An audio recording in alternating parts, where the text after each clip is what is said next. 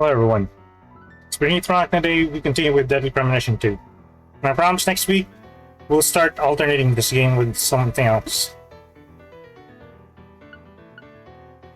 Last time, we finally managed to finish the fetch quest for Pastor Tyrone. And boy oh boy, I was pissed off when they added another one. And for a seemingly not really useful item, which is a bongo drums made of canned goods, snake leather, and something else. And then we met Professor R. Real name is Helena. I can't remember the last name. Turns out Elena, or Lena, is actually Leonard, the only son of the Clarksons.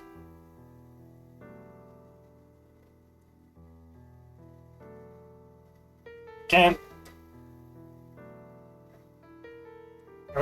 really can't explain exactly the relationship. It's a complicated relationship with the family. But what is guaranteed, though, that he did the deed with his own sister. And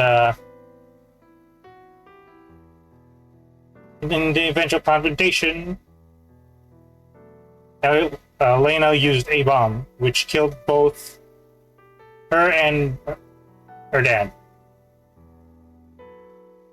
Well, actually, doesn't recognize PJ's father as her father anymore. So anyway, it's for the purpose of cleansing the Clarksons and leaving the entire family and leading the entire family's fate to the next Clarkson, which is Patricia Clarkson, which is most likely Patricia Woods. And most likely that Patricia's mother is the eldest sister of the Clarksons. Anyway, yeah. Right now, Melvin and the mother is missing.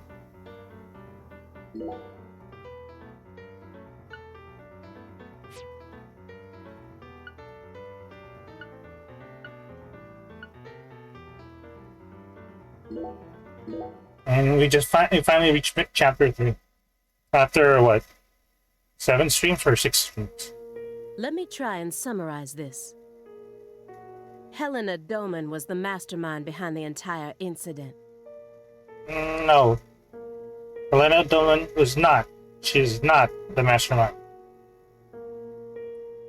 Fanning, she's working with somebody. But Helena Doman was actually P.J. Clarkson's son, who had severed ties with the family.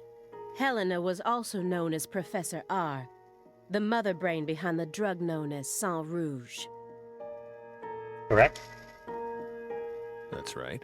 She was responsible for everything? No. Not everything, but most of it. Almost everything went according to her plan. But if you'd already figured out that much, why did you continue to stay in Le Carré?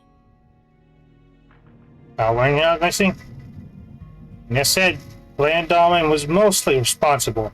Mostly, it means somebody else is also part of it. Because we had to. You had to. Whatever for.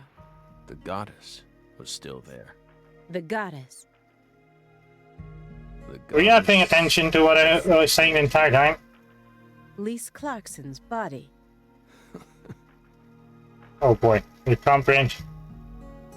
Not her. She was as beautiful as a goddess, but she wasn't the goddess. She was just a tragic victim. Then who is the goddess of fertility? The person at the root of this case.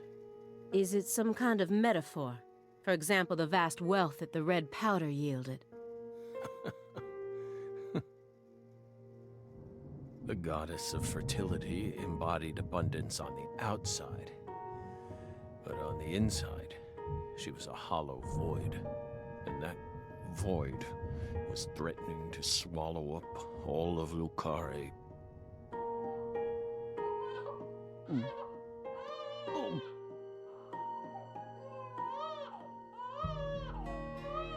Shut up! Shut up! Shut up! Shut up!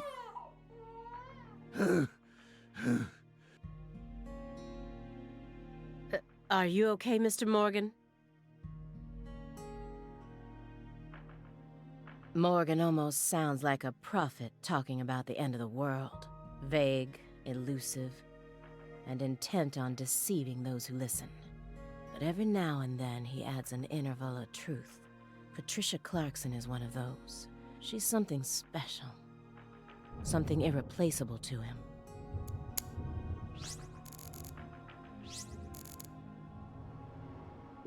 The sound of a baby crying got him that agitated? He may be sick, but that's still no excuse for this behavior. Instead of kicking your floor, perhaps it'd be wiser to invest in a soundproofing mat. Are you irritated, Belle?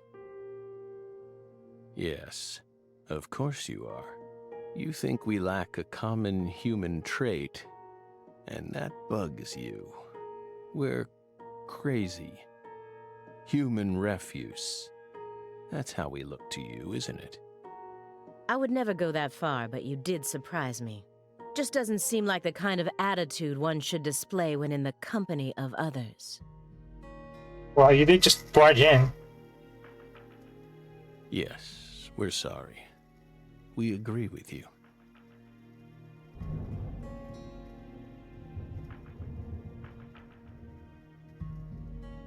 It just made us remember a time when that noise kept ringing out, and we couldn't stop it. That flight from Newark Liberty to Seattle Tacoma. It was the first flight we took as FBI agents. The plane was shaking violently due to turbulence. And when we looked to the side, we saw a young mother cradling a baby with a frightened look on her face. We got worried, so we spoke to her. Then the baby started crying. It was so loud. We couldn't resist plugging up our ears. And since it was so loud, the rest of the passengers started glaring at us. At first, the mother and I waved our hands, trying to quiet down the baby. But our efforts were in vain. It never stopped crying. The more our anxiety levels rose, the louder its cries grew, shrill and piercing, as if they were heralding the apocalypse. We were powerless, and the baby's mother was helplessly bewildered. Once the plane landed safely in Tacoma, the baby finally stopped crying. We heaved a sigh of relief and looked at the mother. Then she said,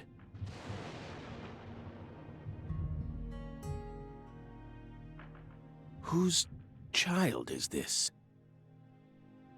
What the? We were shocked. So we asked her what was going on. Apparently, sometime after she boarded the flight, that baby randomly appeared on her lap. Then it ordered her to call me over and kept sitting there as if nothing was wrong. Can you believe that, Belle?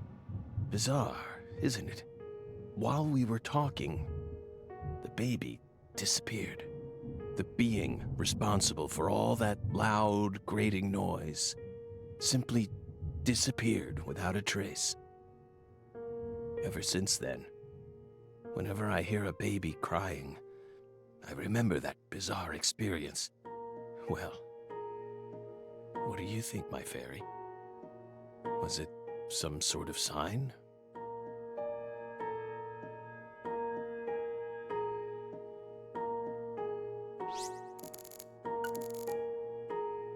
It looks like he burned something other than firewood in here.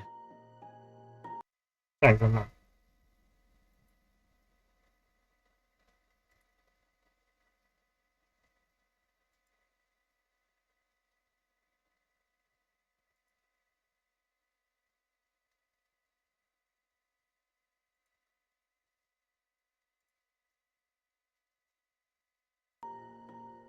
Did he destroy something when he figured out we were coming? Or maybe it's just a red herring meant to throw us off. I know how he operates. I can't take anything at face value.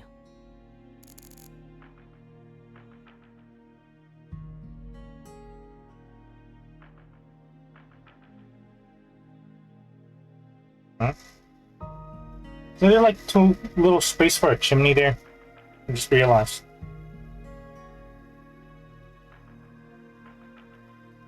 Yeah.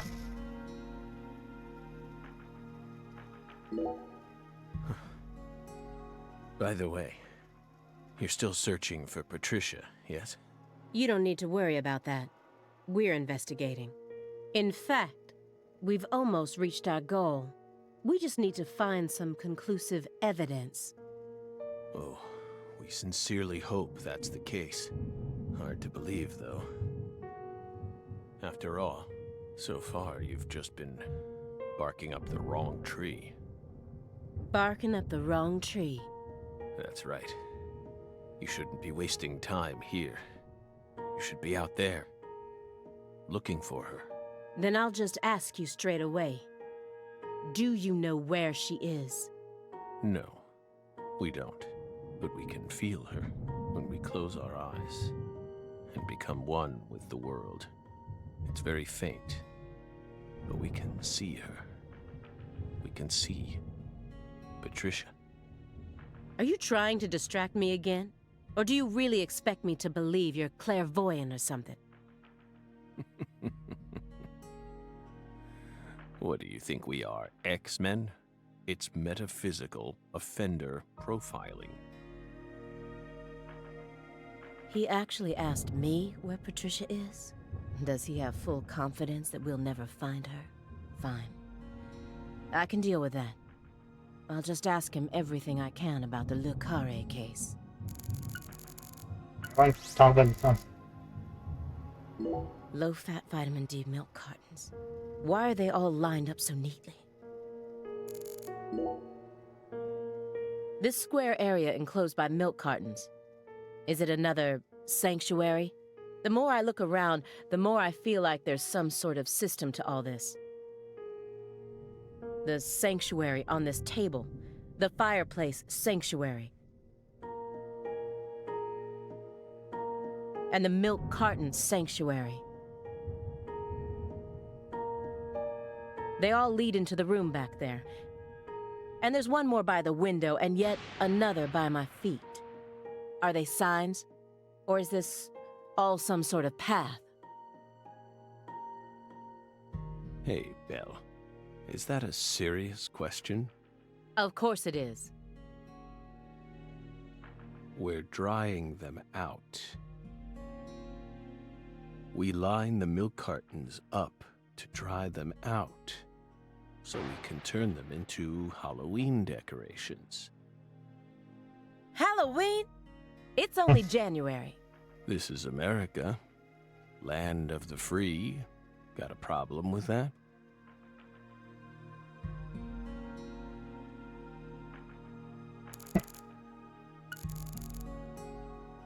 Professor R was a Clarkson, and also the mother of Saint Rouge.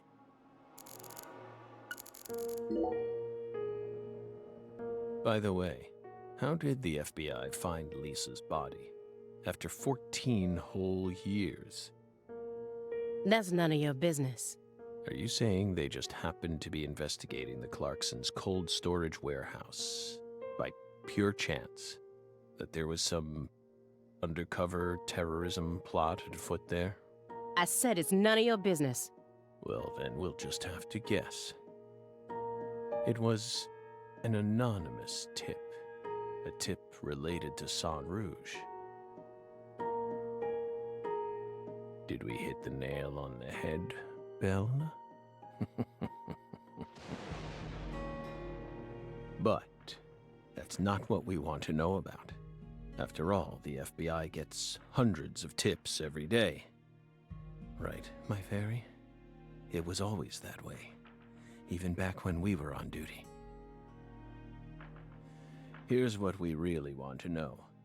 Why, out of all those tips, did you select that one?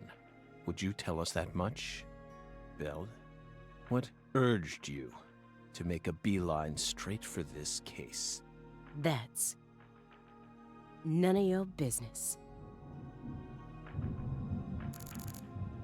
If Professor R really was the mastermind behind everything, if she wanted to rebuild the Clarksons' legacy, then why did she feel the need to kill everyone? So you think Galena was murdered by Helena Dolman, her own brother? No, not her. Galena was someone else. Then who killed her? It's written in the report, isn't it? Yes. But I'm asking you, would you mind answering me in your own words? You see, I find your entire story highly suspicious. It's a complicated matter. Extremely complicated. Don't let him draw you into his game. Stay calm, Aaliyah Davis. Am I winning here, or... No, I need to stay positive. I have to solve this case, no matter what it takes. I can't lose courage here. The future influences the present just as much as the past. You asked me why I spent an entire 2 days observing you before I came to speak with you. Well, here's why. Over those 49 hours, I observed the intervals between your actions. When you were neither doing something nor doing nothing. I intently studied your intervals between action to action, and action to inaction, to action. People reveal everything during the intervals between their actions. For example, when you eat alone versus eating with someone else. The most prominent differences always appear when someone either begins or finishes eating a meal. And since these are unconscious actions, they can't be consciously hidden. When you prepare to eat or finish eating, when you move in to clean up, when you pick up a book or close one, when you raise a cup of coffee to your lips. Human actions speak volumes. Can you please stop beating around the Not bush? even the person Just get doing to the it. actions is conscious of them. That's what lies in those intervals. That's my modus operandi. And here's the conclusion it helped me reach. There's one other person in this house, isn't there? You're incredible, Belle. You outdid all our expectations. Impressive, to say the least. You're right, Belle, but only half right. Half? You should still be proud, though. Honestly, we never thought you'd make it this far. You've got real talent. Most of what you say is disjointed and illogical. If this goes to court, I won't let you claim that your testimony is inadmissible just because of your little indulgence there. Fine by us. We can even put it in writing if you want. We won't run or hide. Will we, my fairy? Where's the paper? I know I had it around here somewhere. Where is it? Oh.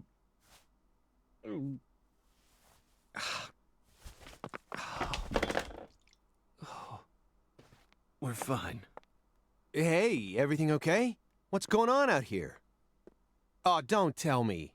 He's just suffering from nausea. I was more worried about you. You were in there for quite some time. Yeah, sorry. Ever since you got here, I've been all backed up. Mr. Morgan, can you stand? Oh.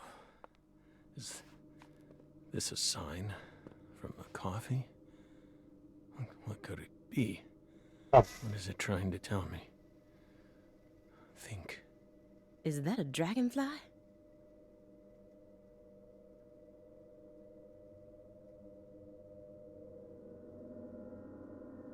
Footsteps. Big footsteps. Oh. Footsteps. Big footsteps.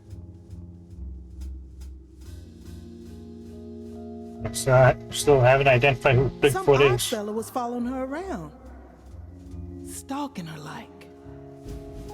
That poor girl, Lise, she was a druggie.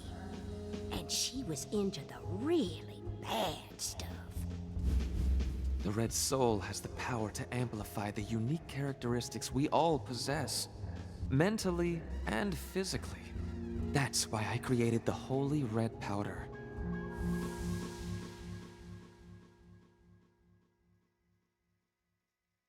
You okay? Hey. We're fine. Just feeling a little tired. Would you take us to get our medicine? Sure. It's in the bathroom, right?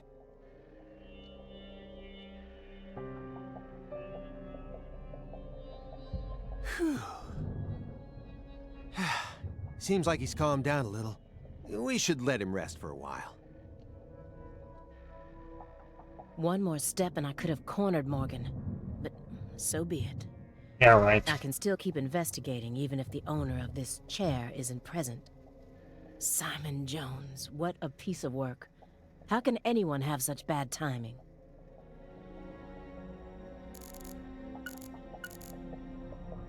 I didn't think he'd gotten this bad. I can't let him die on me yet. I need to get more clues out of him before his time runs out.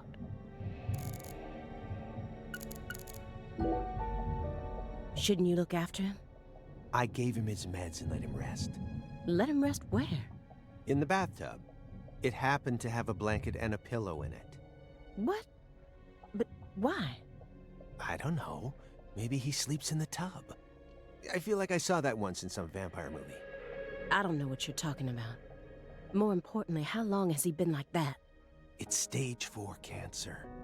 He's had it for a while now. No. I'm talking about his face. It looks as white as a sheet. You can even see all his veins. I've never heard of any cancer side effect like that. Who knows? But now that you mention it, he started going really crazy around the beginning of December. In what way? He changed pizza places. This better not be another joke. It's not, really. It's not. Before December, he always used to order delivery from a Chicago-style joint all the way up near Medford. But one day, he took one look at one of their trademarked red boxes and totally lost it. Red, huh? You better believe it. He started screaming gibberish at the pizza boy and chased him away. Next thing I know, I see him toss the pizza box out his window. Do you think that's when his fear of red began surfacing more prominently? Beats me. I mean, there isn't a better Chicago-style pizza place that delivers around this area. How could someone give up on that just because they don't like the box? I don't get it. Were you serious for even a fraction of that story?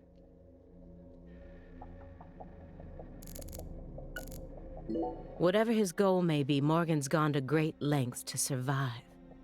But no matter how hard he tries, the heartless monster inside of him will just keep devouring his body. When Katrina stole my family from me, I lost all hope. I wanted to die. What is he hoping for? Why do you think he's trying to survive so badly? What does he hope to achieve? What do you mean? He who has a why to live can bear almost any how. No more Nietzsche. Please, just stop. I feel like my ears are gonna start bleeding. Hey, Agent Jones. Want to know why I love Nietzsche's quotes so much? Sure. I first discovered Nietzsche in a shelter after Katrina. At the time, I was shell-shocked, hopeless. I wanted to die. How could a 13-year-old girl go on living alone with her little brother? Then, in that shelter, I met a college professor. His school was damaged by the hurricane, too, and got closed down. He also lost his family and was living there in the shelter, just like me. So we gradually started spending more time together. I'll never forget the 3 months I spent with him. He loved Nietzsche. And out of all of Nietzsche's quotes, there was one from Thus Spoke Zarathustra that he repeated over and over again. Better know nothing than half know many things. Better be a fool on one's own account than a sage on other people's approbation. I thought it was a strange quote to hear from a college professor, you know? Why would he think it would be good to be a fool? But I understand what he meant now. He was trying to encourage my little brother and I, so that we'd be able to bear the weight of the victim label that was about to be slapped onto us, so that we could go on respecting ourselves without ever succumbing to all the patronizers. After that, my grandmother in Lafayette took us in. And that was the last time I ever saw the professor. But whenever I quote Nietzsche, my memories of him come flowing back into my mind, and they give me the power I need to keep pressing on. So I'm gonna keep quoting Nietzsche, just to make sure I don't forget my roots. Oh, I see. Yeah, I think I get it now. Nietzsche is to you what pizza is to me. Sorry for giving you a hard time about it. You are free to go on quoting him whenever you want, of course. I won't say another word. Agent Jones, what the hell is wrong with you? How dare you compare Nietzsche with pizza? Oh, come on.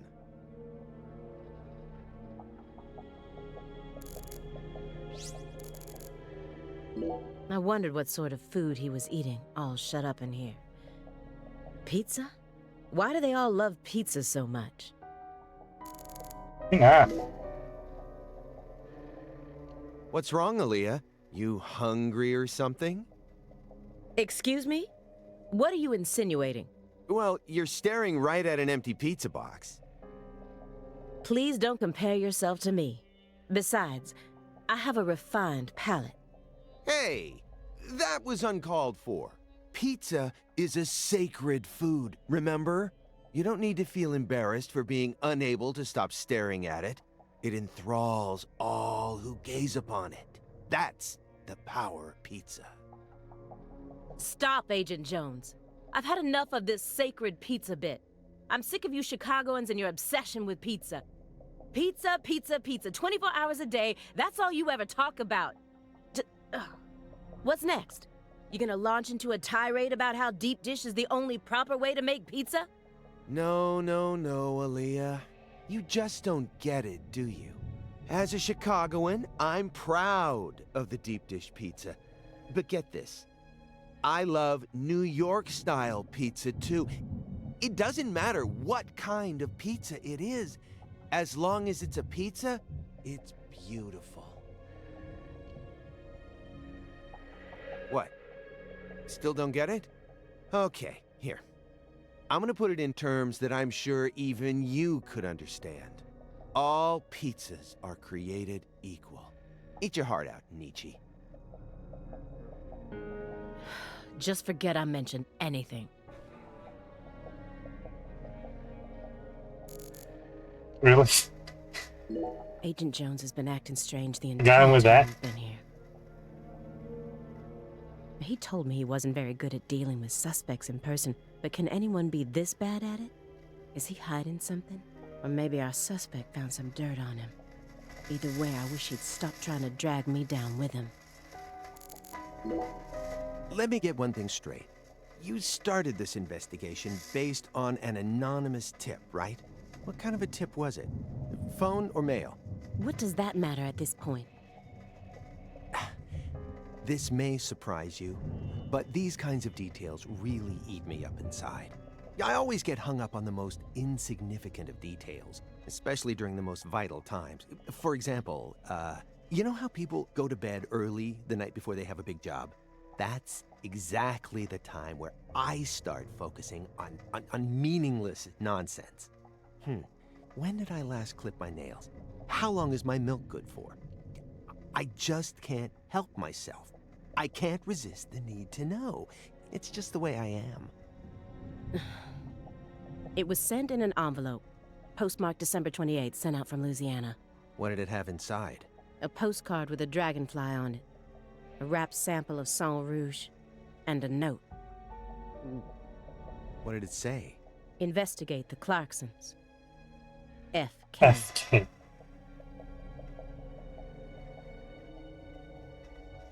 That's it? Yes, that's it. Who's FK? Anonymous tip, remember? It's obviously just a fake name. Did you confirm that? He's Of course back. I did. Louisiana has a population of 4.5 million. The FBI database has a list of 6,682 individuals whose initials are FK. 1 out of every 6 individuals is a child under the age of 14, born after 2005. The remaining 5,500 people include those whose initials changed after they married, or incarcerated individuals. After subtracting those, I was left with 3,800. That's when I stopped searching for FK, and I decided to change up my approach. It isn't important where the tip came from. All that matters is solving the case. I got this far by taking the most efficient route possible. Are you satisfied now? Yeah. Thanks. I feel a lot better now. Yep, it all checks out. The letter that was delivered to me bore the Clarkson symbol. A postcard decorated with a dragonfly. The mark of the Clarkson family. A single sheet of paper ordering me to investigate the Clarksons. And...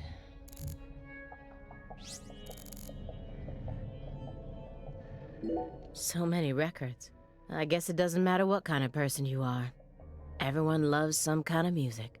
That's one of the reasons why music is so powerful. But... who collects vinyl in an age like this when you can stream just about anything? True. Morgan's got refined taste. You really think so? Now, even I thought they were cool back when the vinyl revival first started. But now, every suburban mall has its own vinyl shop right next to the novelty store. At this point, it's become a solid component of modern snobism, which only makes them that much more uncool. People who know nothing about real music are buying them up just so they can decorate their walls with cute album art. How do you ever have time to enjoy anything when you're always so busy putting people down? Excuse me? You're like IBS. You keep flaring up at the worst times and there's no end in sight. And when you're alone with Morgan, it's just an all-out war zone. We're in the middle of a very important investigation right now. Don't you think we ought to take it seriously? To me, it just looks like you're putting yourself under a lot of stress for no good reason. Why can't you, show a little humanity once in a while? Does one need humanity in order to track down criminals? Yes. Yes, one does. Or at least I do. Well, I don't.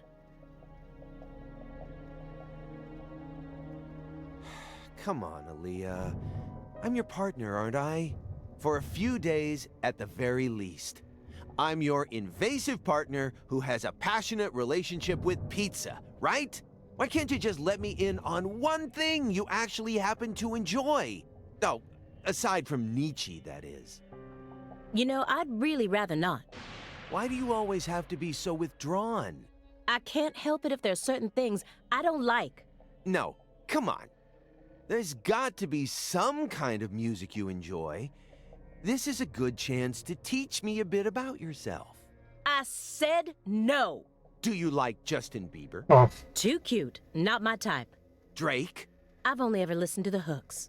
Well then, Ariana Grande, Katy Perry. Hell no. Am I done now? Well then, what do you like? Ugh. I have to tell you? Yes, you do. Pink Floyd. No way. You're a prog rocker? Who turned you onto it? Your dad?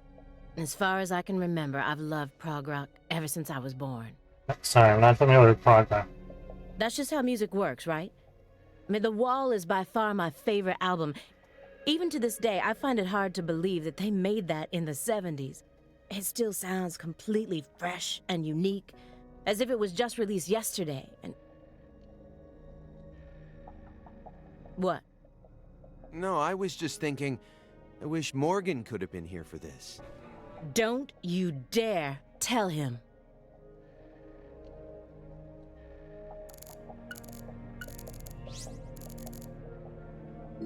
All pizzas are created equal? He's got some nerve. He's making fun of me. I know he is. Hey, Aaliyah, sorry about before. I went a little overboard. What are you talking about? Okay. Chicagoans all love deep dish pizza. We can't live without the damn stuff. I admit it. That's why I always get so emotional whenever we talk about pizza. I'm sorry. That's okay. It had already left my mind. Well, good. Pizza should always be a peaceful dish, no matter what's going on. By the way, do you eat hot dogs? Why do you want to know? Just tell me, do you eat them? Every now and then, yes. Okay, so what do you put on your hot dogs? What is this? A personality test? No, nothing of the sort. You see, the thing is, we Chicagoans are very tolerant when it comes to pizza preferences. But hot dogs? Well, that's a different story. Meaning? I just can't stand those people who put ketchup on their hot dogs. Huh? Mustard is the only condiment that people should be allowed to put on their hot dogs. Anything else is heresy. And yet, look at our world today. Do you know how many people are out there dripping ketchup all over their Franks? I mean, let's think about this. What is ketchup? Ketchup is a condiment meant for French fries, right? I hardly ever eat French fries with ketchup. It was never meant to be an accessory for hot dogs. It's out of the question. You got a hot dog, you use mustard. It's an unspoken rule. I mean, as long as the hot dog is still hot, I don't really put anything on it. So, Aaliyah, lay it on me. Are you one of those degenerates who puts ketchup on their hot dogs? I do. I put ketchup on my hot dogs. Of course I do. No. Well, this partnership isn't gonna last long. You've definitely convinced me of that. Oh yeah? Well, good. From the moment we started this investigation, I always assumed it would be a one-time only thing.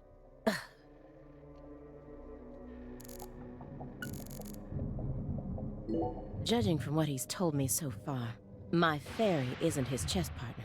That being fulfills a different role within him. So who's he playing against then? Who would be a good match for him? Agent Jones. That chessboard is still bugging me. I don't know why, but it just does. You really think he was playing chess all by himself? I don't know. I definitely think it's possible. How? Maybe he's remembering the strategies an old friend of his used to use. If it's someone he played for years, he's probably capable of recreating their playing style. And besides, Morgan's beaten a Grandmaster before. You know that, right? I read about that in the Greenvale report. Even a computer can play chess these days, right? Is there I can't remember. Was there a chess thing? Wait a minute. The only chess thing was the one with the, the doctor. And he hardly ever appeared in the game. I'm sure that a Grandmaster level player would have no trouble emulating someone else's strategy. Whose chess strategy is he emulating then?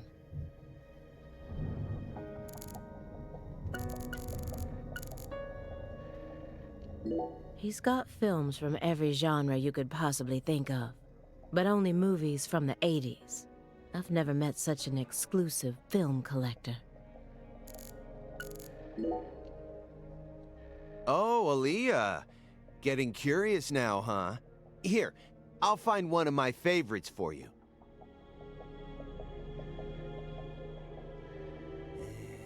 How about this one? Who Framed Roger Rabbit, directed by Robert Zemeckis. It's a fantasy movie that mixes real actors with cartoons, using what we'd call CG these days, I guess. Yeah, I know that one. It's the one where Michael Jordan plays basketball with all the cartoon characters, right? No. What? No, that's Space Jam. It's not even the same director. And besides, that one has the Looney Tunes in it. Well, this has Looney Tunes in it too. We had at least Bugs Bunny and Daffy Duck. Whatever. Either way, I'm not watching it. Fine by me. You know, you're really lacking in the cute department. Is that supposed to be an insult? No, not at all. I'm just trying to help you turn a new leaf. I'm your invasive partner, remember? Why do you care so much? I like myself just the way I am. No, wrong answer. I think you could use a little more softness. You know what I mean? That would definitely make it easier for people to help you out, you know. You're flawless, intelligent, and charming. All you're missing is some soft spots. Soft spots. Yeah, you know, like when people find out a super serious politician is actually a huge comic book nerd. Something like that. You've got to have something. Something you secretly like that people wouldn't expect. Well, I don't. End of story. Hey, uh-oh. The lady doth protest too much, methinks. What do you mean? I just said I don't. Which means you definitely do. Well, what is it? Come on, Oh, I we gotta know know. we already know it's prog rock. A soft spot? Ugh. He doesn't even understand the first thing about me. Ready to spill the beans, Aaliyah?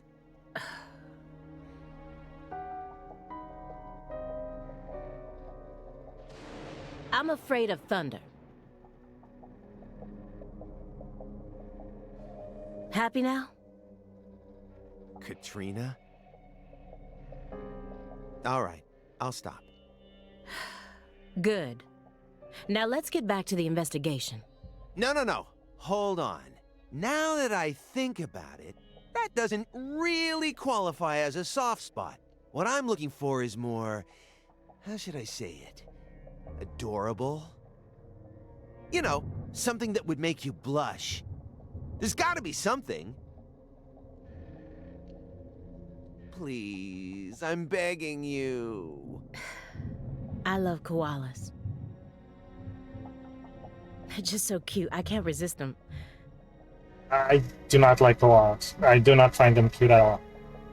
All I need to do is look at a picture of one and fuzzy wuzzies swim all over me. I mean, the way they look, the way they're shaped, the color of their fur. I mean, even down to how they only eat eucalyptus. I just love everything about them. Once I get some time off, I'm gonna travel to Australia and hug one for real. That's one of the top 5 goals on my lifetime to-do list right now. This conversation never happened. Is that understood?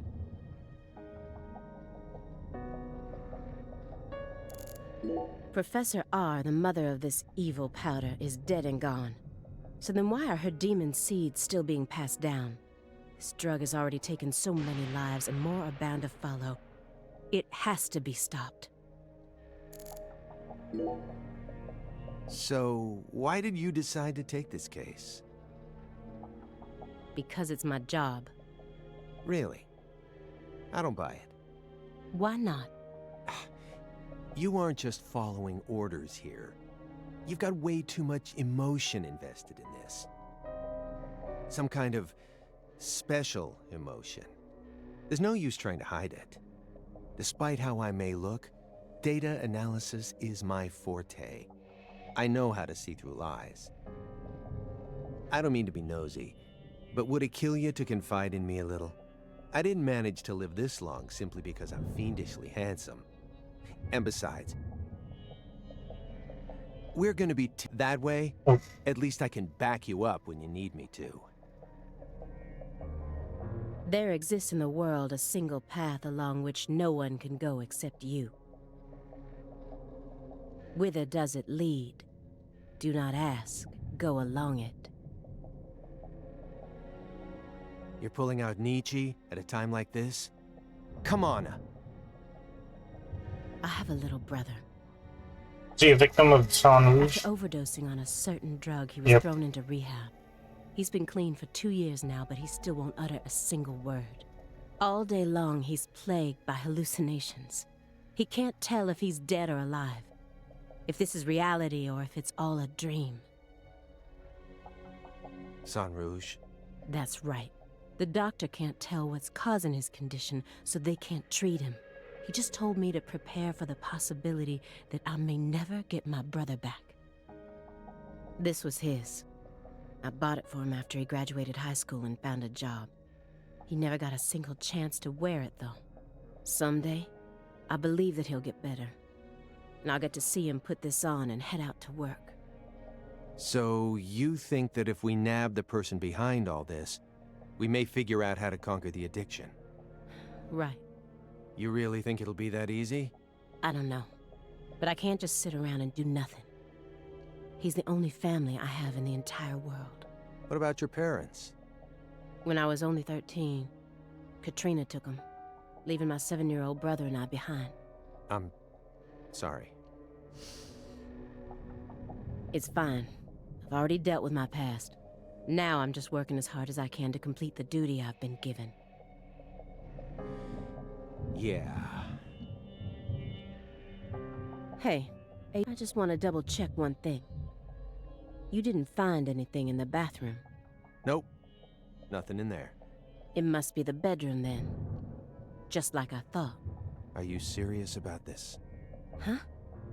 Now you're having second thoughts? Well, not exactly. Then what? I understand how you feel. But he's got an incurable disease. And he used to be one of us. So? The truth he's given us so far could all be completely fabricated. He's a genius lone wolf agent who solved nothing but difficult cases during his years of active duty. That's what they told me at Quantico, at least. Over and over again. I had to listen to them talk about how no one could ever replicate the kind of work he did. But let's be real here. You saw his face, didn't you? It was inhuman. It looked like the face of a killer who's been possessed by death.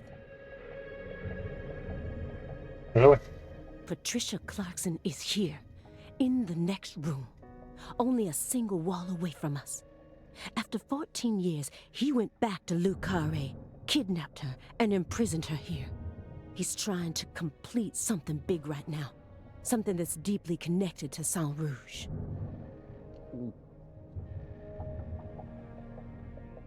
Okay, what's stopping you?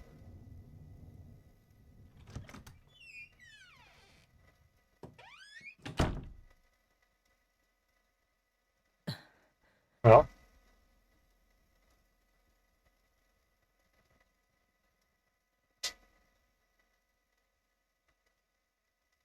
What is all this?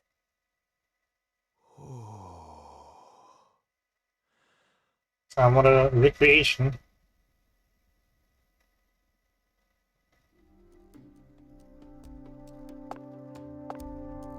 No, I can't even really look around. Pictures of people from Le Carré. And this wall is dedicated to Greenvale. All the deceased have been crossed out.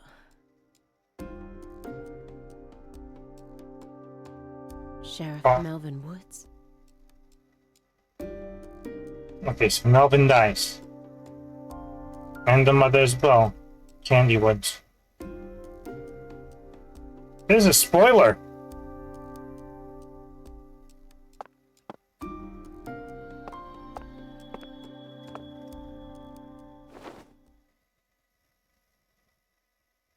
Lise Clarkson? Where's Patricia?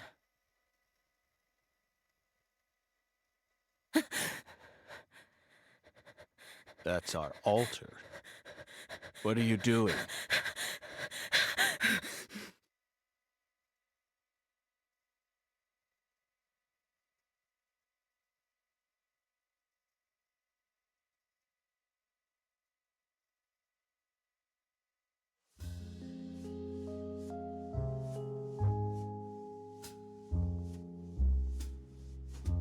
So why was he recreating the altar?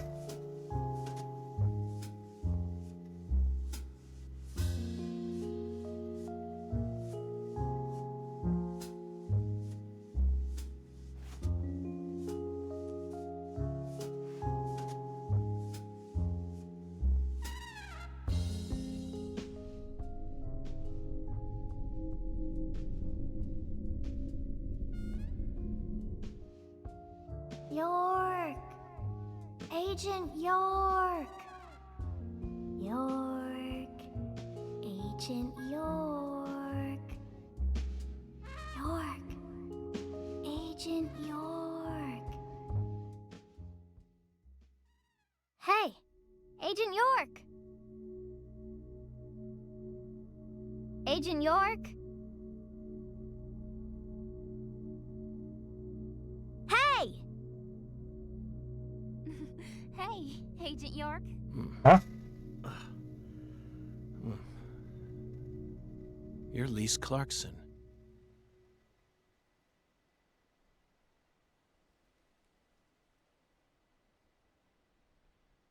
What's wrong? You're acting weird.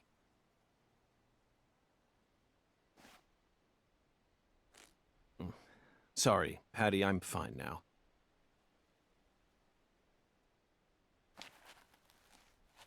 More importantly, do these red seeds come from some kind of plant that grows around this area? I don't know. What do I look like, a botanist? This isn't your average backwoods town. The Clarksons' ego and control has been piercing the town's heart like a massive dinosaur bone. But over this past century, time has been busy eroding the beast's power from within. And now, the very thing that once fortified this town is polluting it with putrid gas and rotten marrow. Zach, this is the point where it all collapses.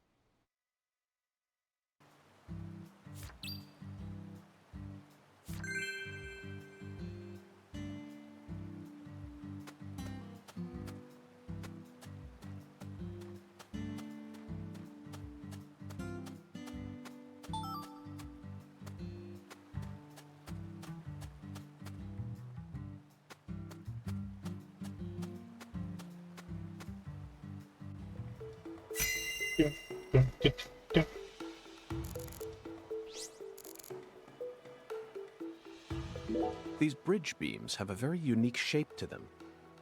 One straight support in the center, reinforced by V-shaped columns coming up diagonally from the sides. Did this bridge always look like this? Oh well, I'm sure it has nothing to do with this case. Let's move on with the inspection, Zach. The growth is all missing from this particular section. It wasn't just cutaway. She used fire to burn it out. Everything was planned so meticulously, as if she wanted to show this altar to someone. That's why Chuck ended up discovering it. There's a flat, evenly weighted stone here. I bet we could use this to score an amazing stone skipping record. Let's give it a try whenever we get some downtime. For now, we need to focus on this investigation, Zach. There's some decomposing cloth here. We saw the same type of cloth at the sugarcane plantation. They must have used that cloth when they transported Lisa's body. But who cares about mundane evidence like that? This isn't a case that can be solved by gathering the kind of evidence we'd need to submit to a court. Zach, this is an ominous sign. Among all the different footprints here are a set made from engineer boots. Yes, I know. He probably only made them when he came to inspect the scene. I'm sure that Patty and I left our own set of prints here too. But how do you explain the set that's inside the yellow tape? These red seeds keep sticking out to me. But we need to figure out what's going on with this altar before we focus on anything else. Isn't that right, Zach? This altar is covered in burn marks, but there's hardly any residue left. There's no way for me to tell what was burned here. I could send it home for analysis, but is that really necessary? It'll just end up giving Abrahams more busy work. More importantly, Zach, someone who knew how to manipulate fire was behind all this. In other words, these roots prove that Lena was here. And that's enough for me. After Lise Clarkson was murdered, her body was put back together here. Just like how Galena's body was dismembered, then rearranged within the holding cell. Lena Doman and PJ's bodies were also blown to pieces in the end. Perhaps that's the nature of the curse that's taken hold of the Clarksons. What do you think, Zach? Is there any significance to these similarities? Let me just get it done.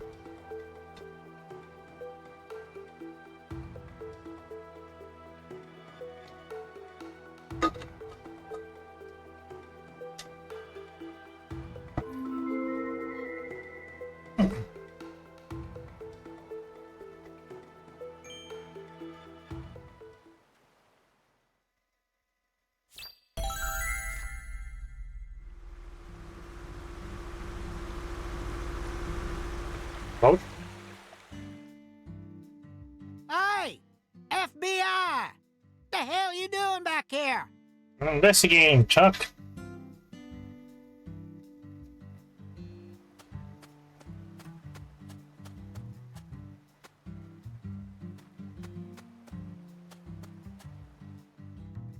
You already solved the case, yeah? So go on! Get your ass out of town!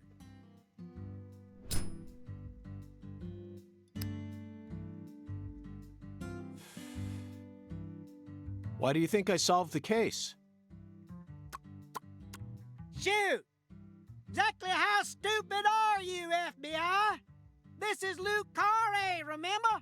Every feller in town already knows that Professor Orr's the one behind all this shit. Hey, Chuck. Can you see the altar from there? I'd see the whole damn thing, along with your stupid ass standing there, trying to act all smart and shit. You told me that the poacher's boat you were chasing disappeared around this area, correct? Yeah, that's what I said, all right. What, you forget already? If you're just gonna waste our tax dollars out here, least you could do is catch them goddamn poachers. Fucking FBI, go and make yourself useful for once in your damn life. Chuck, we don't chase down fishing boats. Unless it's a terrorist boat that plans to overthrow our government, that is. Huh. Then stop acting all leery, like I ain't being truthful or whatever. I'm busy too, you know. So long, FBI. Busy, but you stopped to talk to us, Cashman.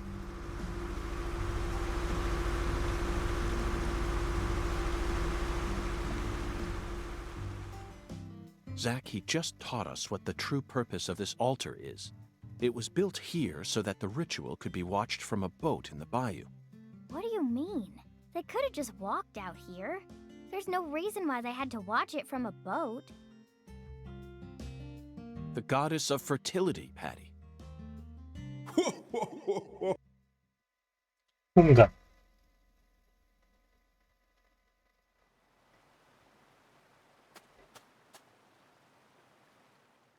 Hey, Hungan. The goddess of fertility. A fine name indeed. So much blood has been shed, yet you remain in this town. Surely, you know why. Of course I do, Hungan. My work here isn't finished yet. You know, I could really use one of your oracles right now. You're more fun than I thought. Here's the oracle you ask for. Listen with your heart. Speak to the 17 comrades who saw the birth of New Orleans. Feel the holy Allah. The giant lady's finger points down toward your goal, the entrance to the forbidden. Poetic and graceful as ever, Hungan.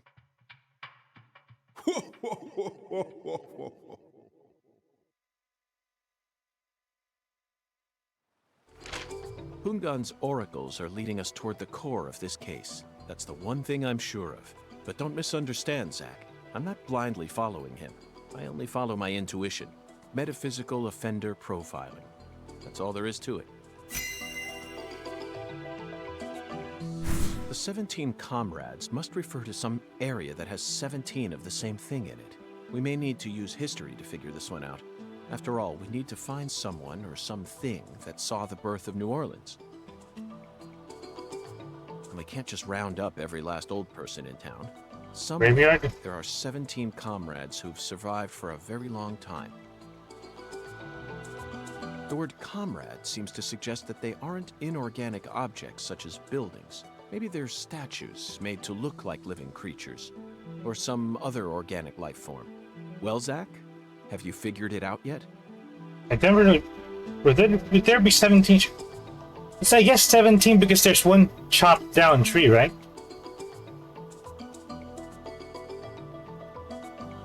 And I'm pretty sure there's more than 17 graves here.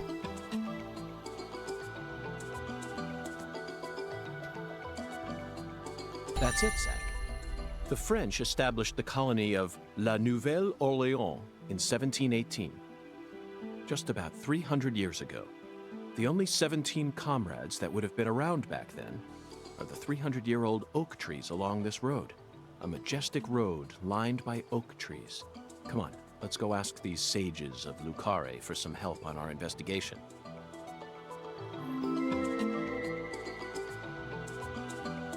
Zach, the Holy Allah is a shockingly simple metaphor, especially considering the quality of the oracles we've received thus far.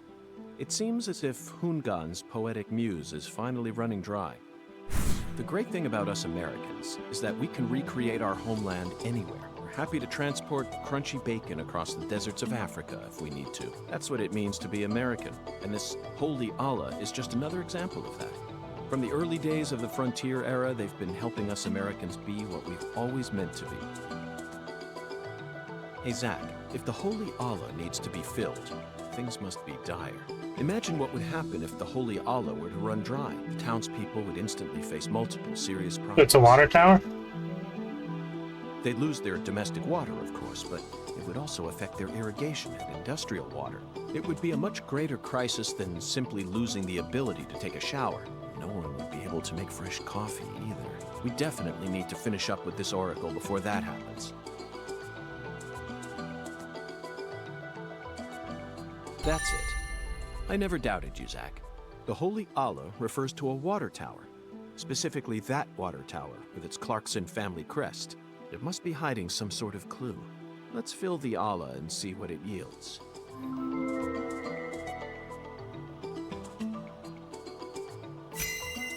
What about the giant lady plane?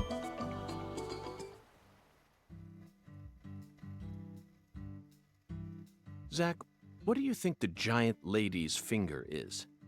I'm at a loss. I never thought one of Hungan's childish riddles would force me to think so hard. But, oh well. I'm sure that as we deal with the rest of the oracle, it'll reveal itself to us. What? Is there something on my face? Listen carefully, Patricia. As my skilled assistant, I trust you a great deal.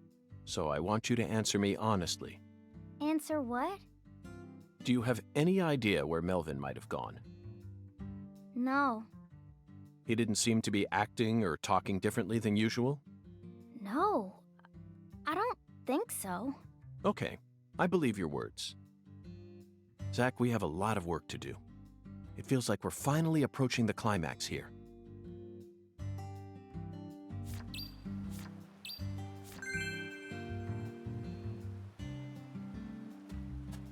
Here.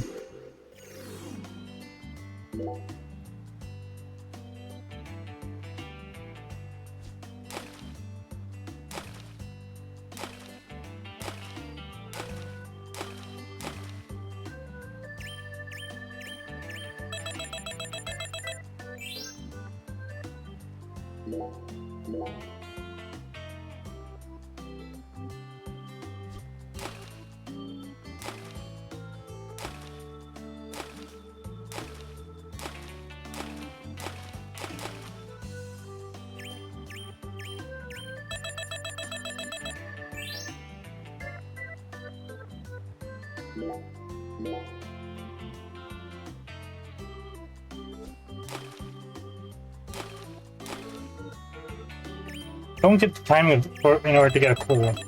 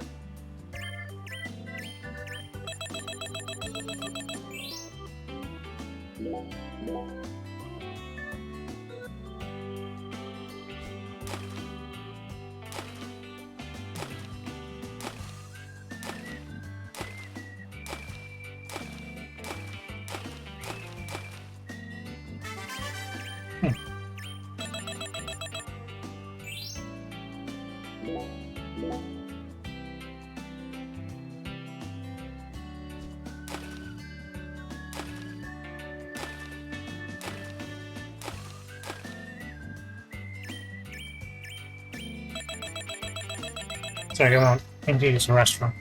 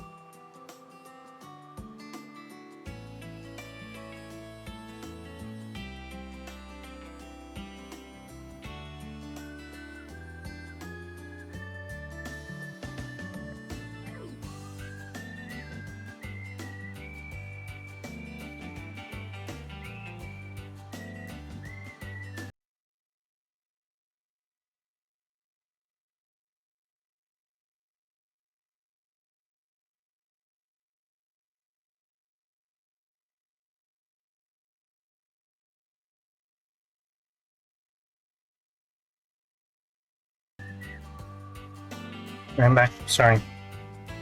Okay.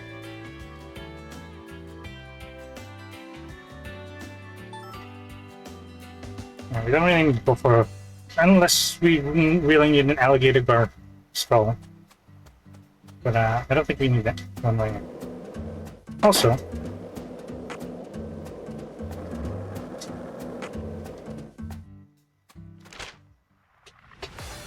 Can we drop off the doll now?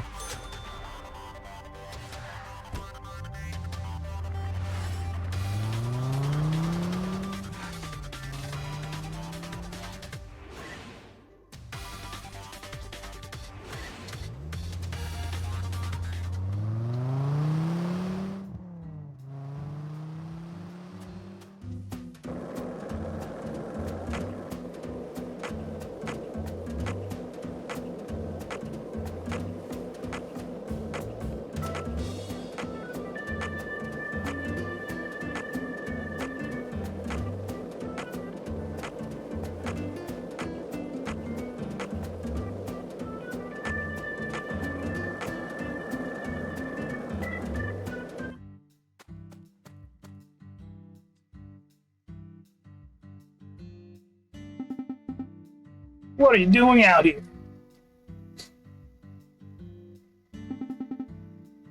Oh, Daniel. Sorry. Don't worry. I've already finished my business here. Where's Danny? What do you mean? Huh? That's my treasures. Where did you get that? I happened across it during my investigation. Lena had been searching for the doll right before I found her on plantation. Carried the same doll you mentioned when we shared that memory.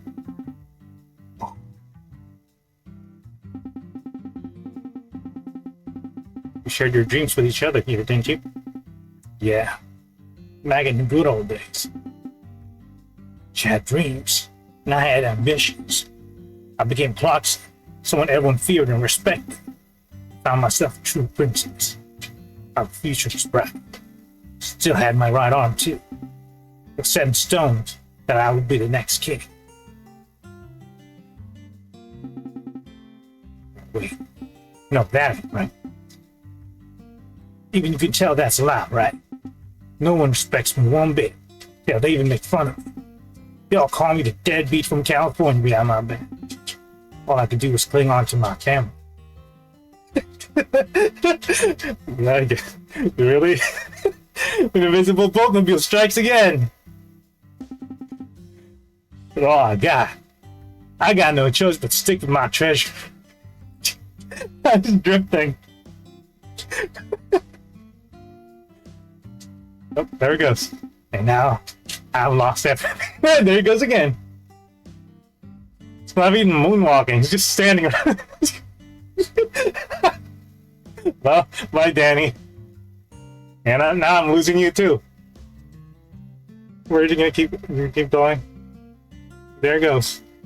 Oh, it's been swallowed by a tree. Nice. Yep, there it goes.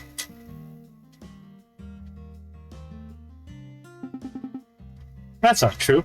Look, you're still alive, aren't you? You can still tough it out and survive, Daniel. I'm sure that's what Lillian and Lise would want you to do. Really? Think you fucking know everything, don't you? Here's your reward. Come on, it's yours. I don't want to owe nothing to some FBI man. Scam.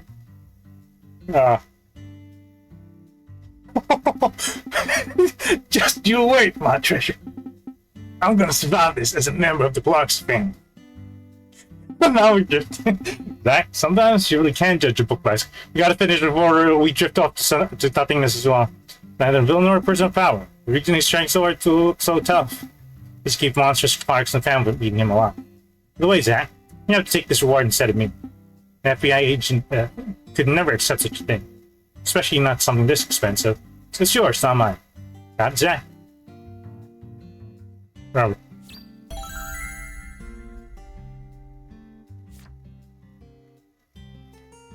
Oh no.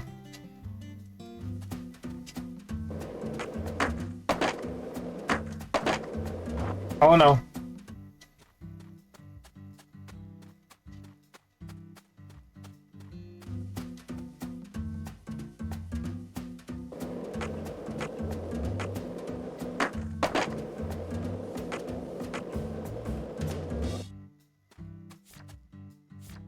Maybe. Did it auto save?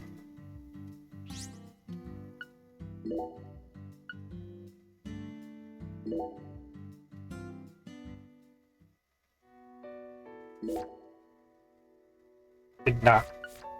Dang.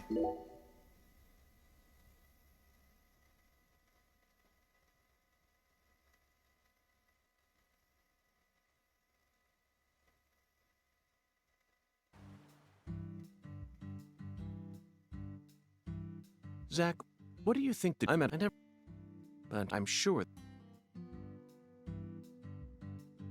Listen, so And- he did. Okay, Zach.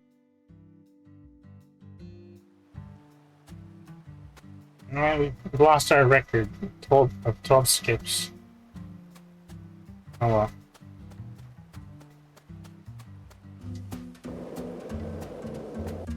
Are there any nearby save point there? No.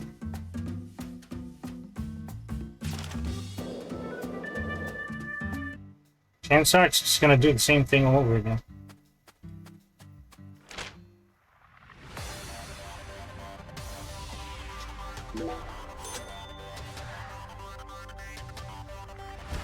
Let me just manually save.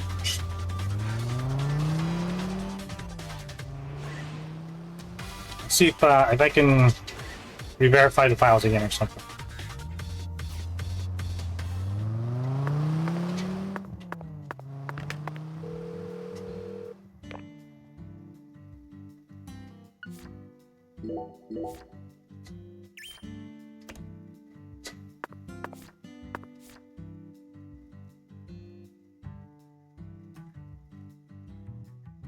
Let me just try first by...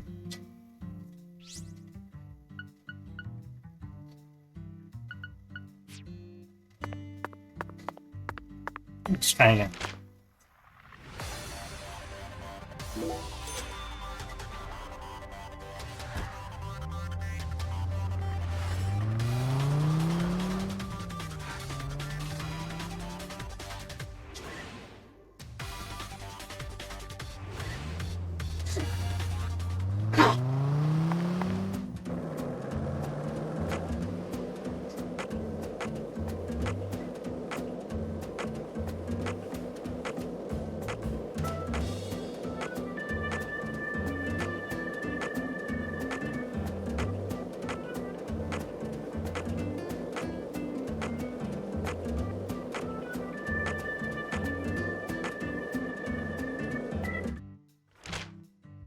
Where's Danny though?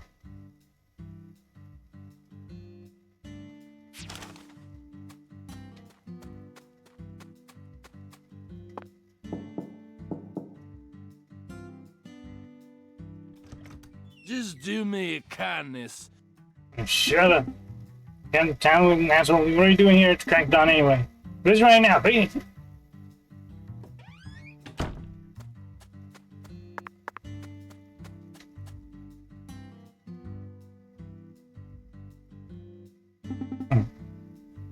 Okay. Okay now. Hello, Daniel. Don't worry. What are you? What do you mean? Huh? It's my treasure. Where'd you get that? My dog's scratching and I think he's going to shit about the poop. I don't know.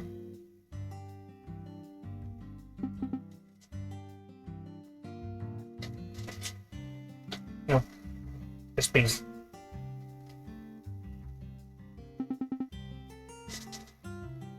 So we start up for founder on plantation. Yeah. I already skipped that. We already read it.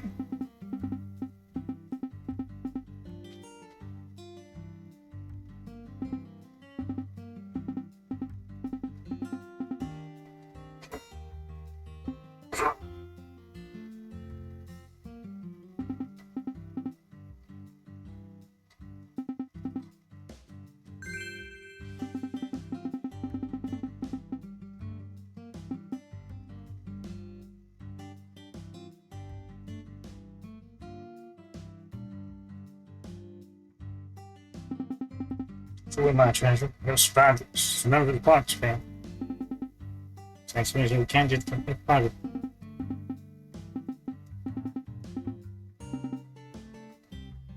Okay.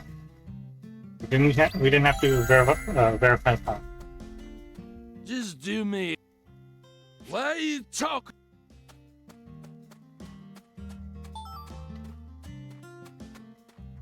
Just do.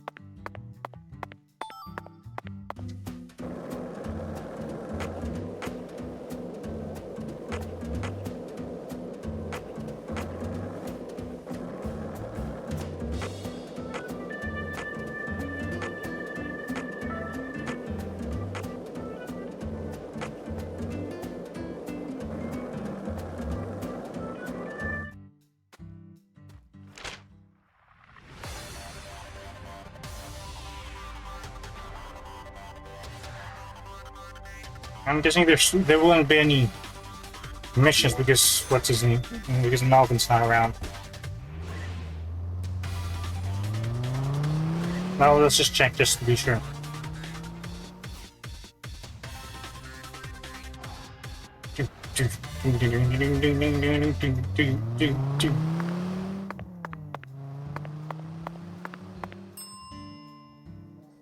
Welcome to Look Crawfish. Patty? Yep. I fill in for my daddy when he ain't here. He says it's hard to support our family with only a sheriff's salary, especially with Mama being sick and all. So I gotta do my part to help out. Wow, I can't even find the right word to describe it. Awesome, right? Yes, that's it. You're awesome, Patty. You better not be driving this thing around. I don't think you have a license for it.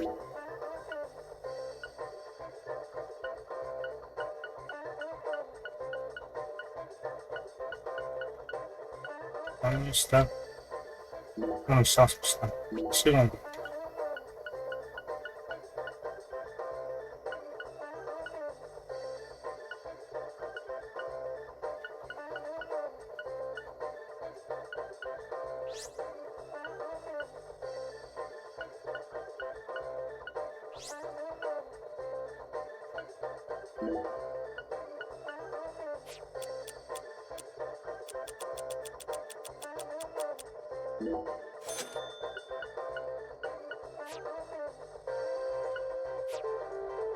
Hey, Patty, do you need to stay here and watch over the shop? I don't mind if that's what you want to do. Don't worry about the shop. It'll be fine. I'm ready to continue the investigation whenever you are, Agent York. What if another customer comes in? Then we'll just say we closed due to an emergency. We don't even have any regular customers besides you, Agent York. Is that so? Folks can get to a huge outlet mall in 30 minutes if they take the highway. So we usually just go there once a week to stock up on everything.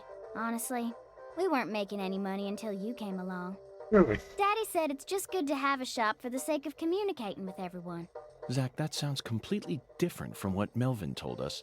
He said he started this shop simply for fun. Perhaps he's a much harder worker than we gave him credit for.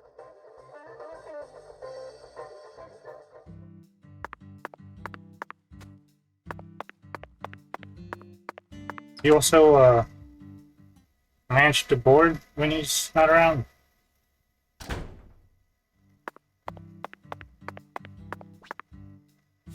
Baron Snow.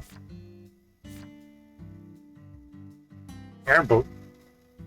Reached 30 level 1. Dog leg bone.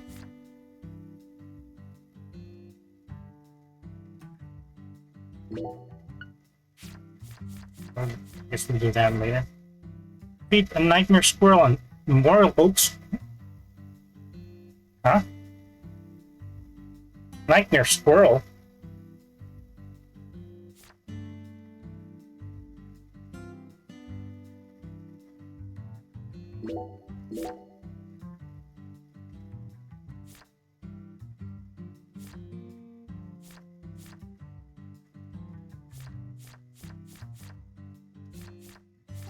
Dirty level 1.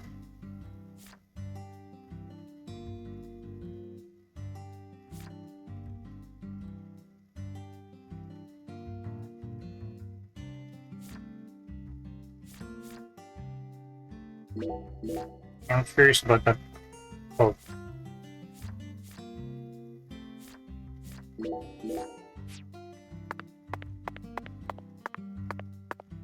Better save again.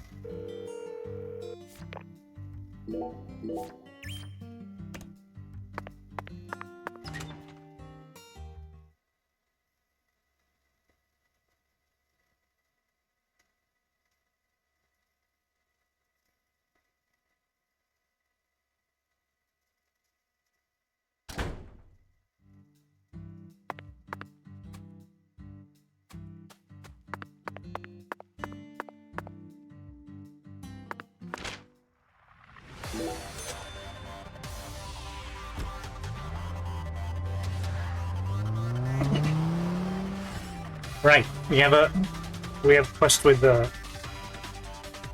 No, it won't be available until later, I think. Or maybe we can.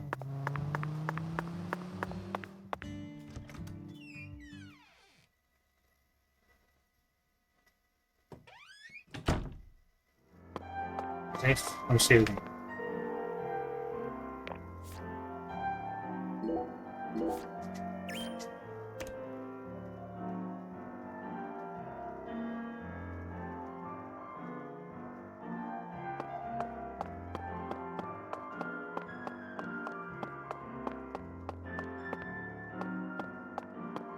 Pitiful. One after another, toxins keep departing from this world. Maybe they were targets of this incident from the very start. Perhaps it's finally time for them to pay for all the sins they've committed thus far. Pitiful indeed. Yeah, apparently not. You have to wait until 2 o'clock? I think it's 2 o'clock.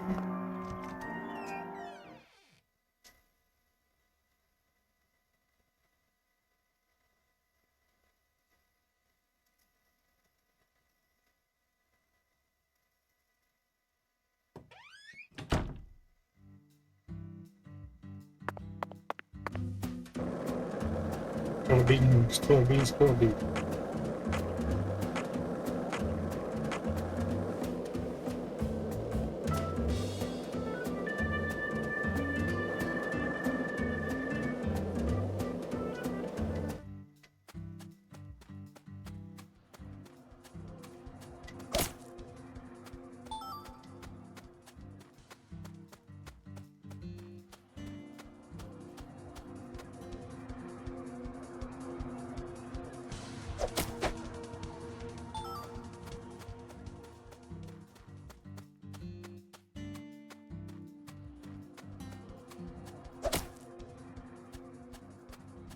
Did you notice any...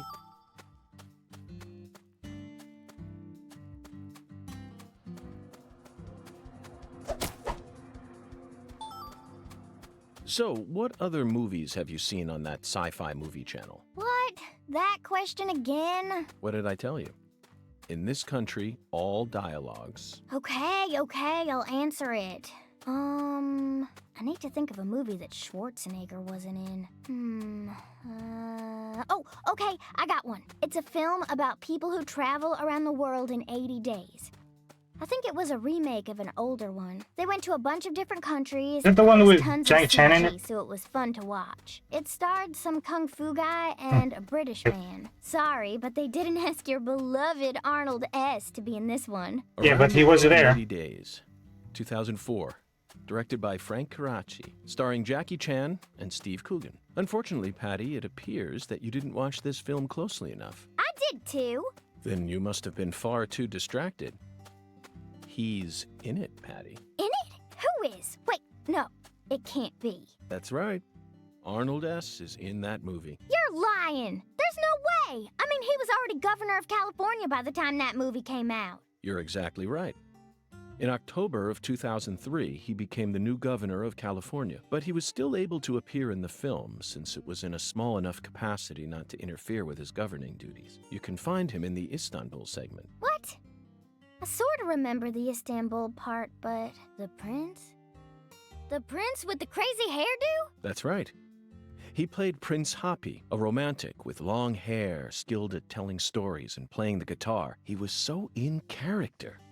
Even I didn't recognize him at first glance. Flawless makeup, hairstyling, costume design, and impeccable acting. I was speechless. I believe that entering the political world only allowed him to further widen his acting repertoire. His acting was always so realistic and full of presence. But then, he went and added elaborate technique on top of it. Perfection. Patty, I'm now convinced that you've been seduced by his charm without even realizing it. That's why you've been unconsciously seeking out films that he appears in. You don't need to feel embarrassed. It's a perfectly natural phenomenon. Yeah. Let's just get back to the investigation. Come on, please. You're right, Patty. This is no time for idle chatter. We have two important goals now. Solving this case and finding your daddy. Let's get back to work. No more chit-chat. You heard her, Zach. We need you to focus as well. Yeah, that's why we're hunting these bees. Ah.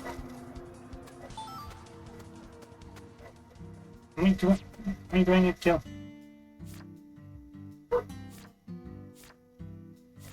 Hey.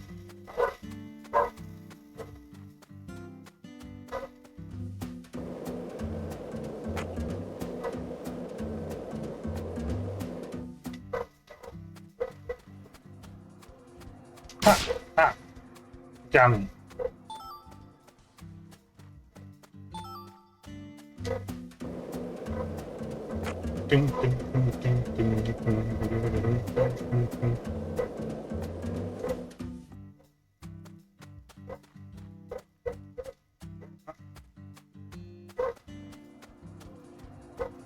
Howdy, out of the way! How do you get out? Wait. I'll end up punching you.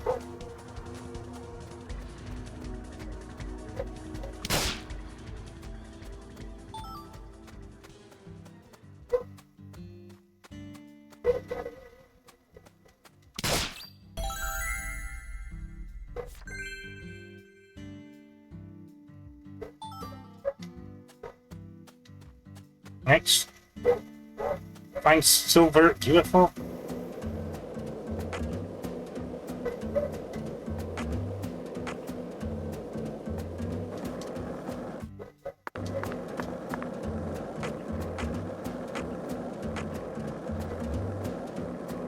I'm guessing one of these.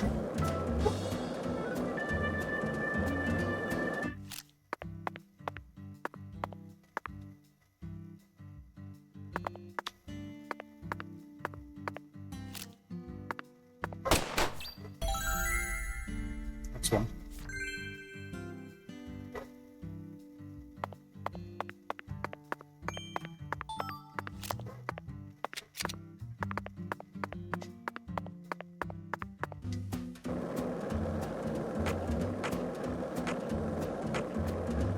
Should make this. I should probably improve the second one. Because I'm thinking I have my basic one and the number one. Number 2 should be my long range one. Number 3 is my AOE one.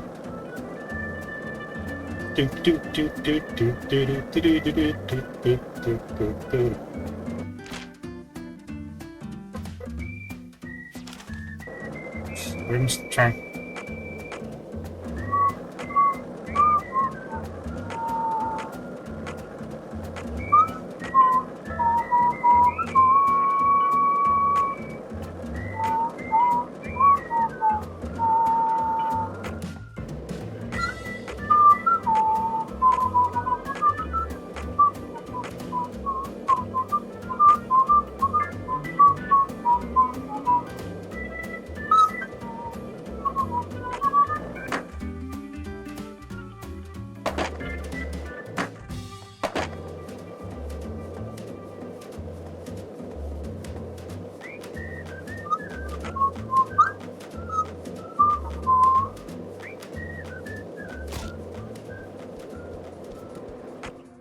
Only can these...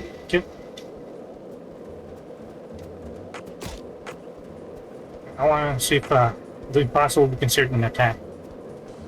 Oh.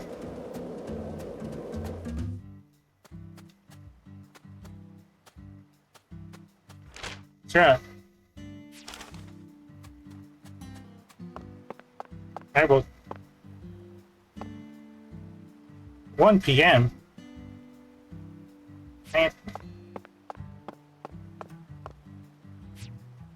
Okay. Not yet though.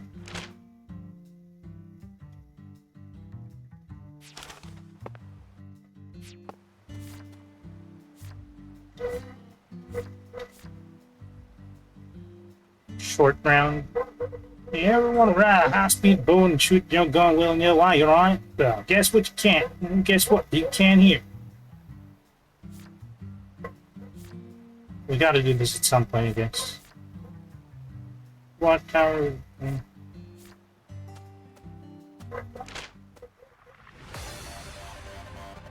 Tried a couple of times.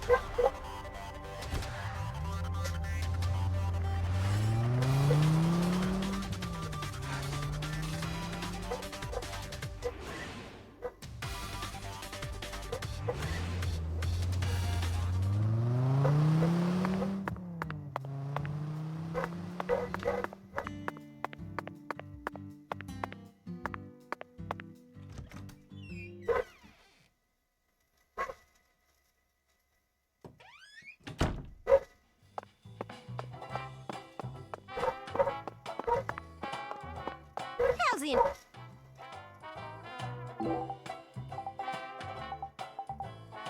How's in? Well then.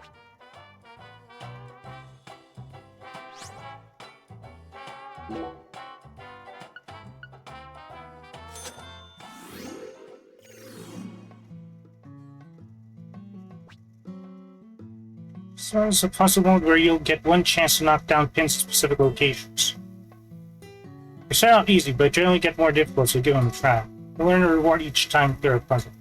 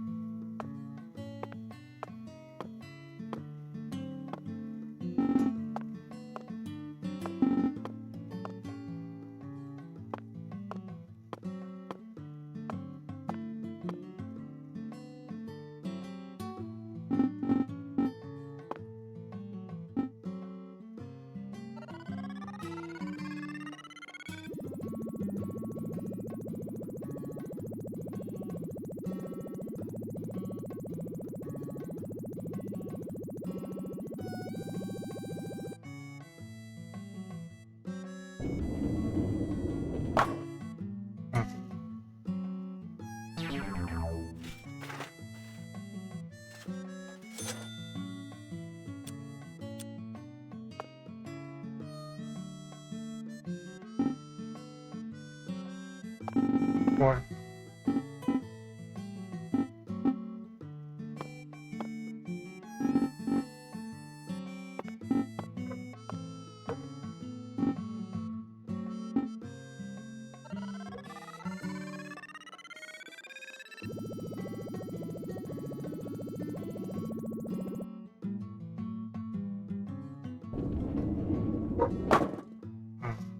Maybe a stronger spin.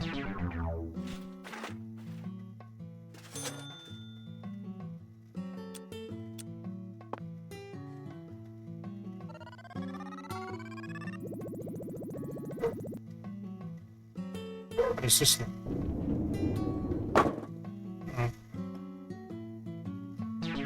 How do we do this?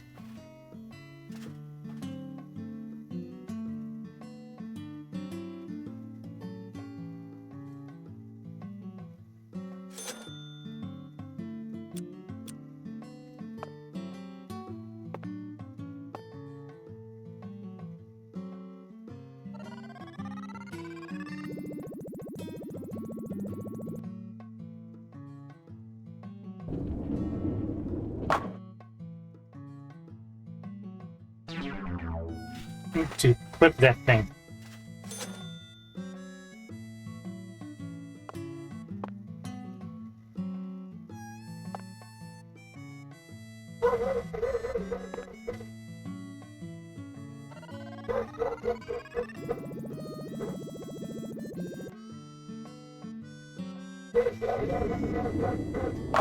Ooh! Got it.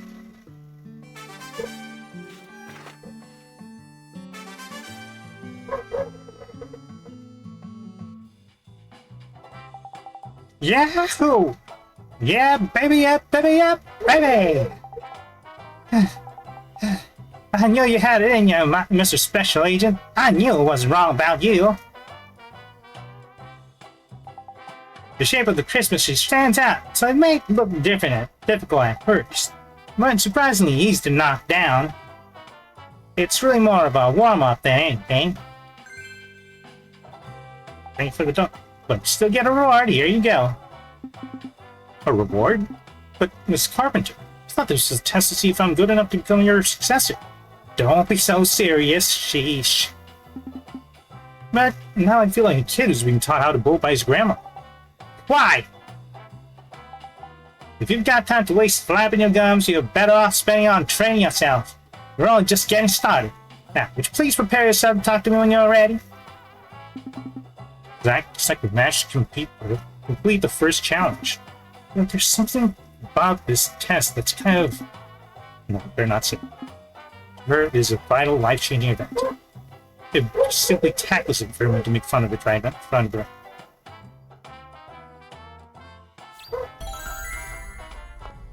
How's the investigation?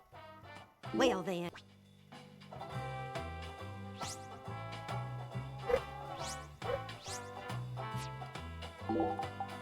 Same for your succession test. Are you ready? This won't be nearly as easy as that Christmas tree was. We're gonna fail a lot. I'm pretty excited. Discovering a new talent and training or development. Feels like we're right back in Quantico again, doesn't it? Okay, time for the next setup. Here's a poison item. 3-6-10 split. As the name suggests, pins look just like poisonous leaves. Truly fine. Now, go on, knock them all down. 3, 6, 3, 6, 10. There's like a reversed version. How's the invest? Well then. Oh. Then.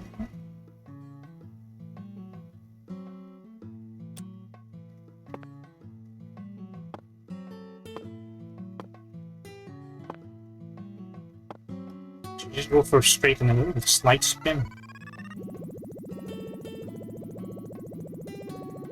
How about that? Oof! So close.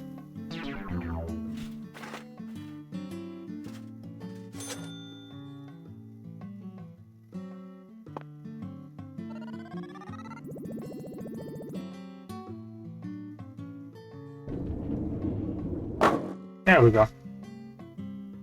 That's easier compared to the last one.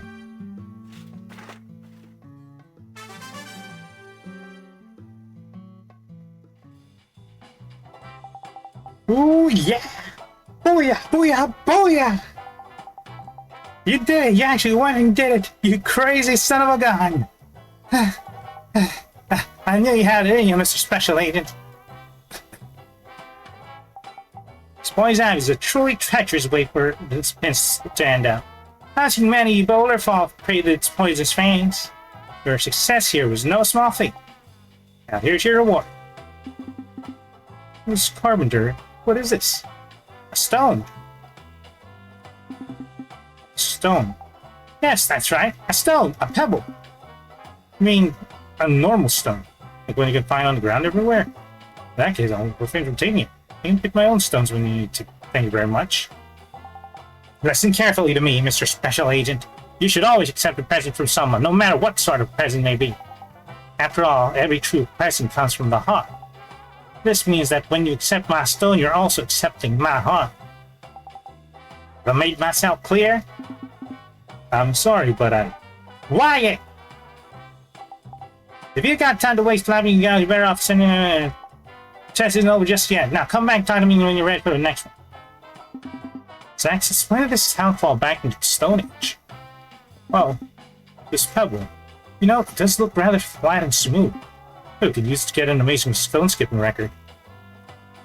We're just gonna throw it in the water. Your sons have been added to the stone skipping minigame. How's the invest? You're prepared to become a successor? Gotta believe myself. That's spirit, Mr. Special Agent. I know you got good takes. Zach, it's time for the final challenge. Pass this and I'll be Mrs. Carpenter's new successor. I feel like a Padawan who's riding brink becoming a Jedi. Stage is set. Perfect stage for your final test. A big 5. Only pins 4, 6, 7, 8, and 10 are left. Even I've only gotten spare ones from this setup. Only once in my entire life. It all depends on your concentration, physical condition, skill, temperature, the song on the radio, and luck. They all gotta be perfectly synchronized with one another, or you'll never be able to do it. But I know you'll be okay. Trust in yourself and both.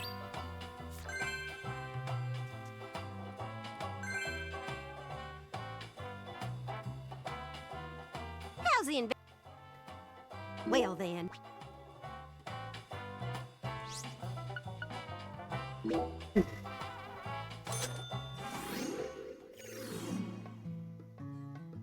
Do this.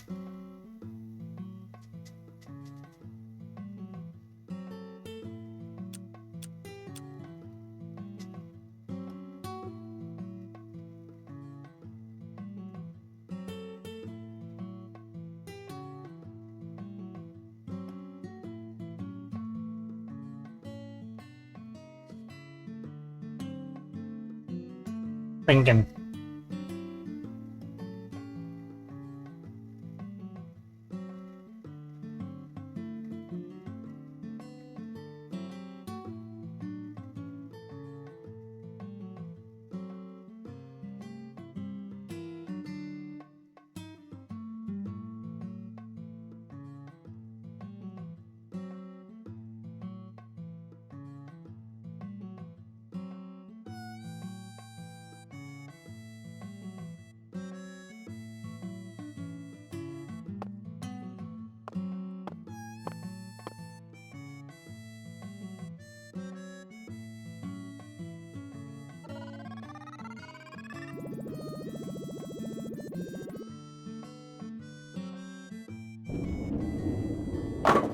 Oh, so close.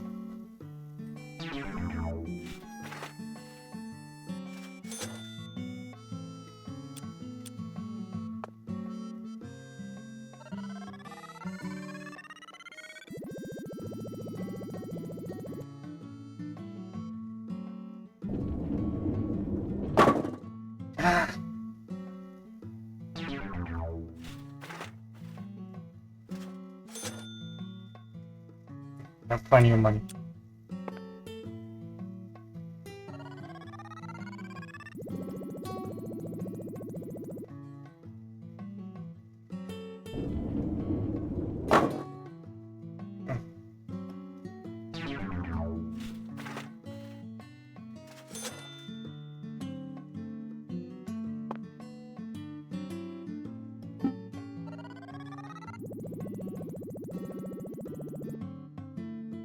Yeah. Too much.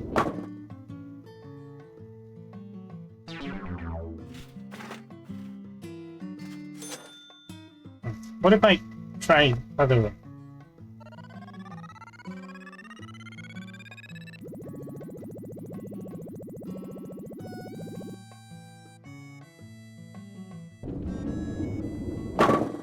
Oh, same thing.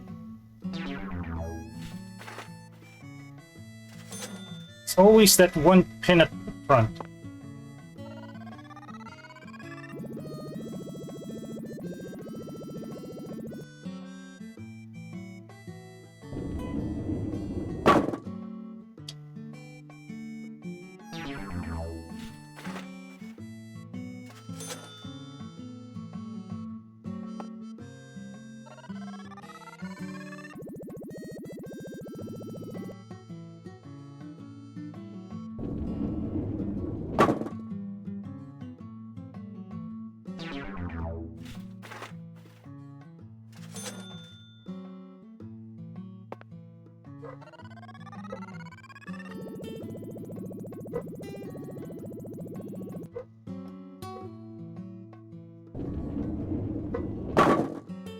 It's always that one thing.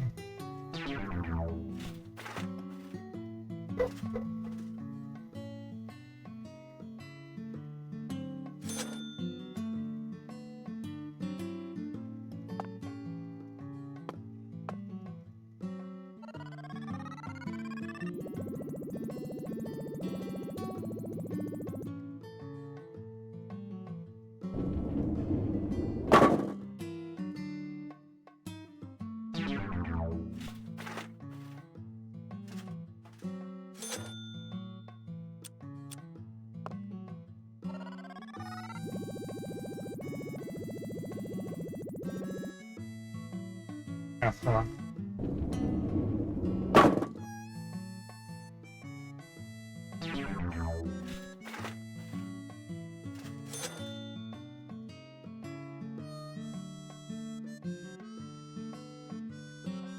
How about?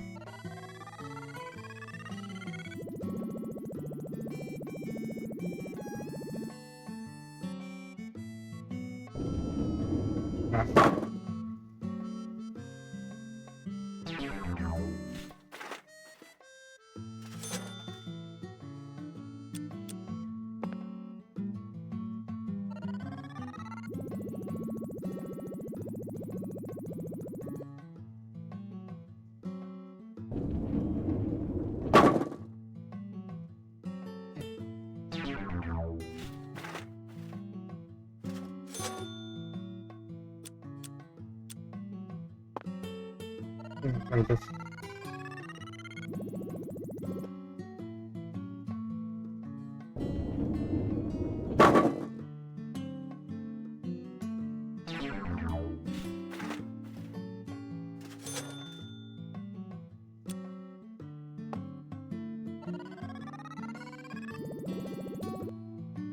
Oh, wow.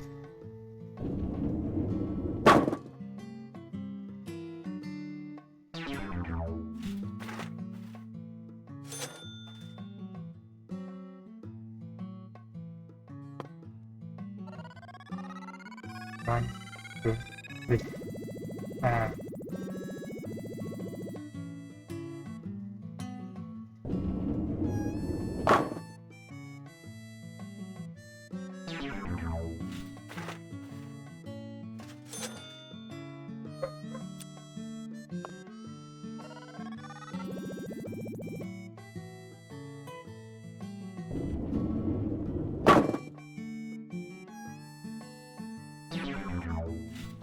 Let me see how anybody looks.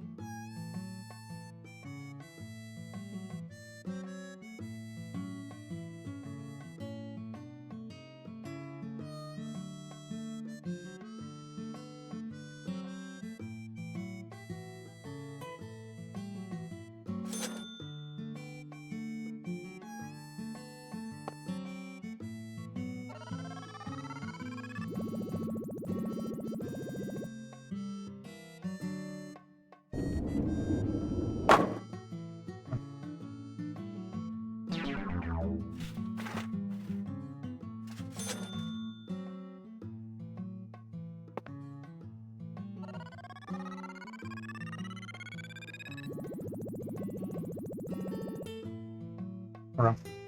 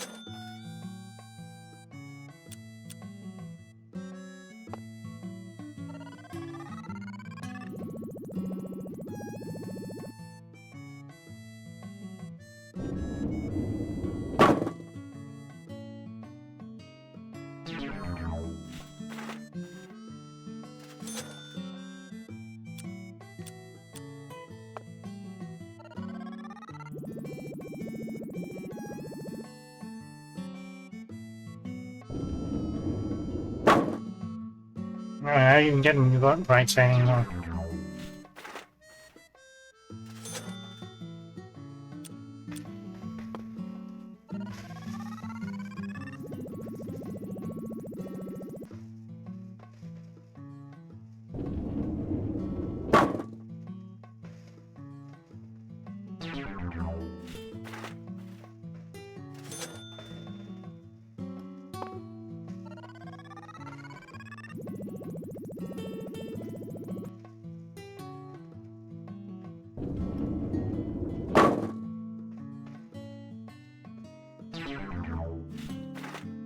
I'm trying to see if I can get a better...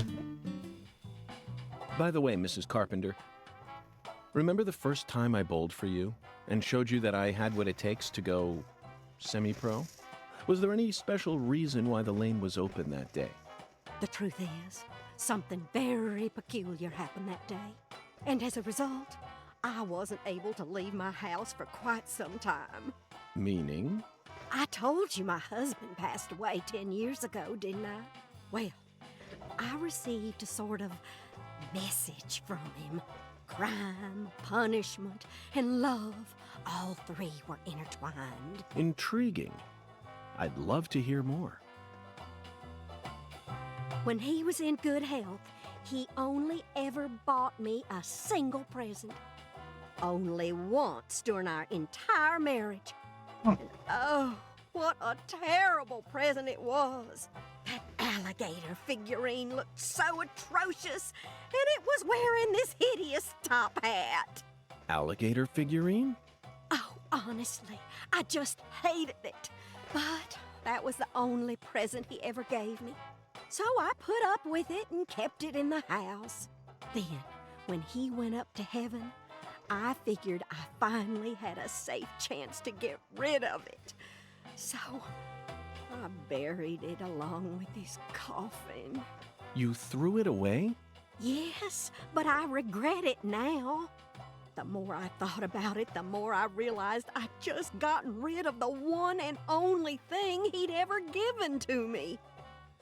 I couldn't believe I'd gone and done something so stupid. Then, suddenly, something unbelievable happened. One day, I woke up, went outside as usual, and there it was. The figurine was right there in my yard, and it was glaring straight at me as if it had a bone to pick with me. I was so shocked, I thought my heart was going to leap right out of my chest. Right there, I decided I had to tell my husband the truth. So I went up to his photograph and did my best to tell him the whole story. Then I heard it. Honeybee, that figurine is a gift from heaven. Who said that? He did. My husband started talking to me through his photograph. Instantly, I felt peace wash over my heart, and I decided to bring the figurine back inside my house. Then he spoke to me again. "Let the youngster use the lane," he said. Suddenly, it all hit me. I rushed over, and there you were getting a strike. That's when I realized my husband has always been watching over me ever since he passed away. This is the power of eternal love. You understand me, Mr. Special Agent? Oh dear, what was I thinking?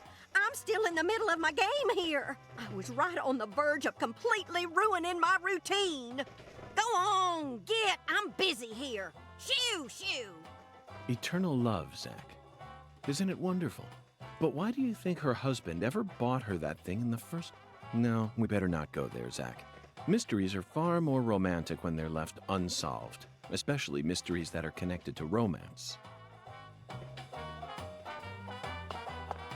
See if we can get better, better something.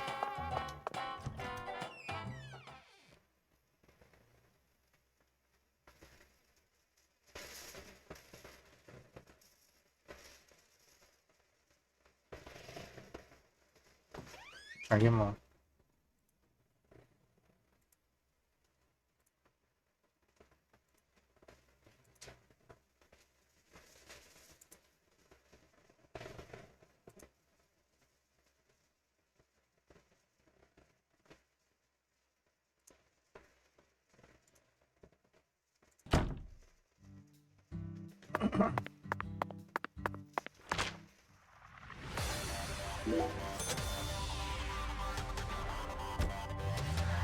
Something will get better control.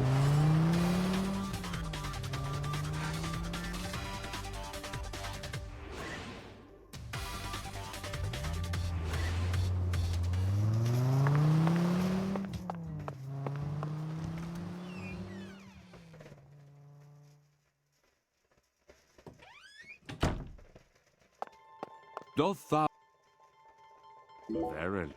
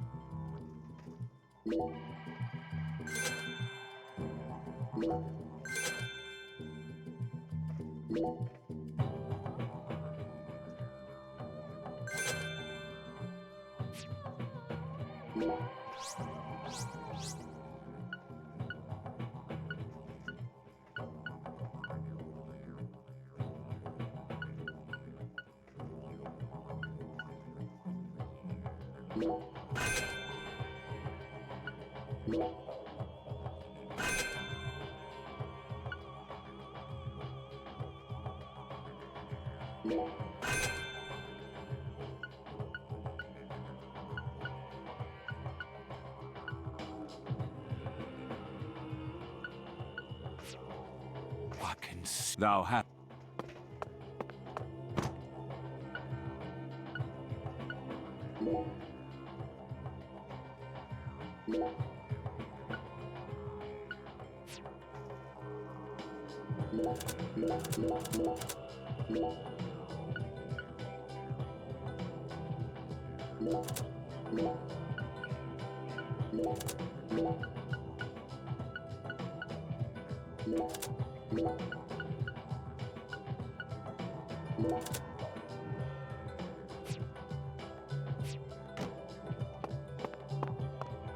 Doth thou... Might as well see this. Tasmans for the boat.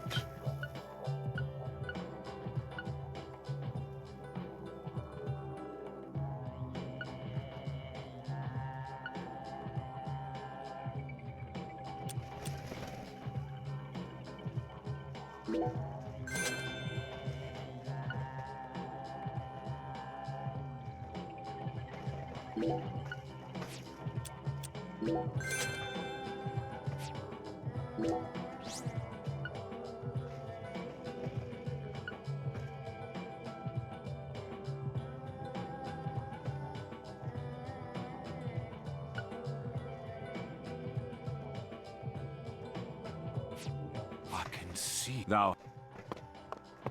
Let's see how big of a difference this 20 time control.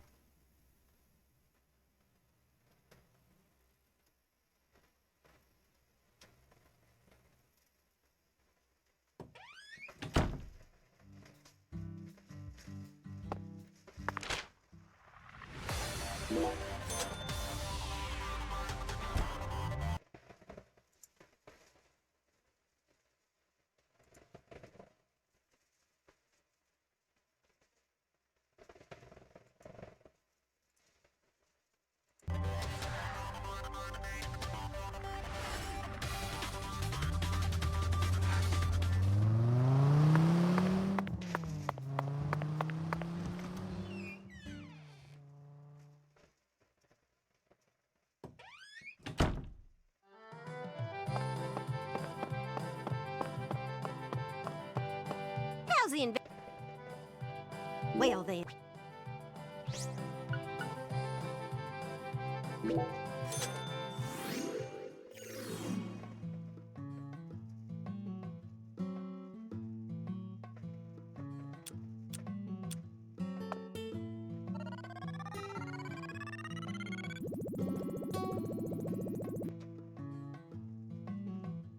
Or is too much blood? Hmm.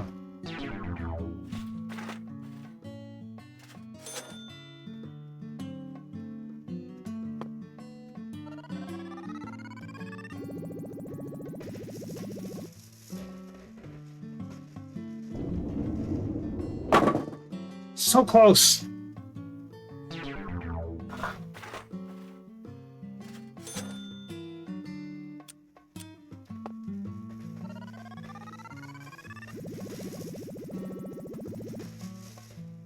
Of this. Same thing again.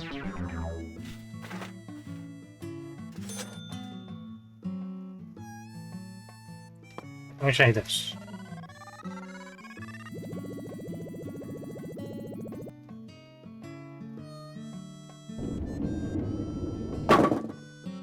Wow. That was even worse. But that one had no power in.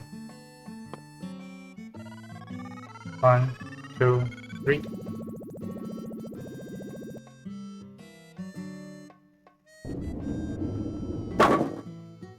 It's always the same.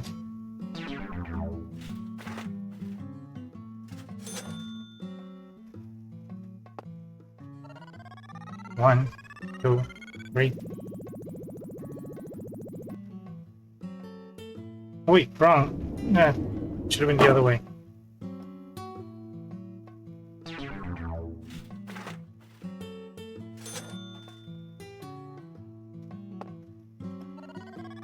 One, 2.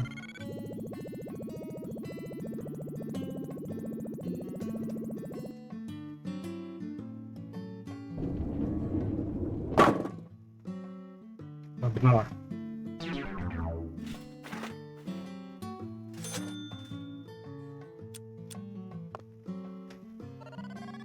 One, 2.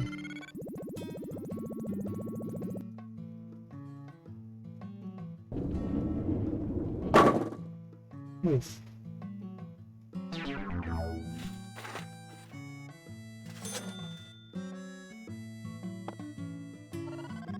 One, 2. Ah.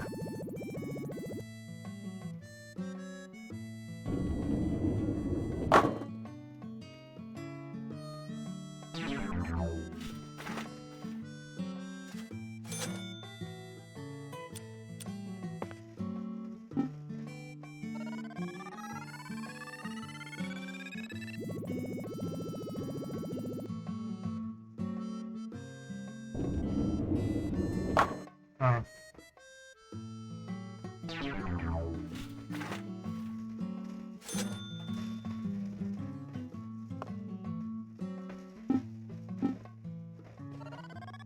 One, 2.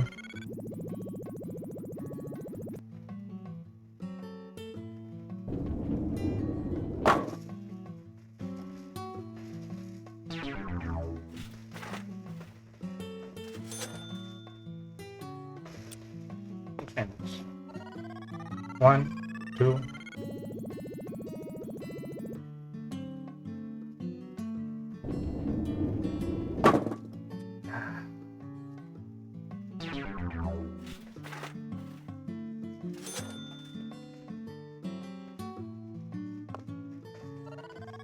One, two.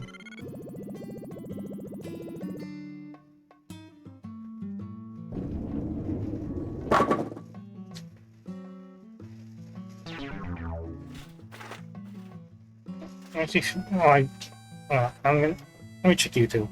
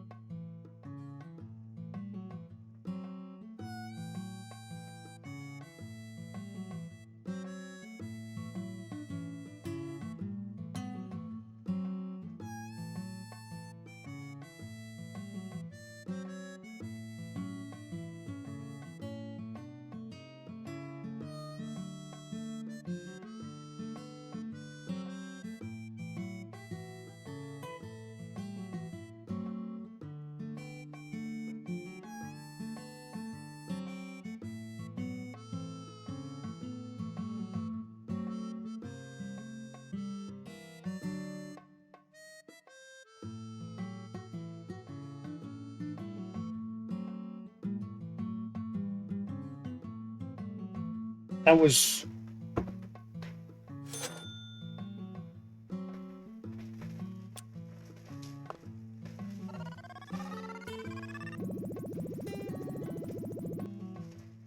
there's nothing like the one in the video. But that was close enough. God damn it.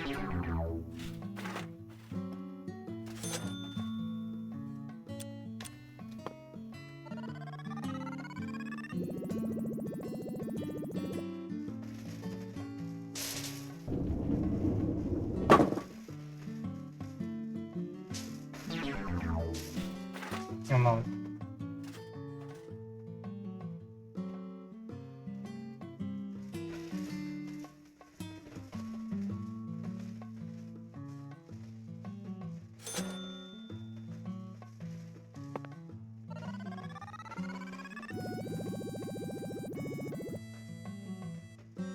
It's too much.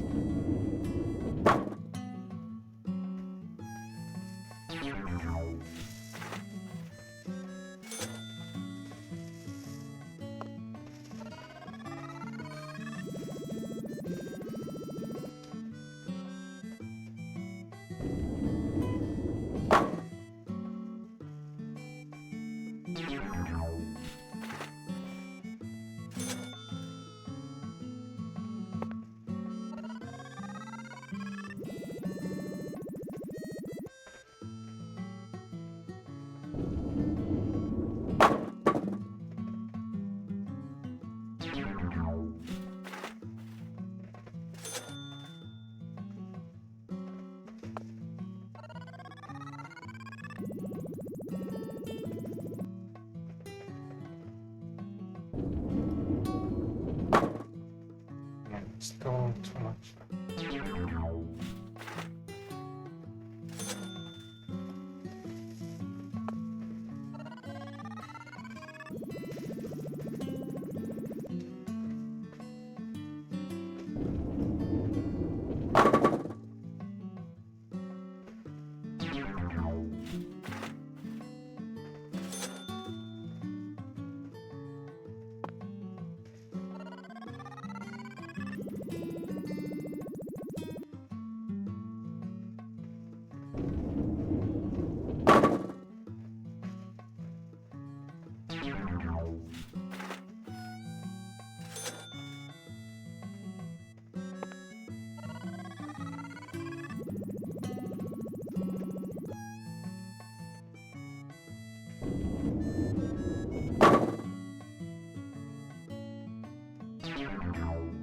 Ah.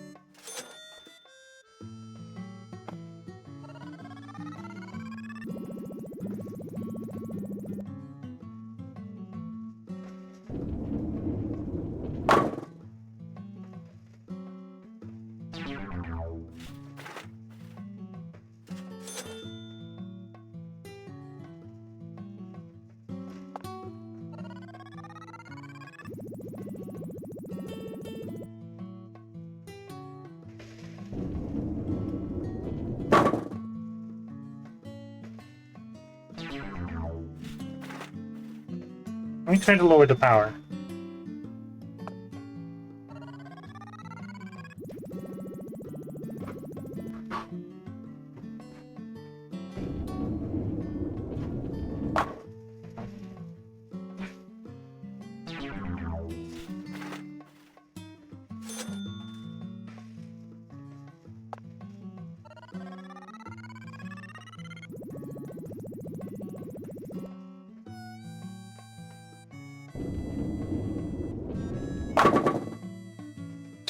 Ah.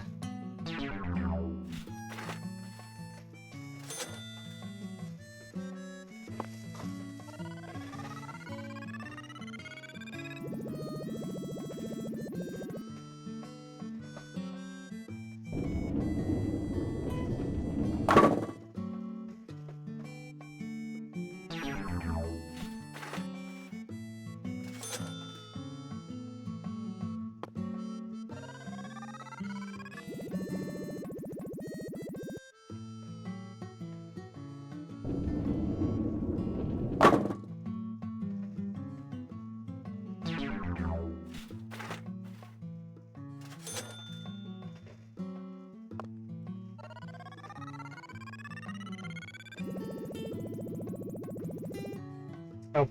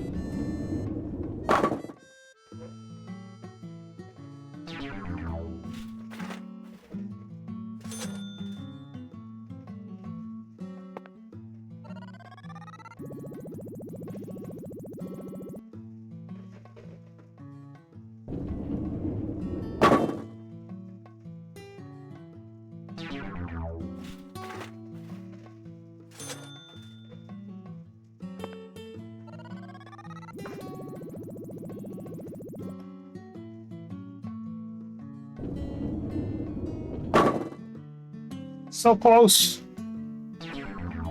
Because the video I saw just... it barely knocked down all 5. The 4th one knocked down the 5th one. Like, I don't know how to explain it. The 4th one lost balance and knocked down the 5th one.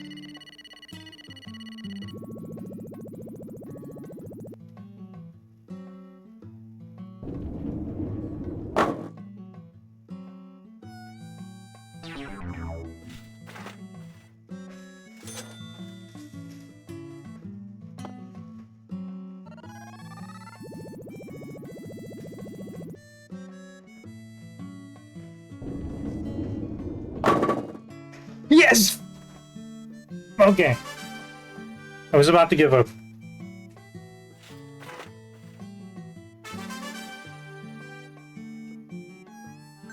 Spartal we already have.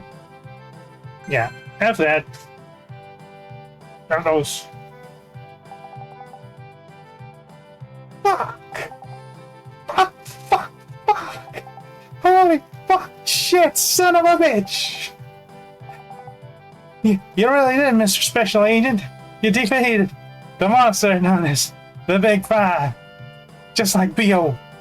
defeating the dragon. Miss Carpenter, are you okay?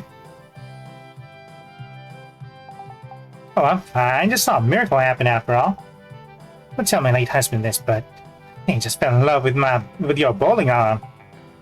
You're 50 younger, yeah. 50 years younger now. Sorry, Mrs. Carpenter. But 50 years ago, neither I nor Zack exist in any way, shape, or form. Oh, come on. Can't you see I was just joking, Mr. Special Agent?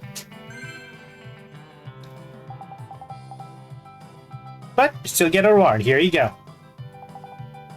Now you are officially my successor. From this day forward, you will love only bowling and live on with bowling as your only friend. Bowling as my only friend? Who's Carpenter? That's impossible. I already have Zack, remember? Oh, you have a pet dog too? That's okay, that won't be a problem. I have a cute little puppy of my own too. Little Oily Lane. You're allowed to love bowling and your pet at the same time. That's a rule. You don't need to worry. Well then, what could I do that would be a problem? For example, you can't watch The Big Lebowski. No way! That's completely off limits! It's nothing but pure blasphemy! Can't claim that you love bowling simply from watching bowling movies. It's out of the question, understand? In any case, from this day forward, you are my new successor. You may continue to use this thing as you please, whenever you want. You can also even play a new type of game, the split game. But don't forget to continue holding your skills. Zack, I had trouble following most of what you said, but it looks like I have really become her successor now. Let's just bask in this moment, shall we? Although I can't ignore how she called The Big Lebowski a bowling movie. It's a kidnapping movie, remember? Alright? Now think harder about it. I do remember some sort of small momentary bowling scene. But there's only one thing I think of when I hear the words bowling movie. Rapid Fire, 1992, directed by Dwight H. Little. A film overflowing with reality and originality. A scene where the only remaining bowling pin gets shot with a gun is a scene that will go down in film history. I didn't go so far to say it is a fine masterpiece of the exceptionally talented director Dwight H. Little. But we shouldn't try and recreate that scene here. It only earn a stern reprimand from our bowling master.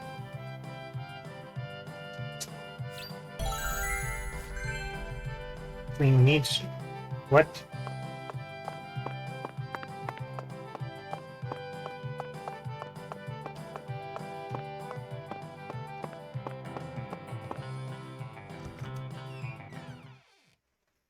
I really should save. I really should have saved.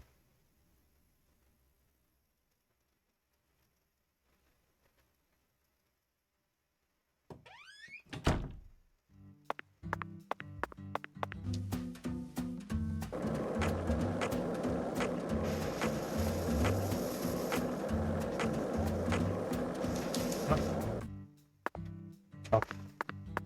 Even I can feel it. You almost got this sucker solved, ain't you? I'm doing PR, of course. Even I can feel.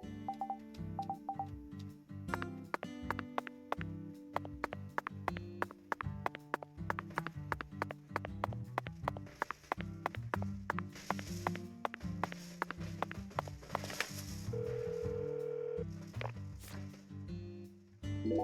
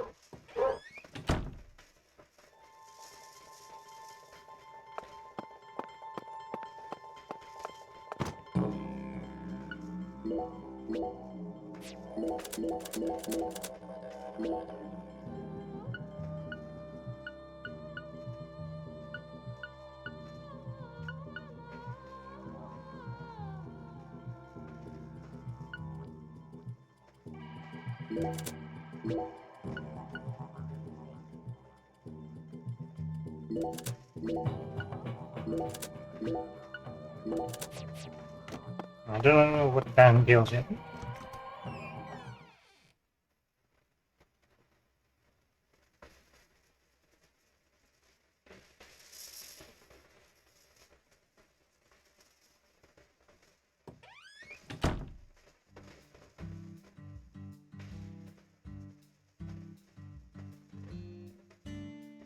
Check it out.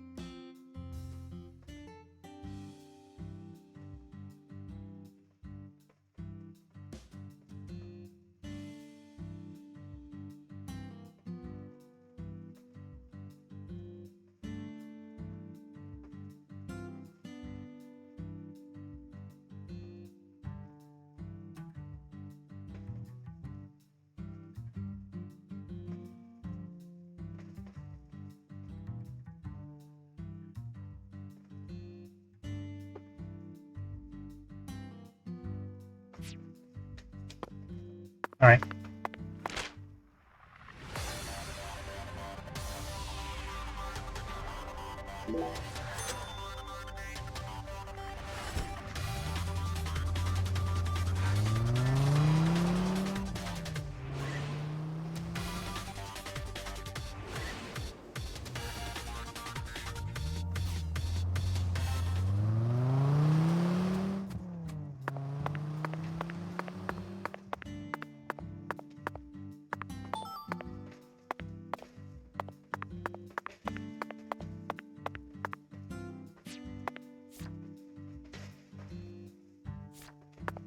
300-year-old oak trees. So these? That's one lined up. 3, 6.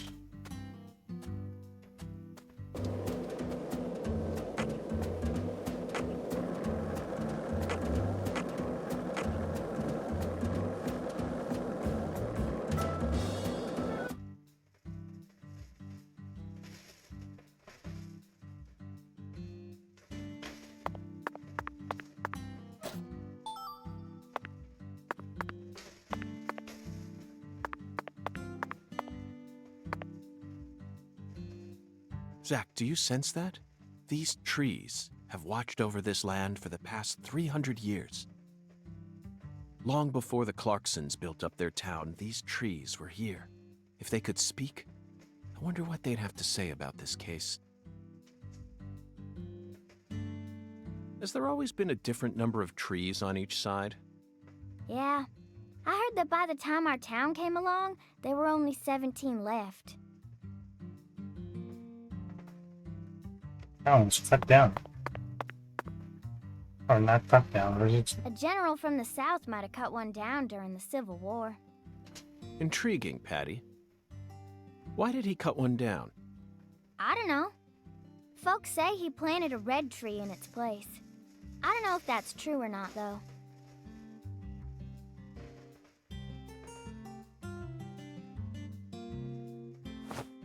Zach, the shape of these seeds. They look just like the ones we saw at Lisa's altar.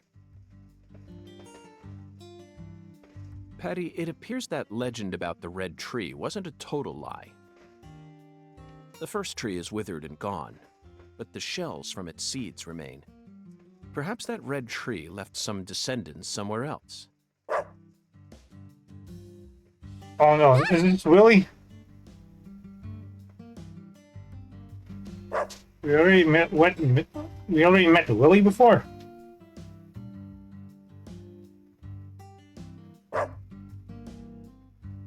Zach, he seems to know something that we don't. Doesn't it seem like he's trying to guide us somewhere? What? What's going on? Change of plans, Patty. Let's go on a little stroll with that Dalmatian.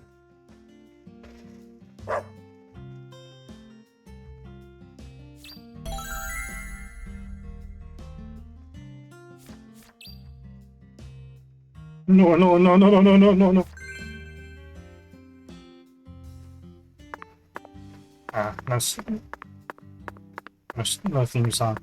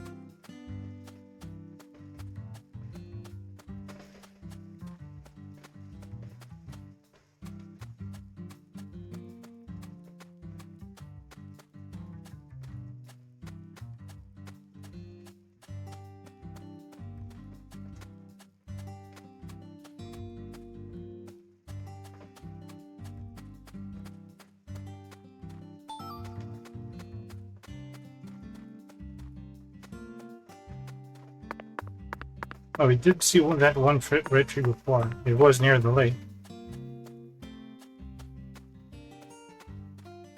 Wasn't it near the lake? I can't remember.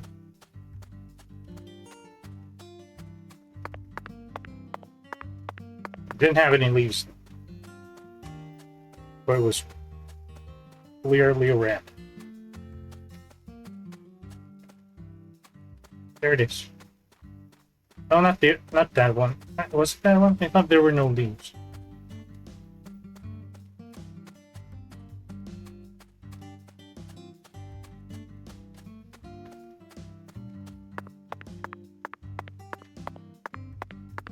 Well, there are other places, so I guess that's not the only one.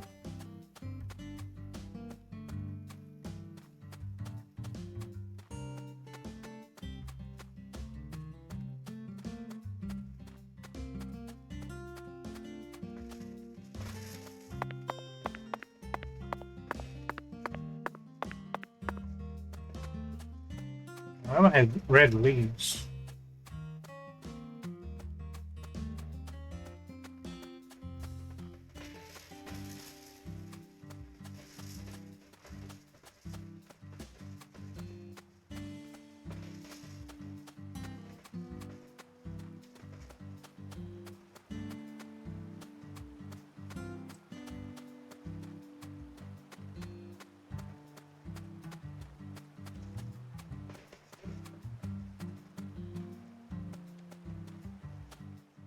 Red tree. Red leaves. Is this the red tree that General planted? No way! This is a maple tree. A maple tree? Then it shouldn't be red at this time of year. You're right. That's strange. A long time ago, my mama and daddy used to come here together a lot. They told me they used to go on dates here, back before I was born. Mama would make sandwiches, then they'd come here and eat them together. My mama was really pretty, you know. When I was a kid, I believed she was a real goddess. So that's not the case anymore? Under the boughs of a legendary tree that stayed red all year long, a small miracle was born. One man managed to win the heart of the most beautiful girl in the world. And they call him Melvin Woods.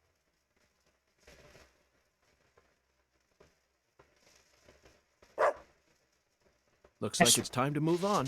What a fantastic guide we managed to find. He actually waited for us to finish talking before taking us on to the next spot.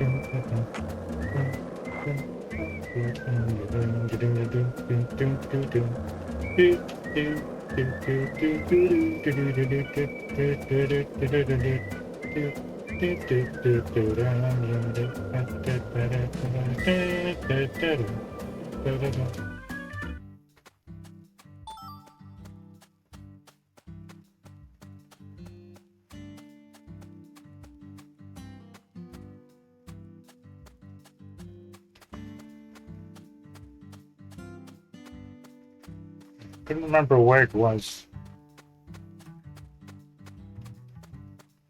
But it's clearly a red tree.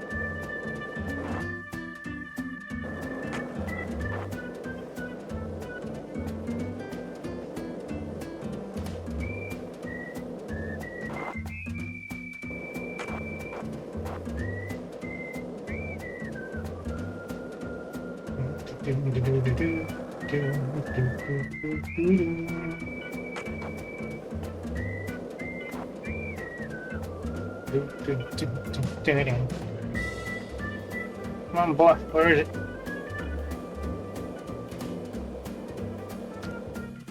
Oops.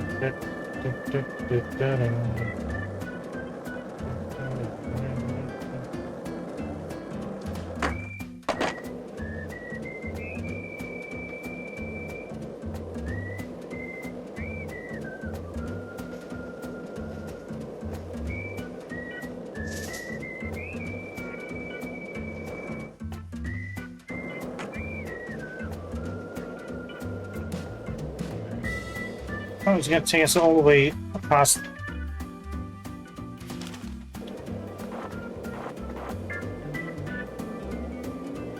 Ah.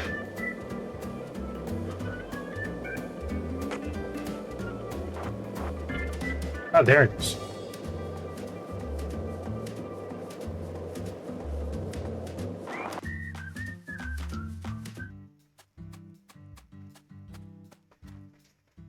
Red tree.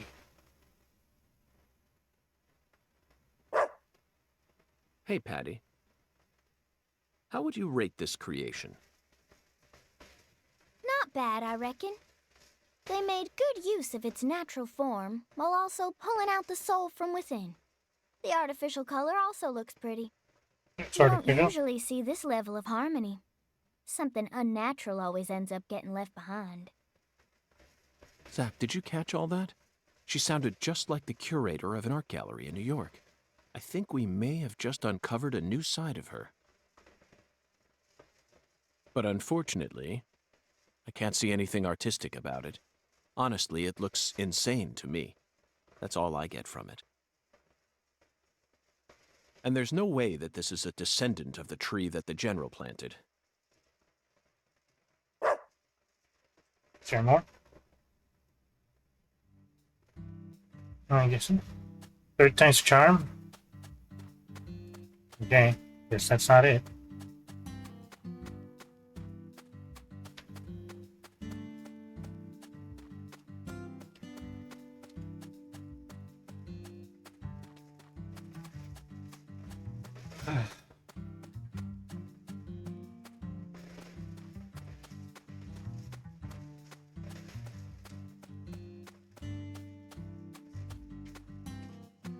Doesn't want to talk.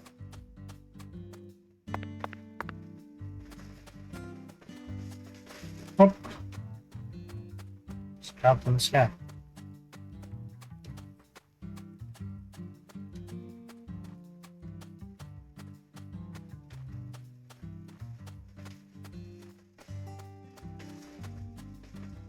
Doesn't even want to talk.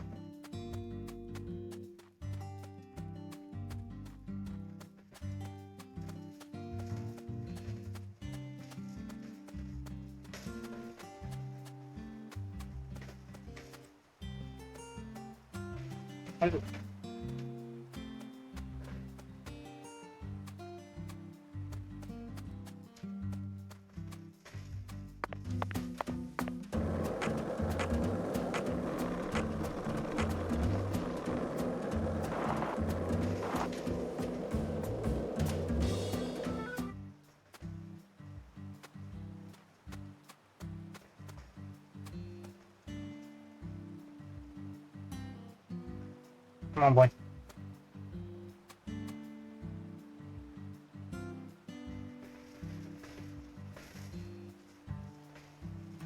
Do do do do do do do do do do do do do.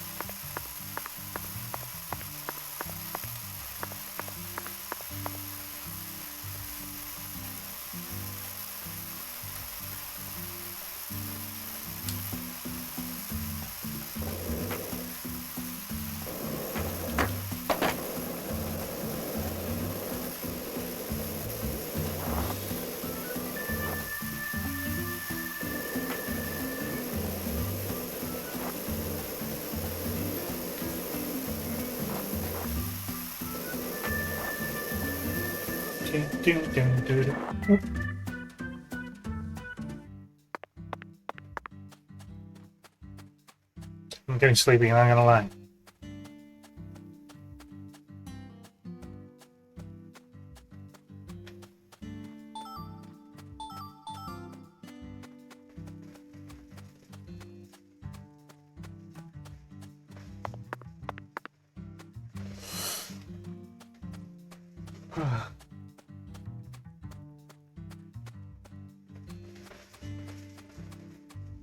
Supposed to Professor R's.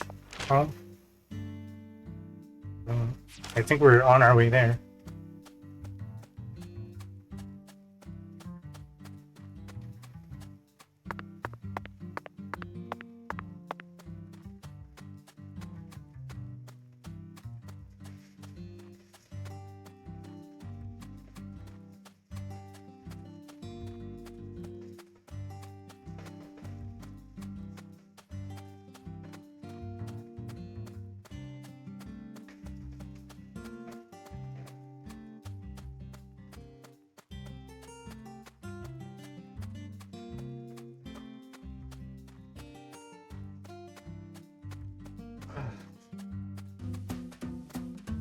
Come on, Willie.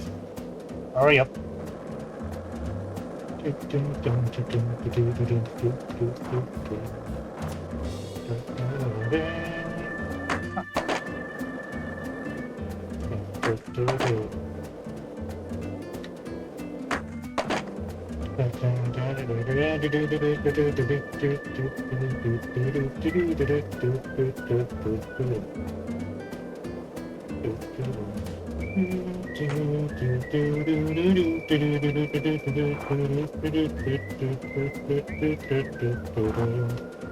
Okay.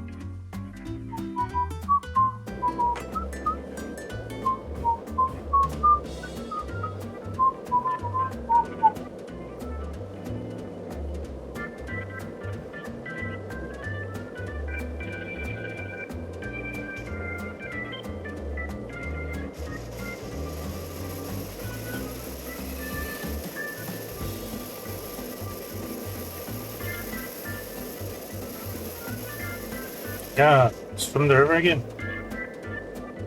Okay. This one I did not see.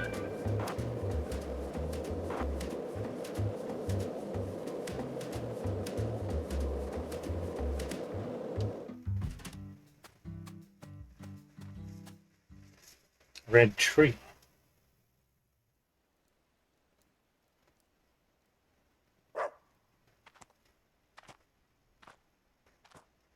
Zach, now this is interesting. It looks like a tree that you could find anywhere. Yet, it's also unlike any other, completely alien. And look how it's weaved its way into the landscape. Almost like cancer cells invading a human body. You might not even notice it unless you're focused on finding it. And this feeling. As I gaze upon this tree, I can feel evil emotions rising out from within me. Why on earth did that Southern general bring this tree into this town?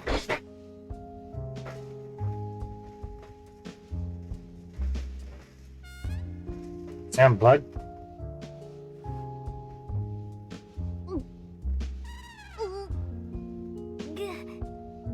Hey, Trisha, what's going on? Your lips are all... Well, I promise to Polygony. protect you from all the evil in our world. Do not touch this tree. Got that, Patty? Got it, Agent York. We successfully spoke with the 17 comrades. I feel like they showed us a side of nature that transcends the realms of human knowledge. Next up is the Holy Allah. According to the Oracle, the Holy Allah needs to be filled.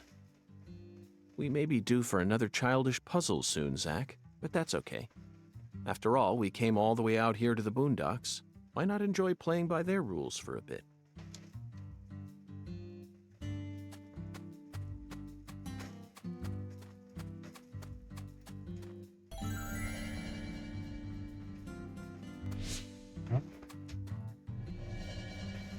I thought it disappeared for a second.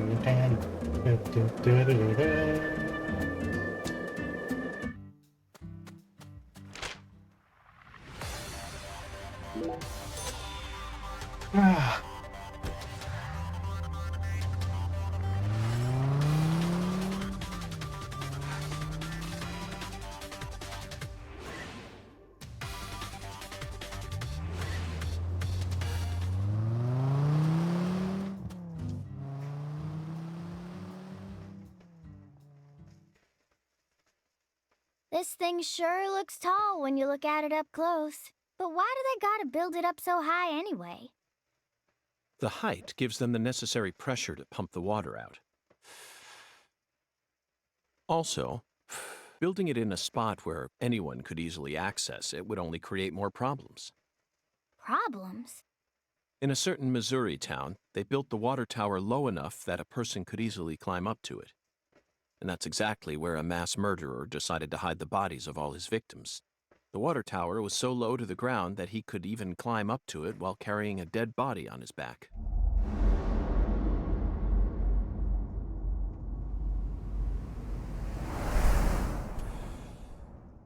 Incidentally, they ended up finding a total of 43 bodies in there. But the part that truly shocked Zach and I wasn't the number of bodies, Patty. What?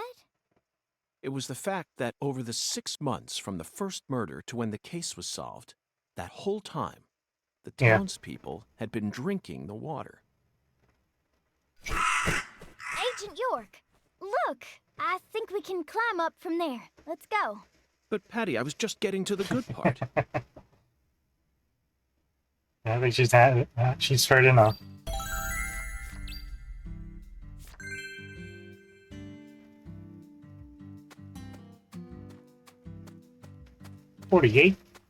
Can't remember the name of the other. I can't remember the number of the deaths from that other case he was talking about in the diner. So this is our town. Looking down on it from here, it's hard to imagine any bad stuff ever happened at all. Listen carefully, Patricia. You just leave Melvin to me. I promise I'll take care of things.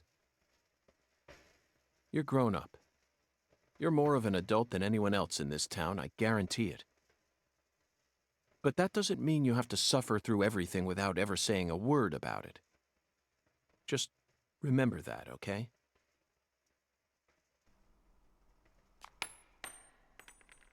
Huh?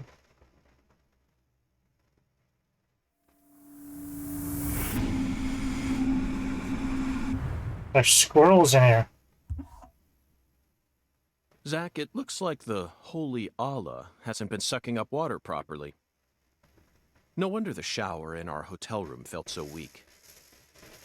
Patty, who manages this water tower? This is Lucare. You should know the answer to that by now. The Clarksons. Judging from their current situation, I don't think they'll be able to give us a timely response. Yeah.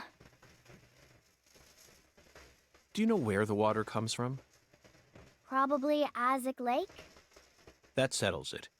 Let's fill the holy Allah and solve this problem ourselves. I knew you were gonna say that, Agent York.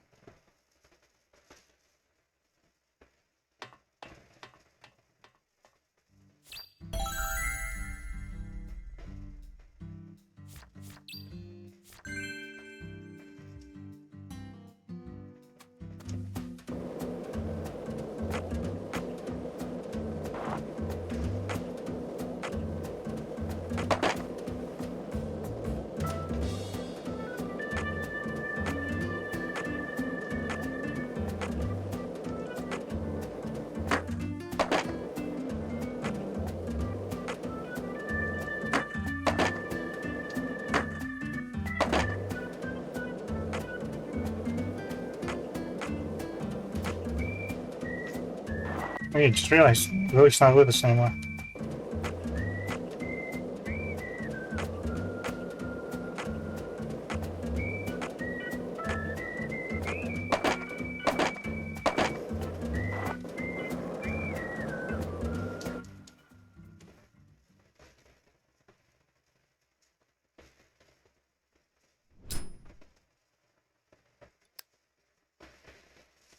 Isaac Lake?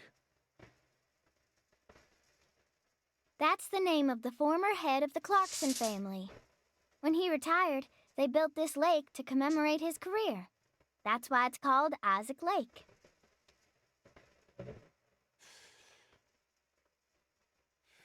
They wanted people to remember the power of the Clarkson family every time they used their water, huh? You sure don't miss a beat. The water level's higher than I expected. They probably haven't been out here to check on it since Lise was murdered.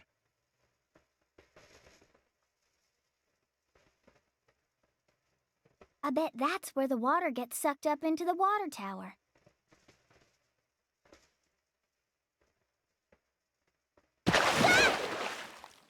Alligators.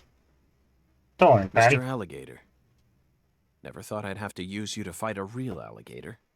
Just what does that skeletal gentleman have in mind for us, Zach?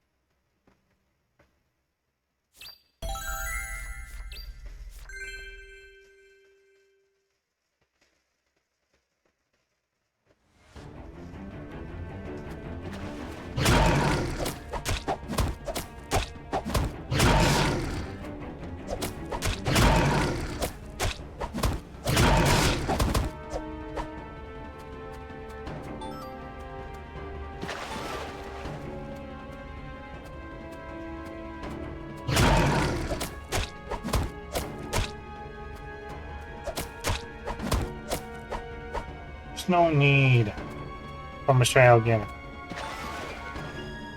Handle this myself. My fists.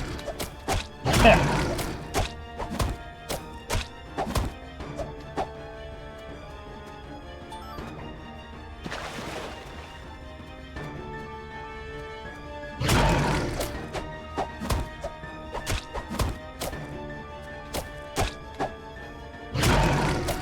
Oh, still alive? Not anymore.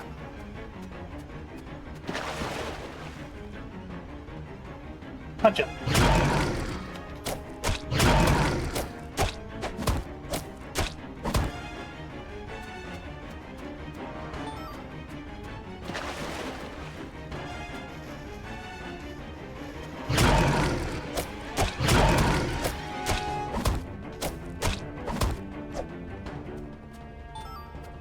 Just keep spawning and spawning.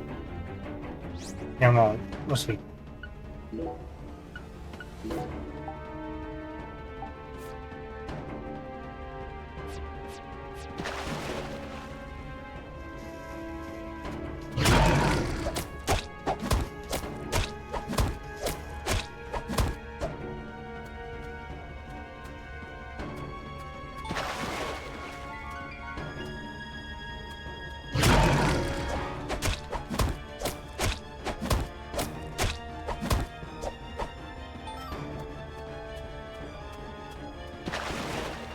I think it's never ending. Okay.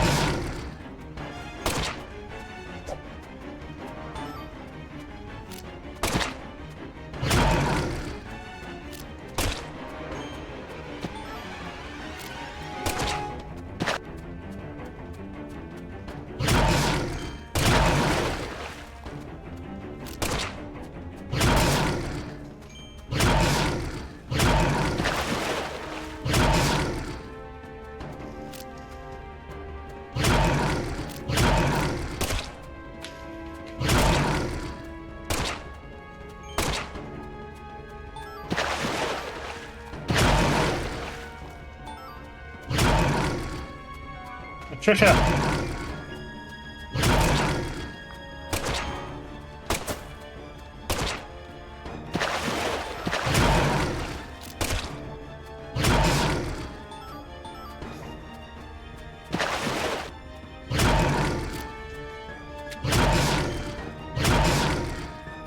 Okay.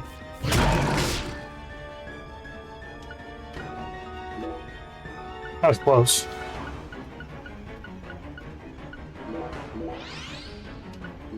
Band-aids will do.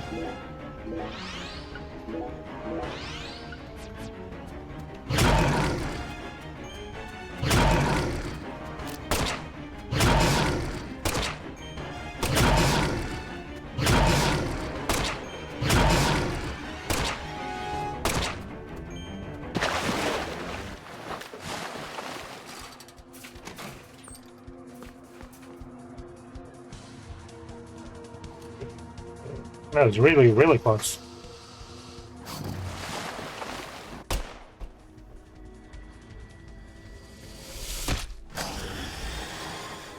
Open the door, Patty!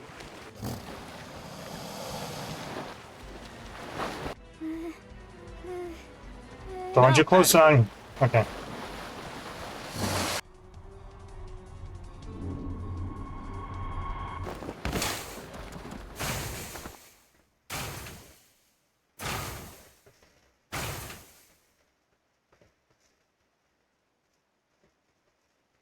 It just says defeat the alligators in order to get to this place. I thought there'd be a number. Apparently not.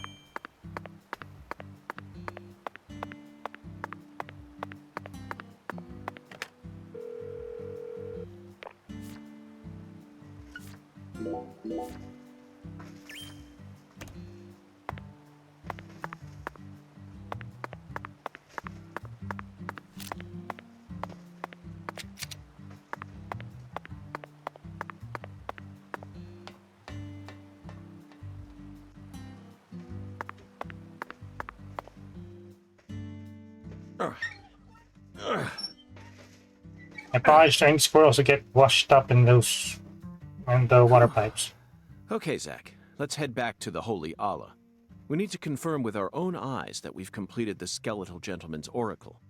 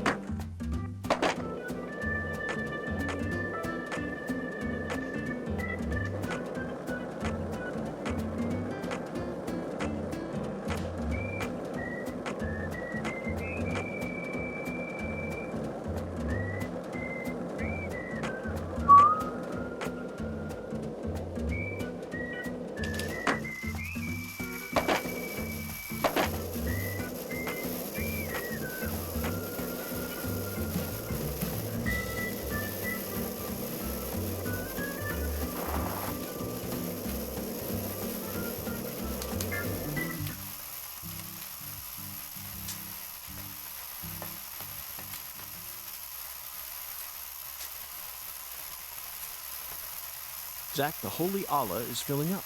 Looks like we'll be able to take a warm, invigorating shower tonight. You're always taking a shower every night. Patty, are you okay? No. Not really. Worried about your parents? Well, of course I am. My mom is sick, you know, and she got even worse starting about a year ago. She used to be so beautiful, but now she looks like a completely different person. She can't even get up out of her own bed no more. Wait, so that was her? I'm sorry to hear that. I already hurt you once in the past, and now it looks like I've gone and done it again. No, I know Mama's illness ain't your fault, Agent York. It's more about Daddy. He what? Nothing. Just forget it. Hey!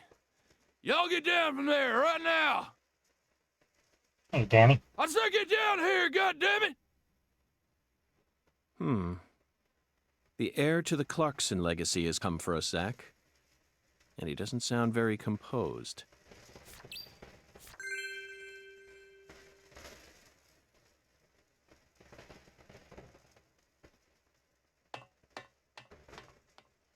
You rotten little snakes! This is private property, goddammit! I guess you really do want to throw down with the Clarkson, huh? Get out here! I never gave you permission. Yeah, you think you can just walk all over us, huh? Hey! Us who? You hearing me? Climb down here right now! You're Remember, gonna pay for pissing off the Clarksons. remember, till death You'll do us get part. yours. Oh, Your wife's yeah, dead. you You're no are. longer a Clarkson. Yeah. Son of a bitch!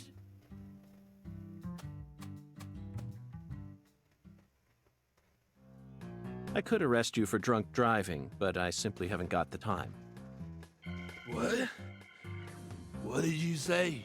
Ever since you got here, my whole family. Now they're all dead. You're Satan.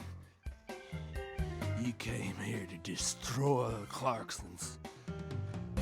You destroyed them. Satan. Satan? Not quite, Daniel. I'm just an agent carrying out a mission in accordance with federal law. On the contrary, I came to put a stop to all these problems. You might even consider thanking me for it. Federal law. You really should arrest him. Mission accordance.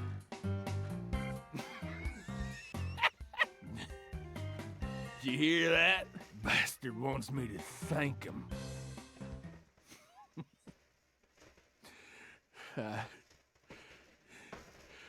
I lost everything. My treasure. At least my old baby girl. I don't know. I don't know what I'm gonna do now. You reap what you sow. God damn it. Whether you like it or not, you're the new heir to the Clarkson legacy. You could rebuild their empire, or resign it to the ravages of time. Do whatever you like. But you'll no longer be able to borrow a certain someone's power and march around like you own this town. You need to accept that and prepare to survive.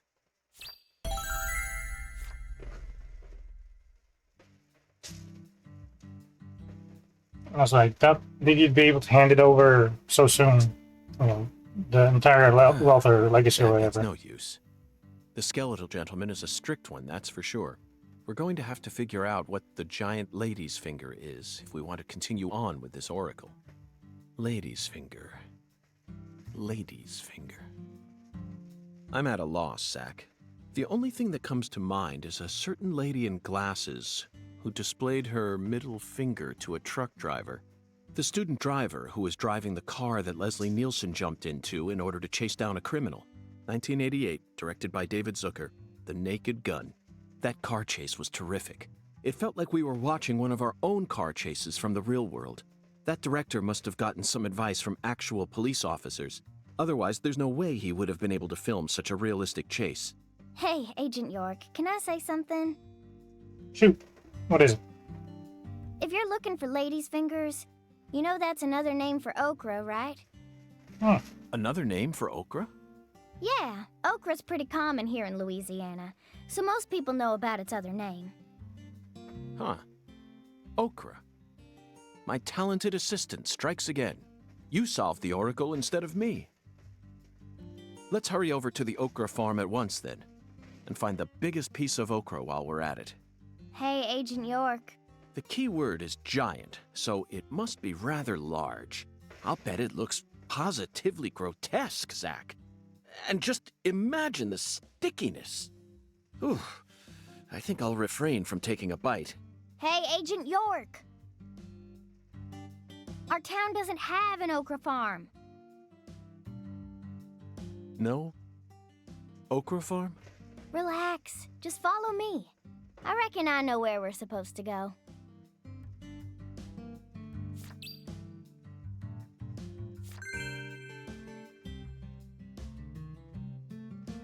Alright, see you later, Danny. Good luck.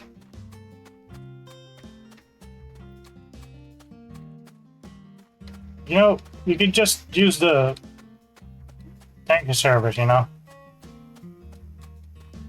Wyvern, remember that? So, we're done with the fetch quest, now it's tailing quests.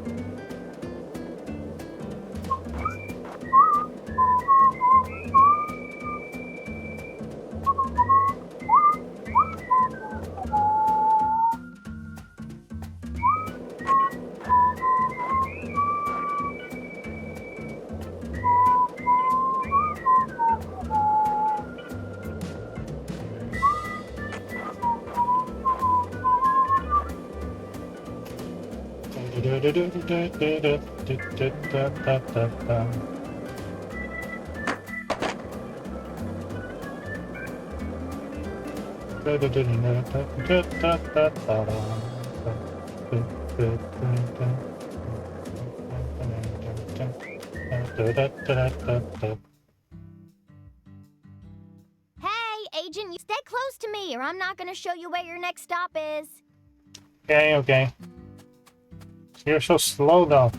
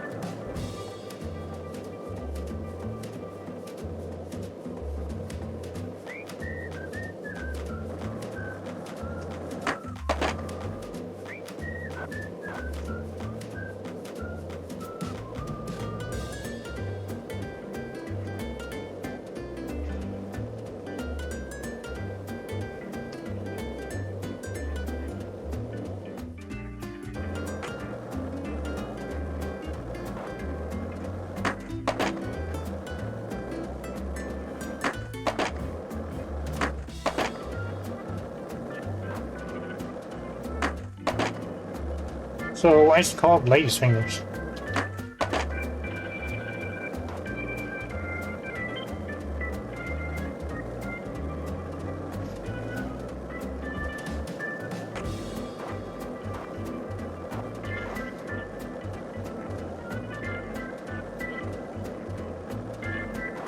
Does it have anything to do with this place?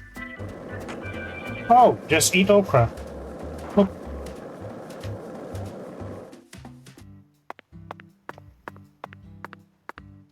Bridge. Okra Bridge? This is the giant lady's finger, Okra Boy.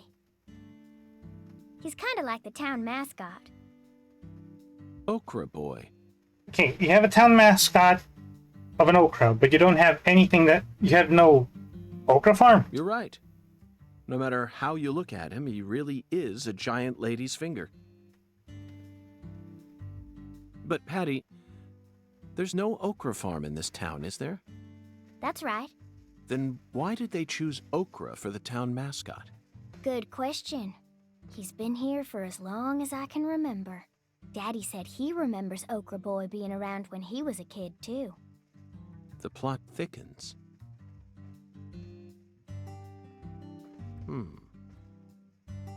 Zach, doesn't it look like he's pointing at something? Let's follow that white glove.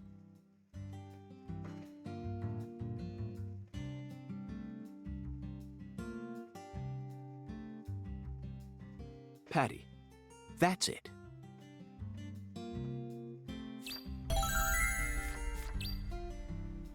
Sam, playing with him.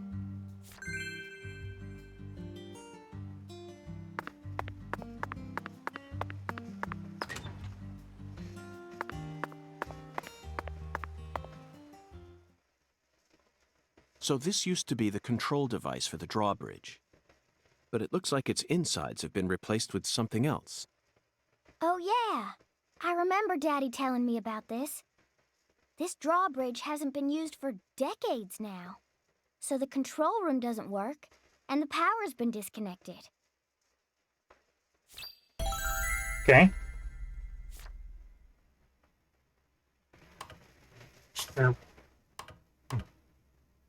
Is there a reason why they stopped using it?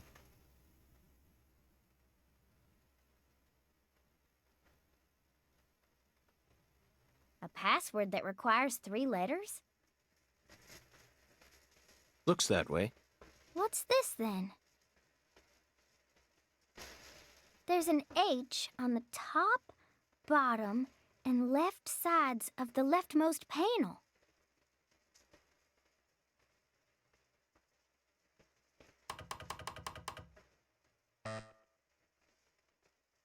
Patty, trial and error won't get us anywhere. There are 26 letters in the alphabet, which makes for 17,576 different combinations if we use 3 of them. Let's try something more efficient. I know that. I was just fiddling with it. So, what do you want to try, Agent York? Just leave this to Zach and I.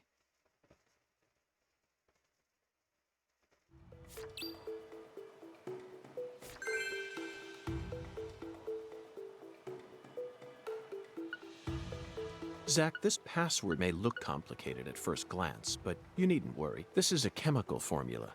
A challenge from Professor R. The H that's tattooed all over the leftmost panel stands for hydrogen. In other words, the leftmost panel represents the molecule you get when 3 hydrogen atoms merge. All we need to do is figure out which chemicals go in the remaining panel. Try reviewing what we know. We spoke to the 17 comrades who saw the birth of New Orleans, filled the Holy Allah, then found the giant lady's finger pointing toward the entrance to the Forbidden. After we met the 17 comrades, we encountered that ominous red tree. There was sap dripping out from the red tree's trunk, wasn't there? That must have been a metaphor for wood vinegar. Then, in order to fill the Holy Allah, we went to the reservoir. The water tower represents a distillator, and the water represents coolant. Wood vinegar, distillator, and water, Zach. Figured it out yet? The chemical formula is CH3OH, methanol. It's got to be COH.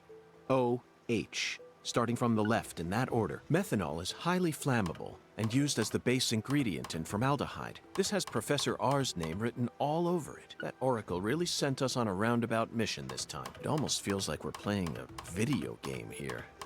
Talk about stupid. Okay, well, we gave it the answer. Zach, start at the left window, then put in C.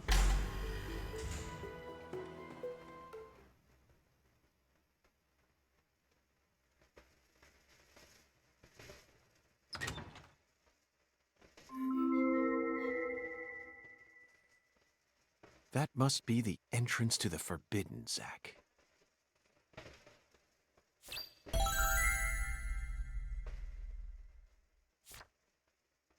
You Sure you- can't touch that! Smarty pants scientist said no. Avery Smith. Drawbridge don't work no more. The machine's junk. You're right, Avery, but don't worry. I got permission to touch it. Permission? Agent York, you got permission? That's right. Permission from the President of the United States. The president? Oh, he's a smarty pants. Okay. I didn't see nothing. Yup.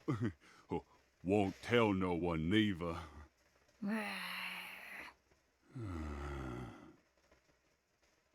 Don't be like that to him. Hey, Agent York, are you really going in there? Yes, I have to, for the sake of the investigation. I'm getting kinda scared. That's a rare word to hear coming from your mouth, Patty. I don't see much in there aside from some overgrown weeds, do you? No, that's not it. I'm not scared of the weeds. I'm scared of what you'll find, Agent York. You don't need to worry, Patty.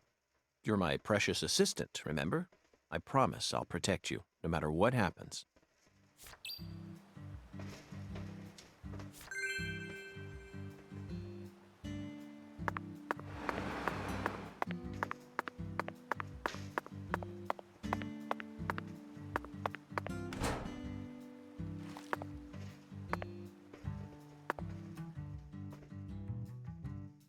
Patty, the truth is, when I first saw Okra Boy, I remembered something horrific. The most evil monster I've ever seen, in fact. A monster? Oh yes, a demon incarnate who plunged New York City into mortal fear. This isn't, this isn't the, what do you call it? The Marshmallow Man, is it? The Stay Puft Yeah, it is. Marshmallow Man. Marshmallow? Ghostbusters, 1984, directed by Ivan Reitman. Now that's a film that was filled to the brim with bona fide horror. A true masterpiece that boasted an honest depiction of just how frightening a real ghost would be. Even if you watched it now, I'm sure it would still chill you to the bone. First night I watched it, I was too afraid to go to the bathroom alone, so I made Zach come with me.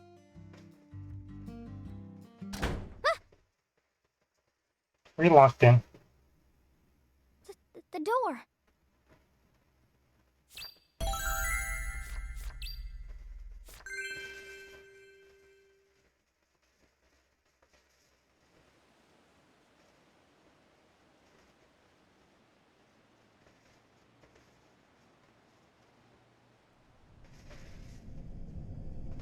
Already? Had I known it, I would have waited and... Oh boy. You okay, Patty? Okay, Patty. Protect you.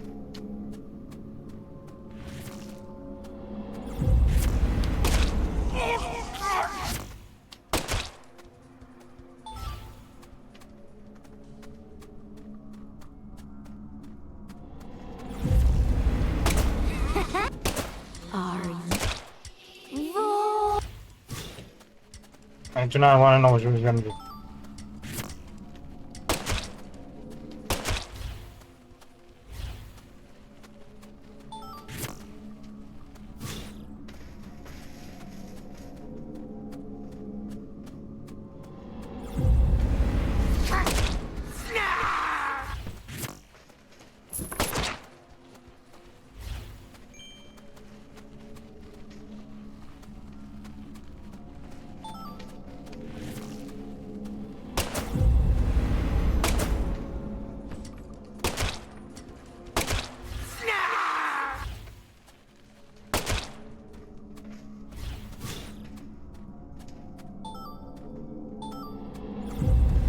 Patty. I'll show you.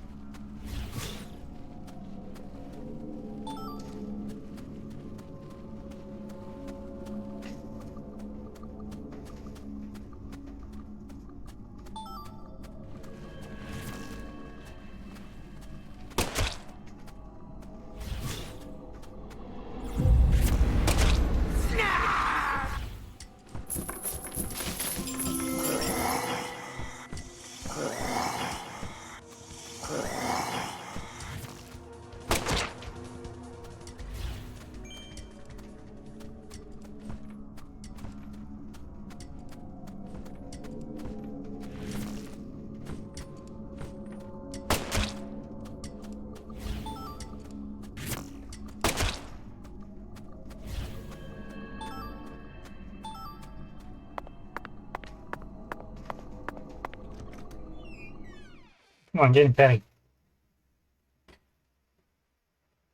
Are you seeing this at all? This looks safe.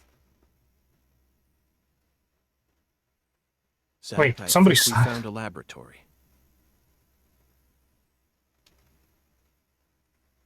Somebody's hiding.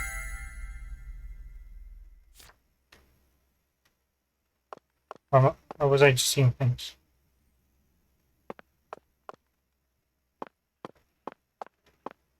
Maybe I was just seeing things.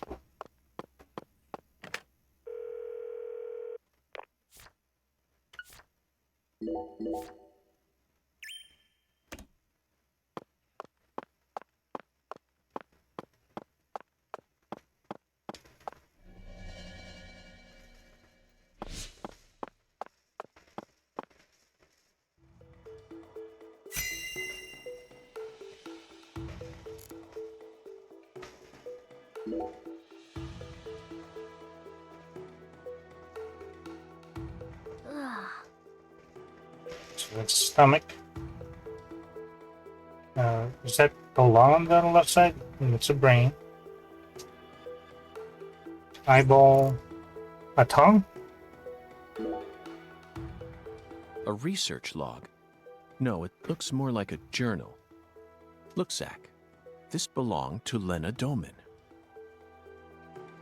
Leaving behind this research. Oh, A professor to the very end.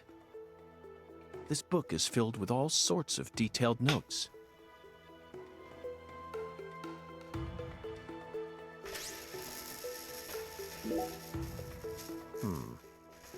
She studied abroad during school, most likely in order to get as far away from her father's prejudice as possible. Abroad, she studied chemistry and fire dynamics, then cultivated the groundwork for Sang Rouge. If what's written in this journal is to be believed, Sang Rouge is a naturally derived substance. That must mean it's something akin to ayahuasca, the hallucinogen found in the Amazon region. But Sang Rouge wasn't actually produced here. It appears that a special environment is necessary to summon the Red Demon.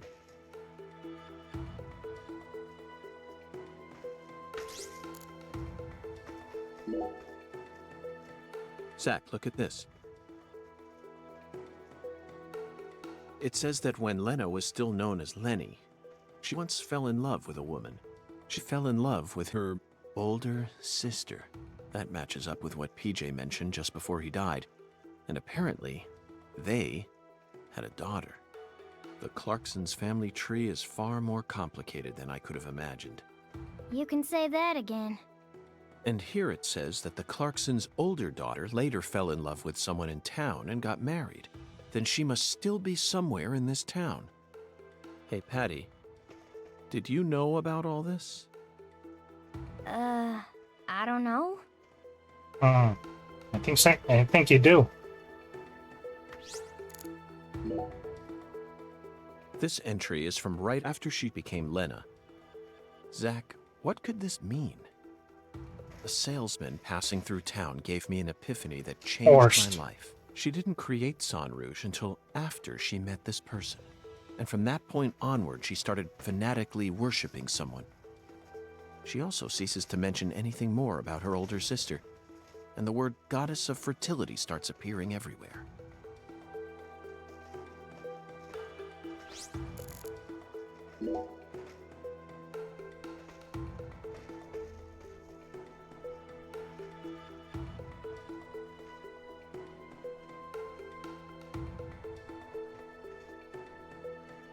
The final entry, written just before she headed to the Clarksons' house.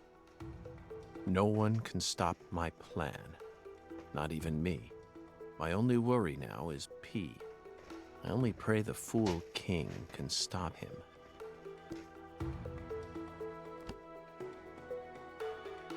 Zach, it looks like we've uncovered yet another new character. Who's the Fool King? This is starting to read like a badly written tragedy. And P. It appears that Lena's worried about whether or not the Fool King will be able to stop our investigation and successfully murder this P character.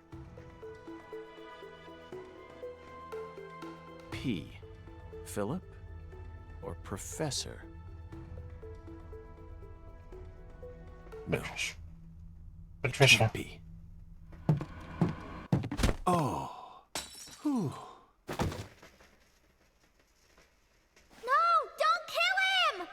Melvin?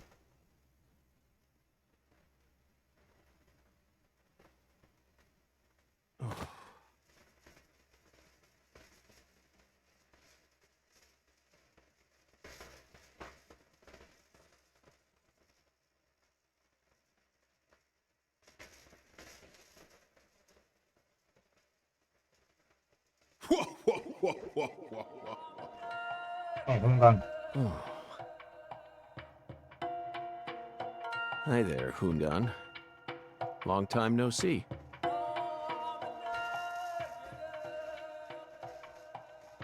What's up with the pineapple? This is definitely your simplest oracle by far.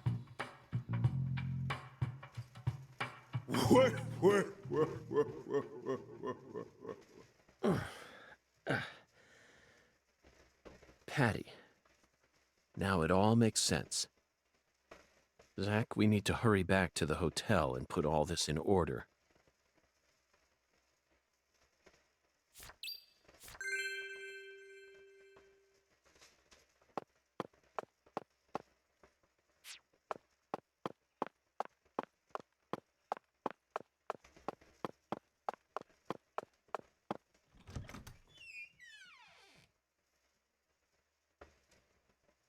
This is a short game.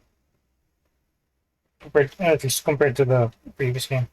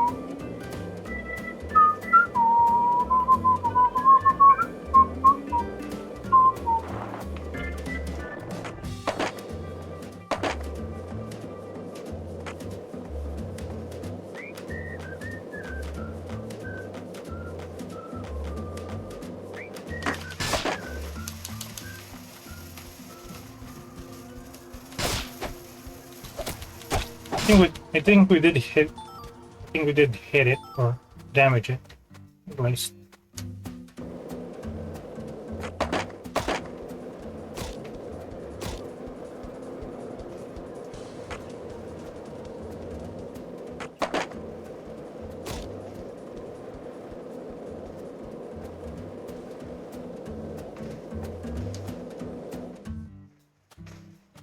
You again?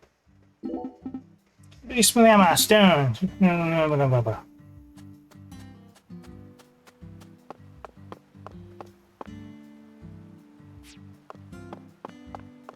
do we do this? It's 1 p.m.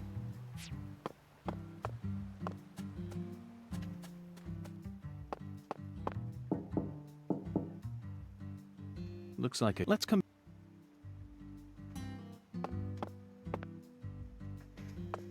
You. You.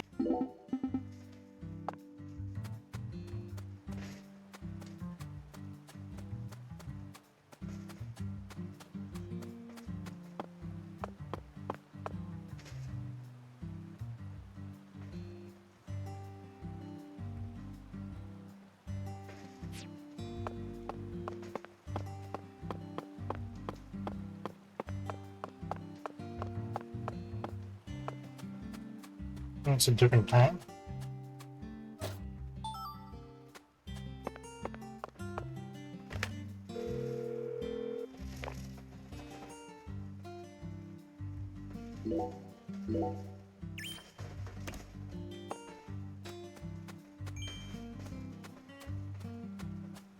Try a different time.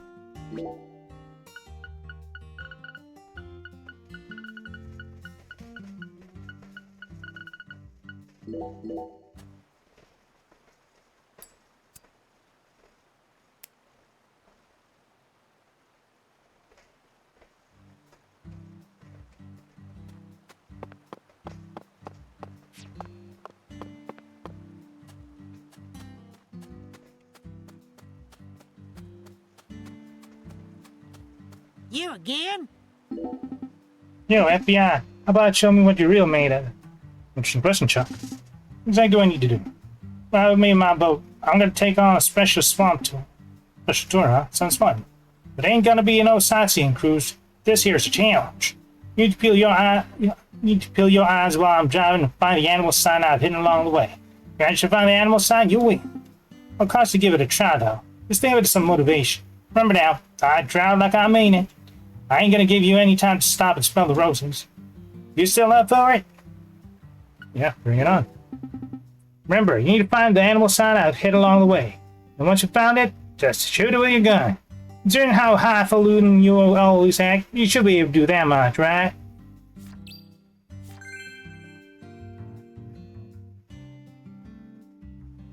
You again? You again? You want to ride him? Well, fine. My girl, she's an airboat, built for zooming across swamps, here? I'll take you wherever you want, as long as you know where you're going. But I reckon since this be your first time, I ought to show you my favorite course. Okay.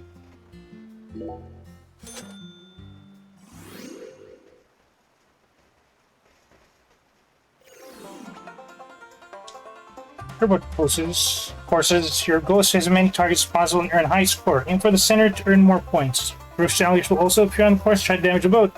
Take them out fast, because if your boats reach 0, it's game over. Each course is different, so okay.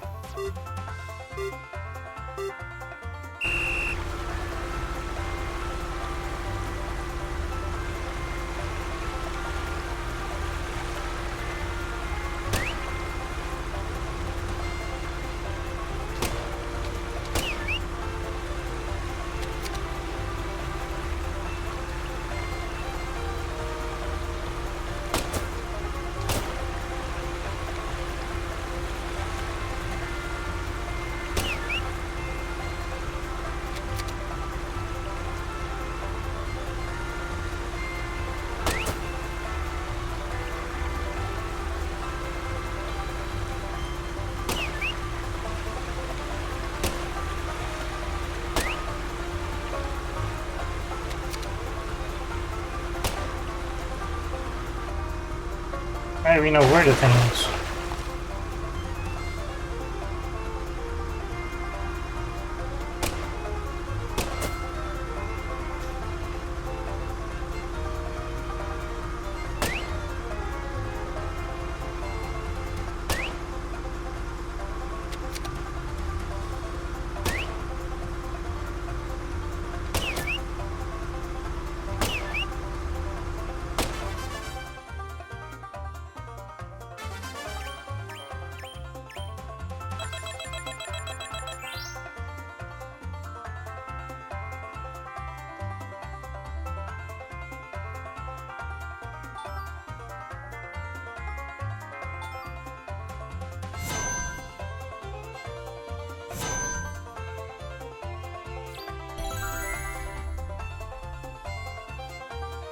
Trying.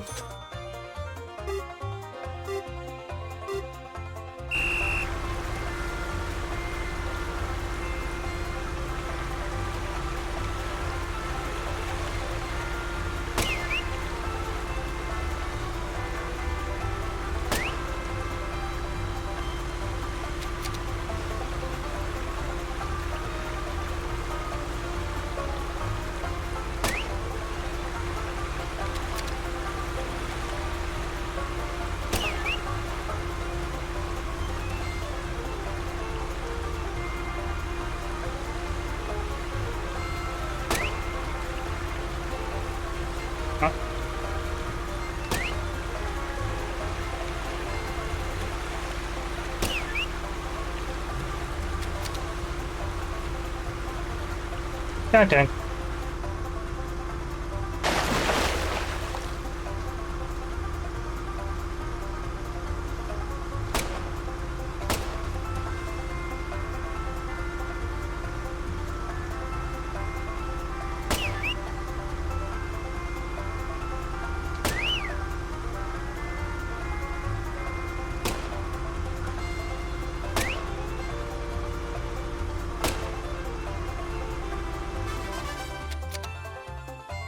I need something with rapid fire on this one.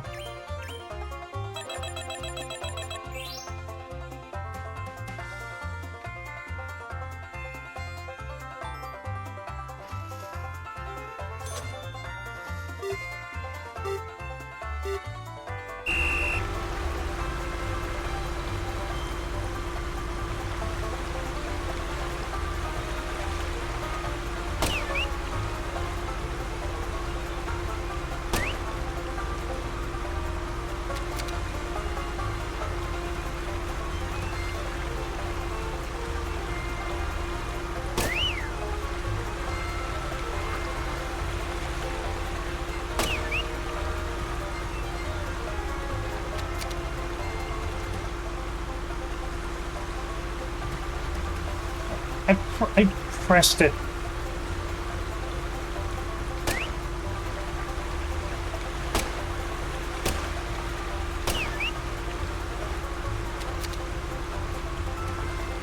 God damn it! Slow ass reload.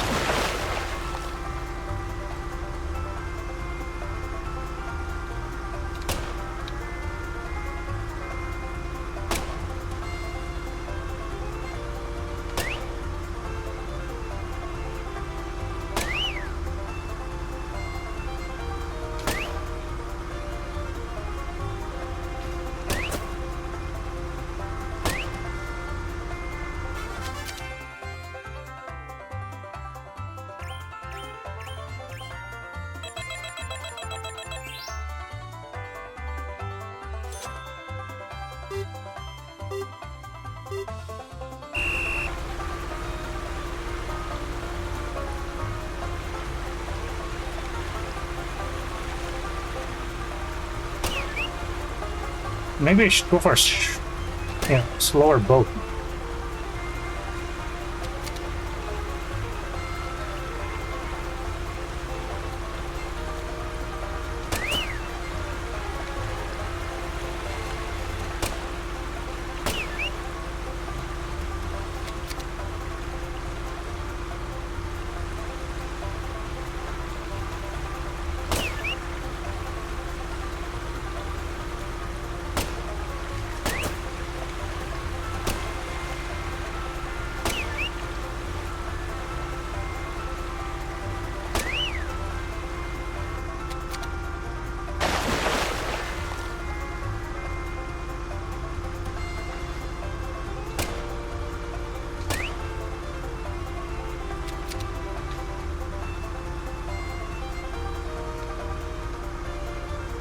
I was pressing it.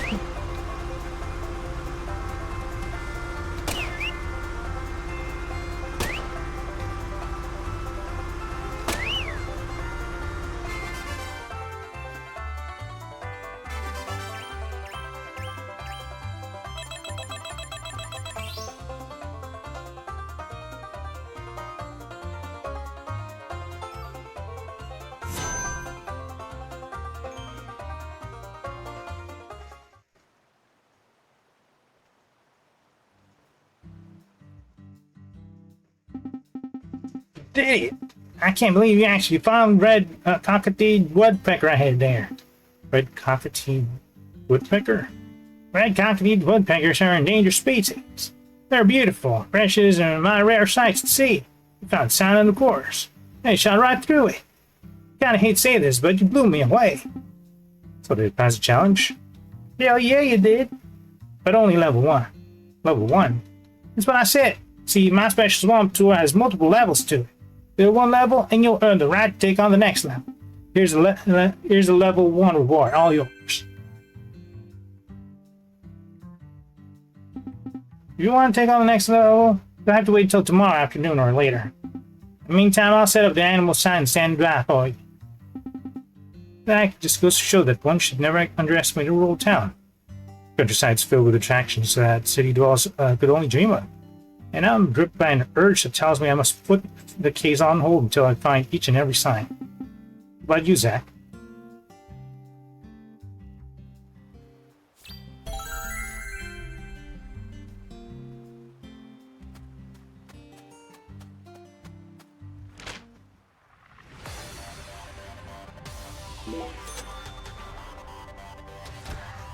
Not even gonna worry about where Patty is.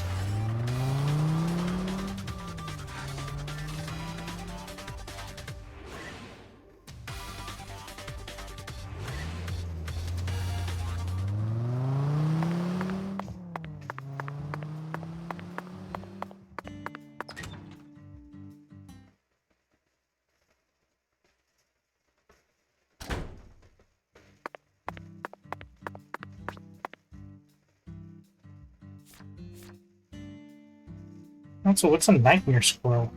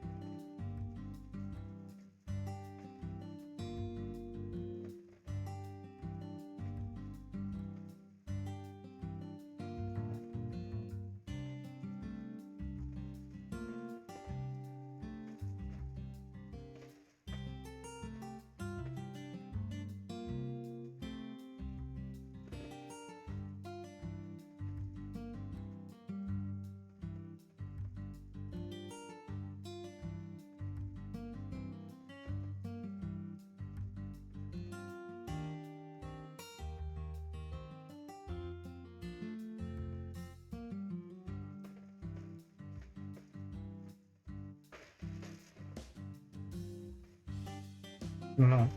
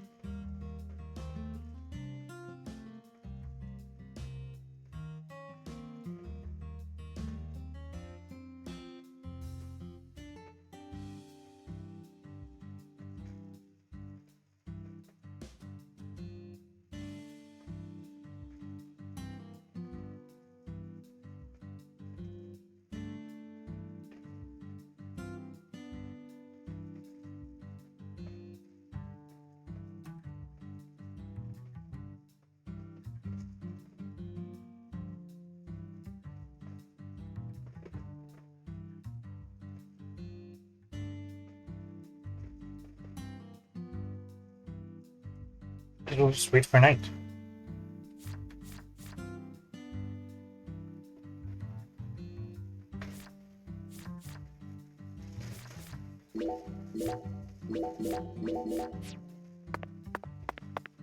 Just need to go through some garbage. I'll probably get to dirty level 1 pretty quick.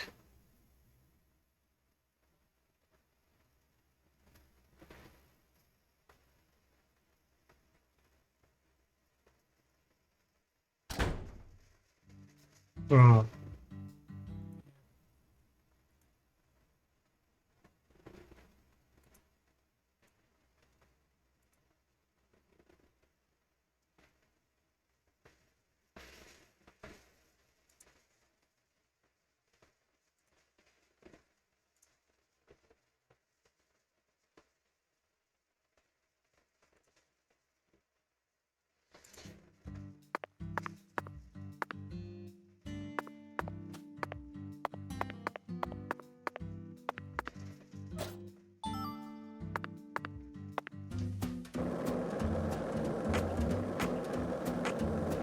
Only appear at night.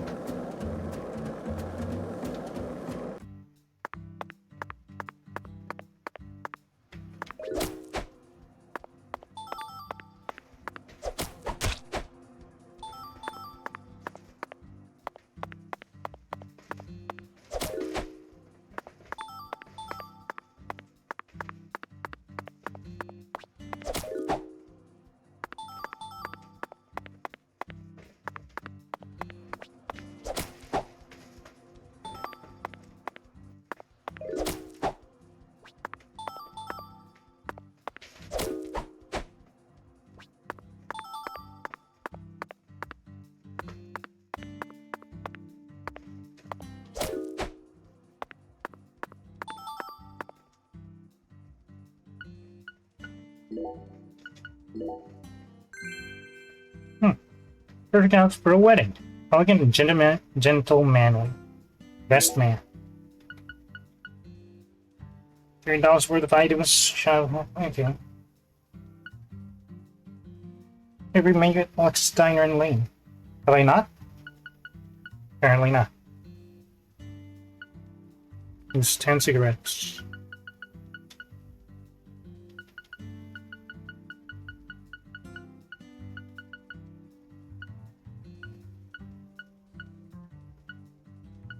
There's a total of 12 different spookings here. Nah.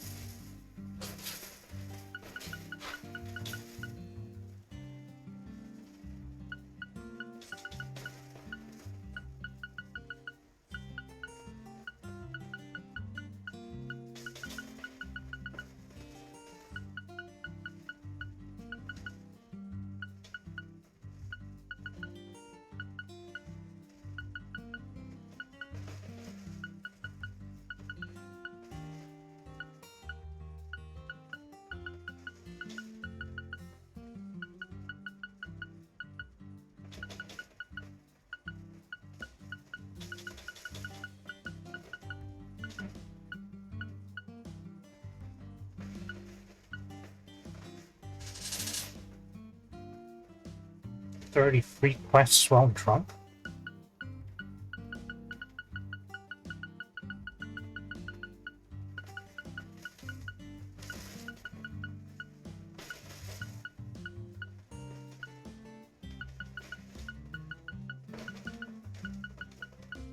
Here's the thing that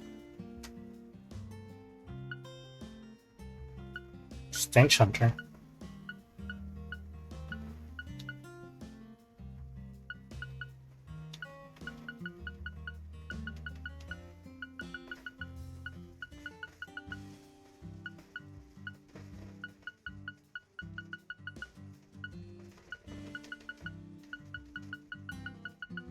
When we steal from whatchamacallit.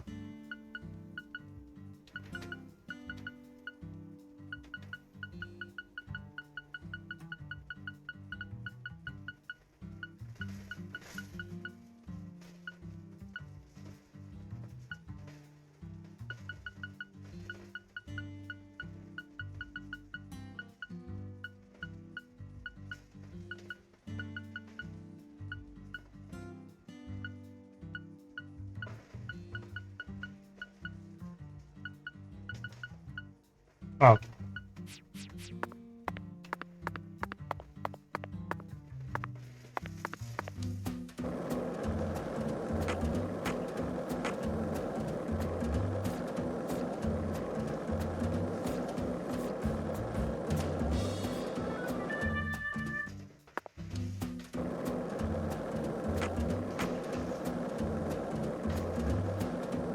And some dumpsters.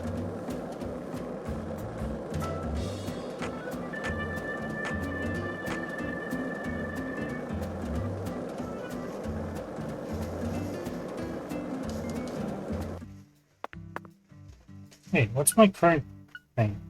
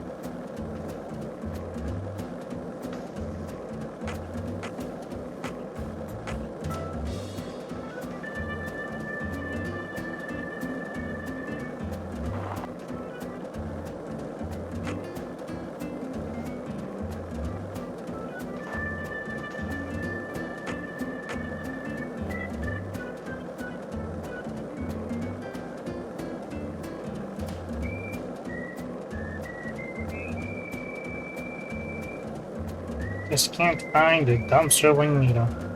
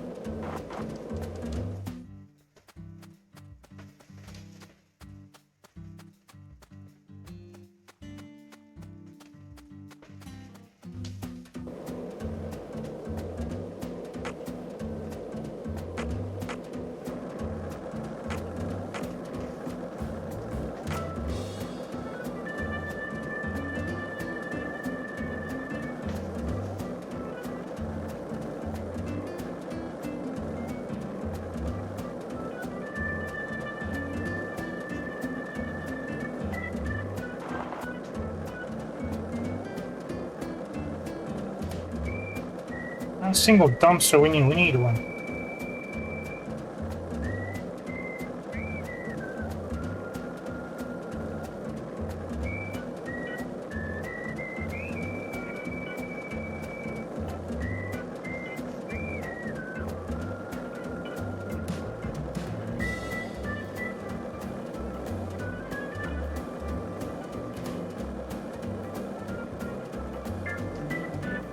Fine.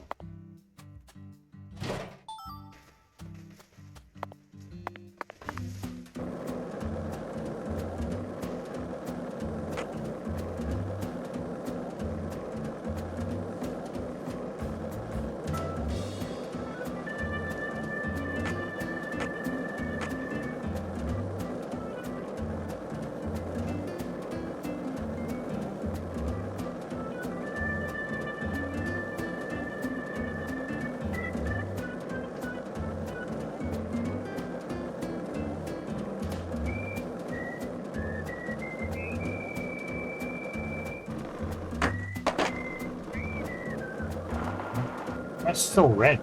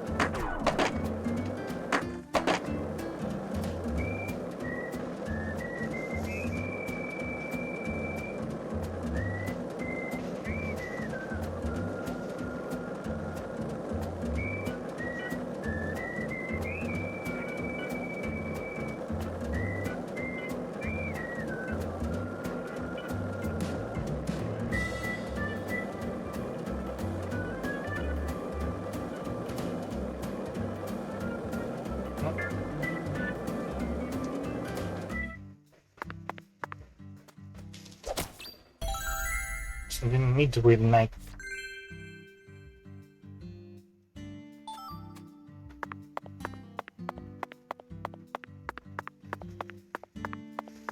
We didn't need to wait until 17 o'clock before we can do the next one.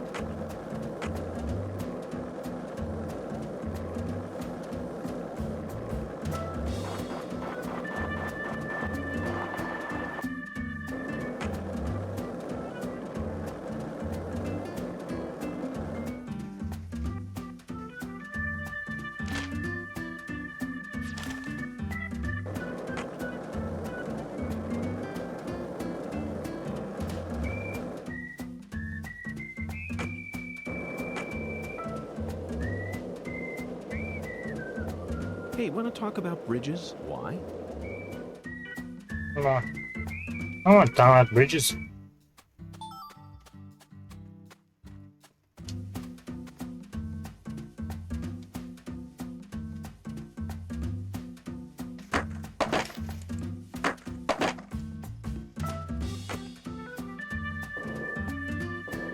There are hardly any moving parts.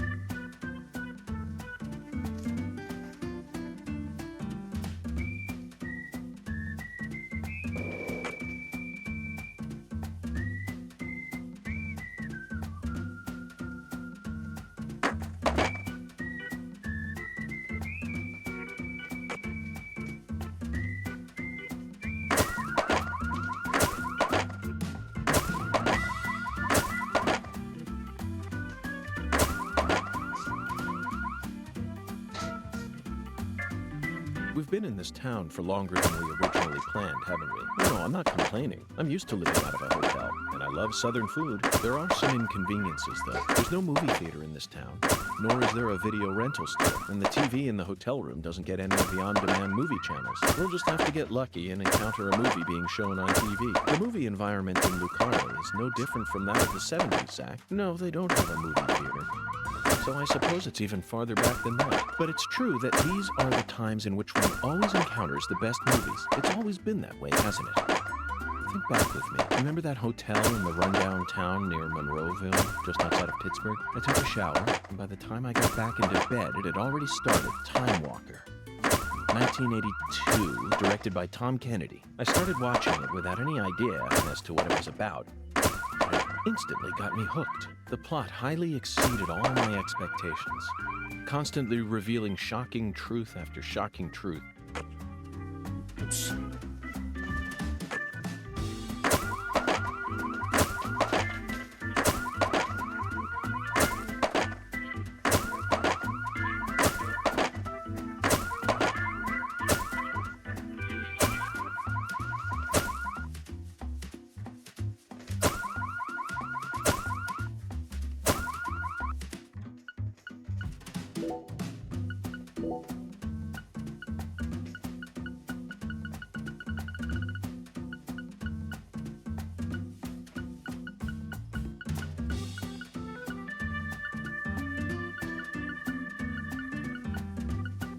Now we stamp for those with the parked cars.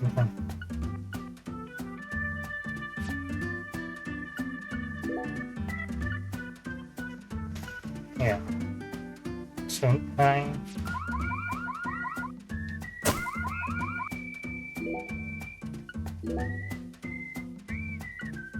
$81. 23.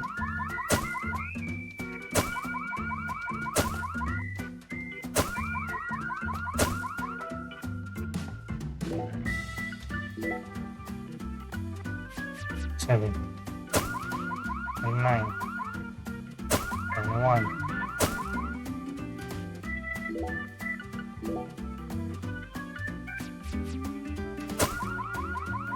23, 25, 27, 9, 100.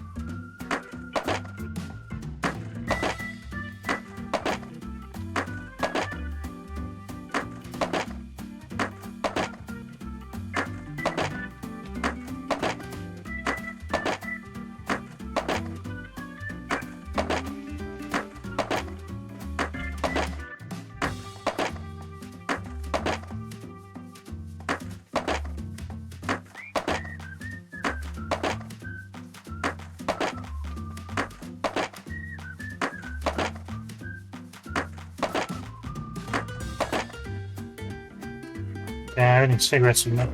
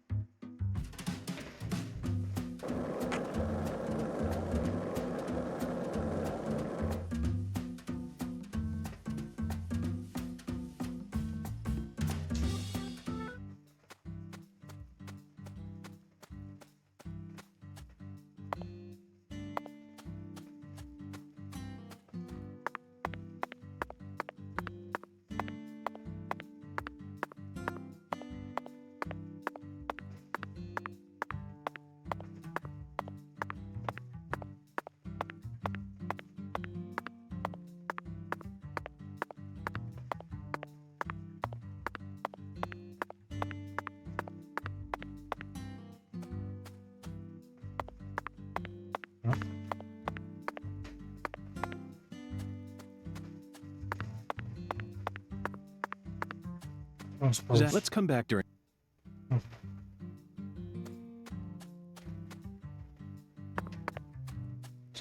Just a little bit more.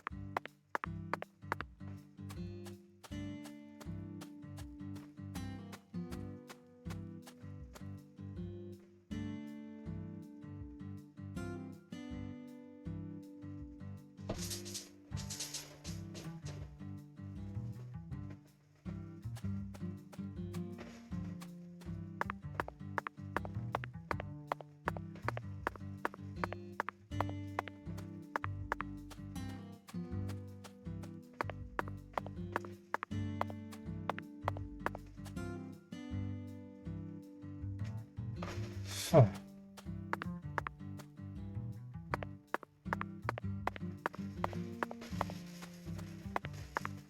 Please.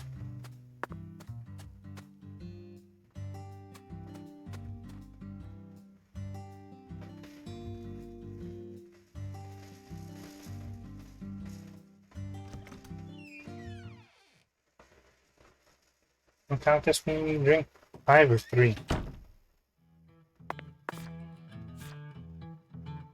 3. Today the town feels.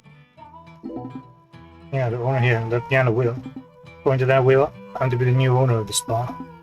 I ain't sure about when it'll be officially passed over, but I've already decided to keep this place chugging on. There wouldn't be no world of trouble if there was suddenly no place to drink, yeah? Today the. Sometimes, yeah.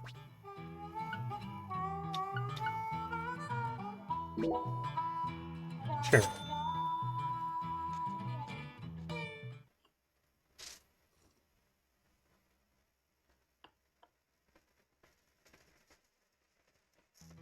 You'll be back. Remember, today the. Sometimes, yeah.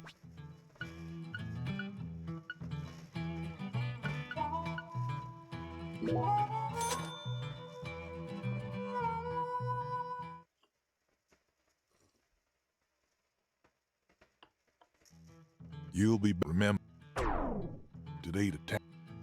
Sometimes, yeah.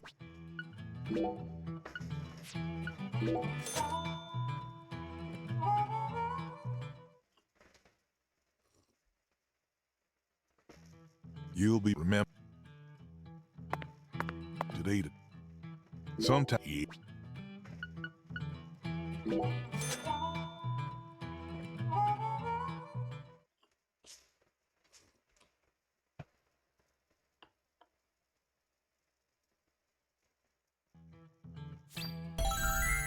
You'll be back, remember.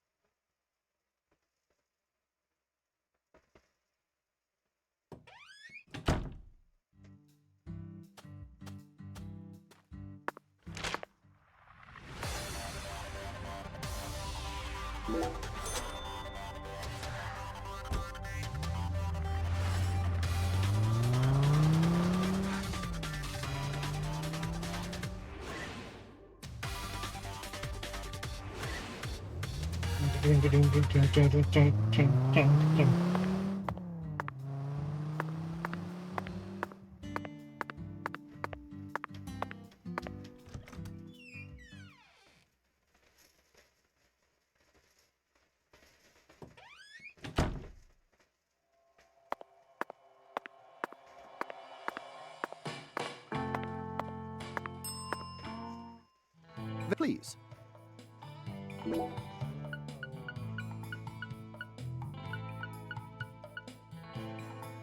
Serving you, please. Can drop all my stuff. Can drop all my stuff. Fine. Get up somehow.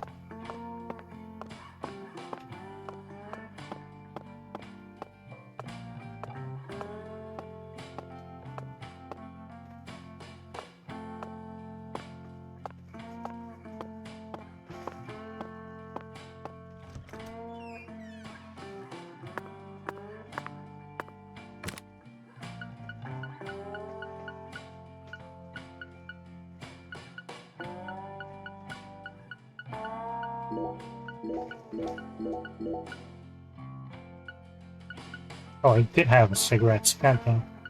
I thought I didn't.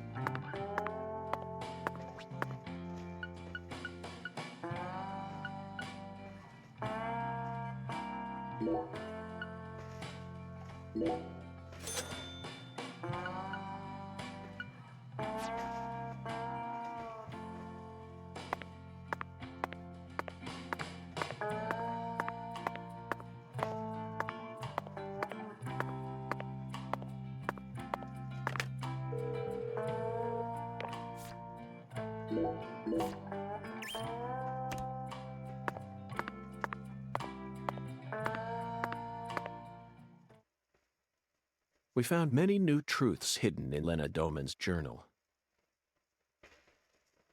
And some of them went far beyond our wildest dreams.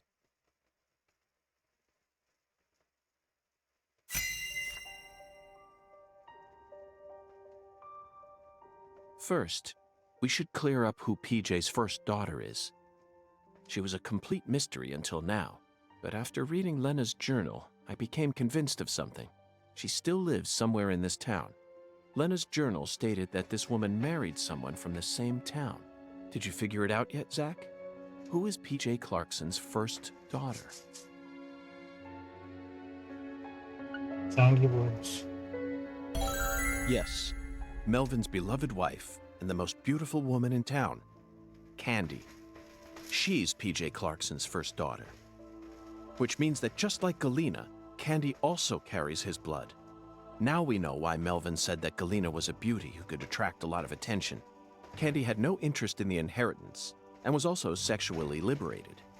That must be why PJ ended up coddling Lena so much. Candy is supposedly sick, but she's now become a key person in our case. She must be why Melvin's gone missing. Melvin's beloved wife, Candy, committed a transgression in her past. Zach, what was it?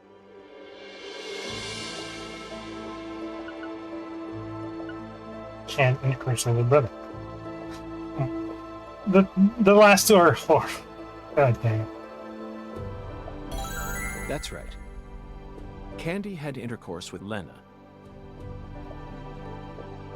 Then she gave birth to a child that we know very well. We never heard any mention of her biological father anywhere in town, despite how much these country folk love to spread rumors. I knew there had to be some secret connected to her birth, but I never thought it'd be something like this. It's beyond anything I ever could have imagined, Zach. Next up is the Fool King, Zach.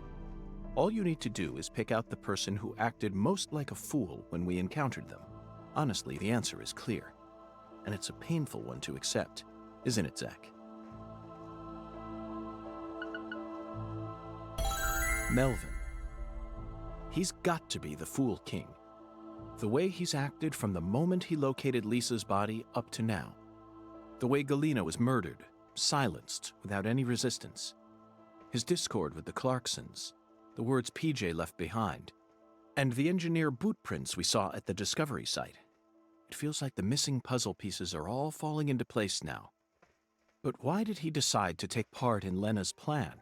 According to Patricia, he seemed to be avoiding Lena. There's no way he actually could have believed that the goddess of fertility would come and save the town. Oh, so that's it, Melvin. It's for the sake of Patricia. As you nursed Candy, you too became corrupted by Sang Rouge. Drugs rob people of their judgment. They slowly but surely eat away at their users. That's most likely the reason it took Lena so long to enact her plan. I don't know what to say, Zach. This is absolutely unbearable. Lena fell in love with her older sister Candy, and the two of them had intercourse. But afterwards, Lena realized that there was a disparity between her body and her mind, and descended into suffering. Finally, Lena left home and decided to live on as Professor R. Meanwhile, Candy fell in love with Melvin, which led to her leaving home as well. I could only guess that Lena and Candy's relationship continued after they left home. Then, their strange love transformed into something else that bound them together in a powerful new way. Lena must have periodically delivered Sang Rouge to Candy as offerings to the goddess of fertility. It's hard to keep going with this, Zach. You know where it's all leading, don't you? If Lena's plan was to kill off every last Clarkson aside from her goddess, then her next target is PJ's last living descendant. Patricia. In danger. We need to hurry.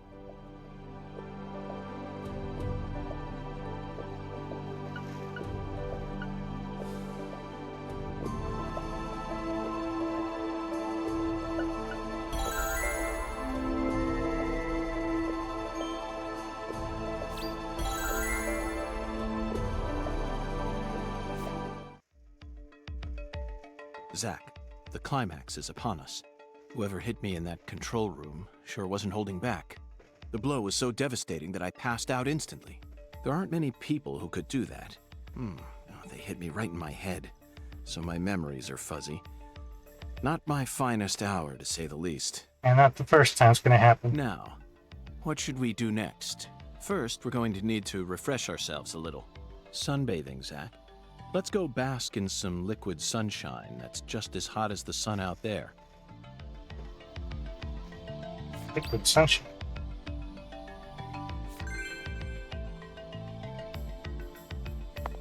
You just got back from drinking. Oh well.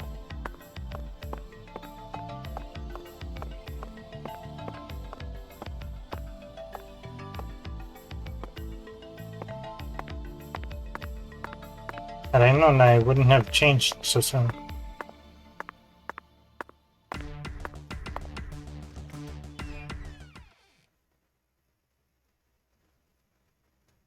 But you know what, maybe just end it here, because chances are we're gonna get to a... Yeah. Alright. I'm gonna end it here. So that's gonna do it for today. What have we done?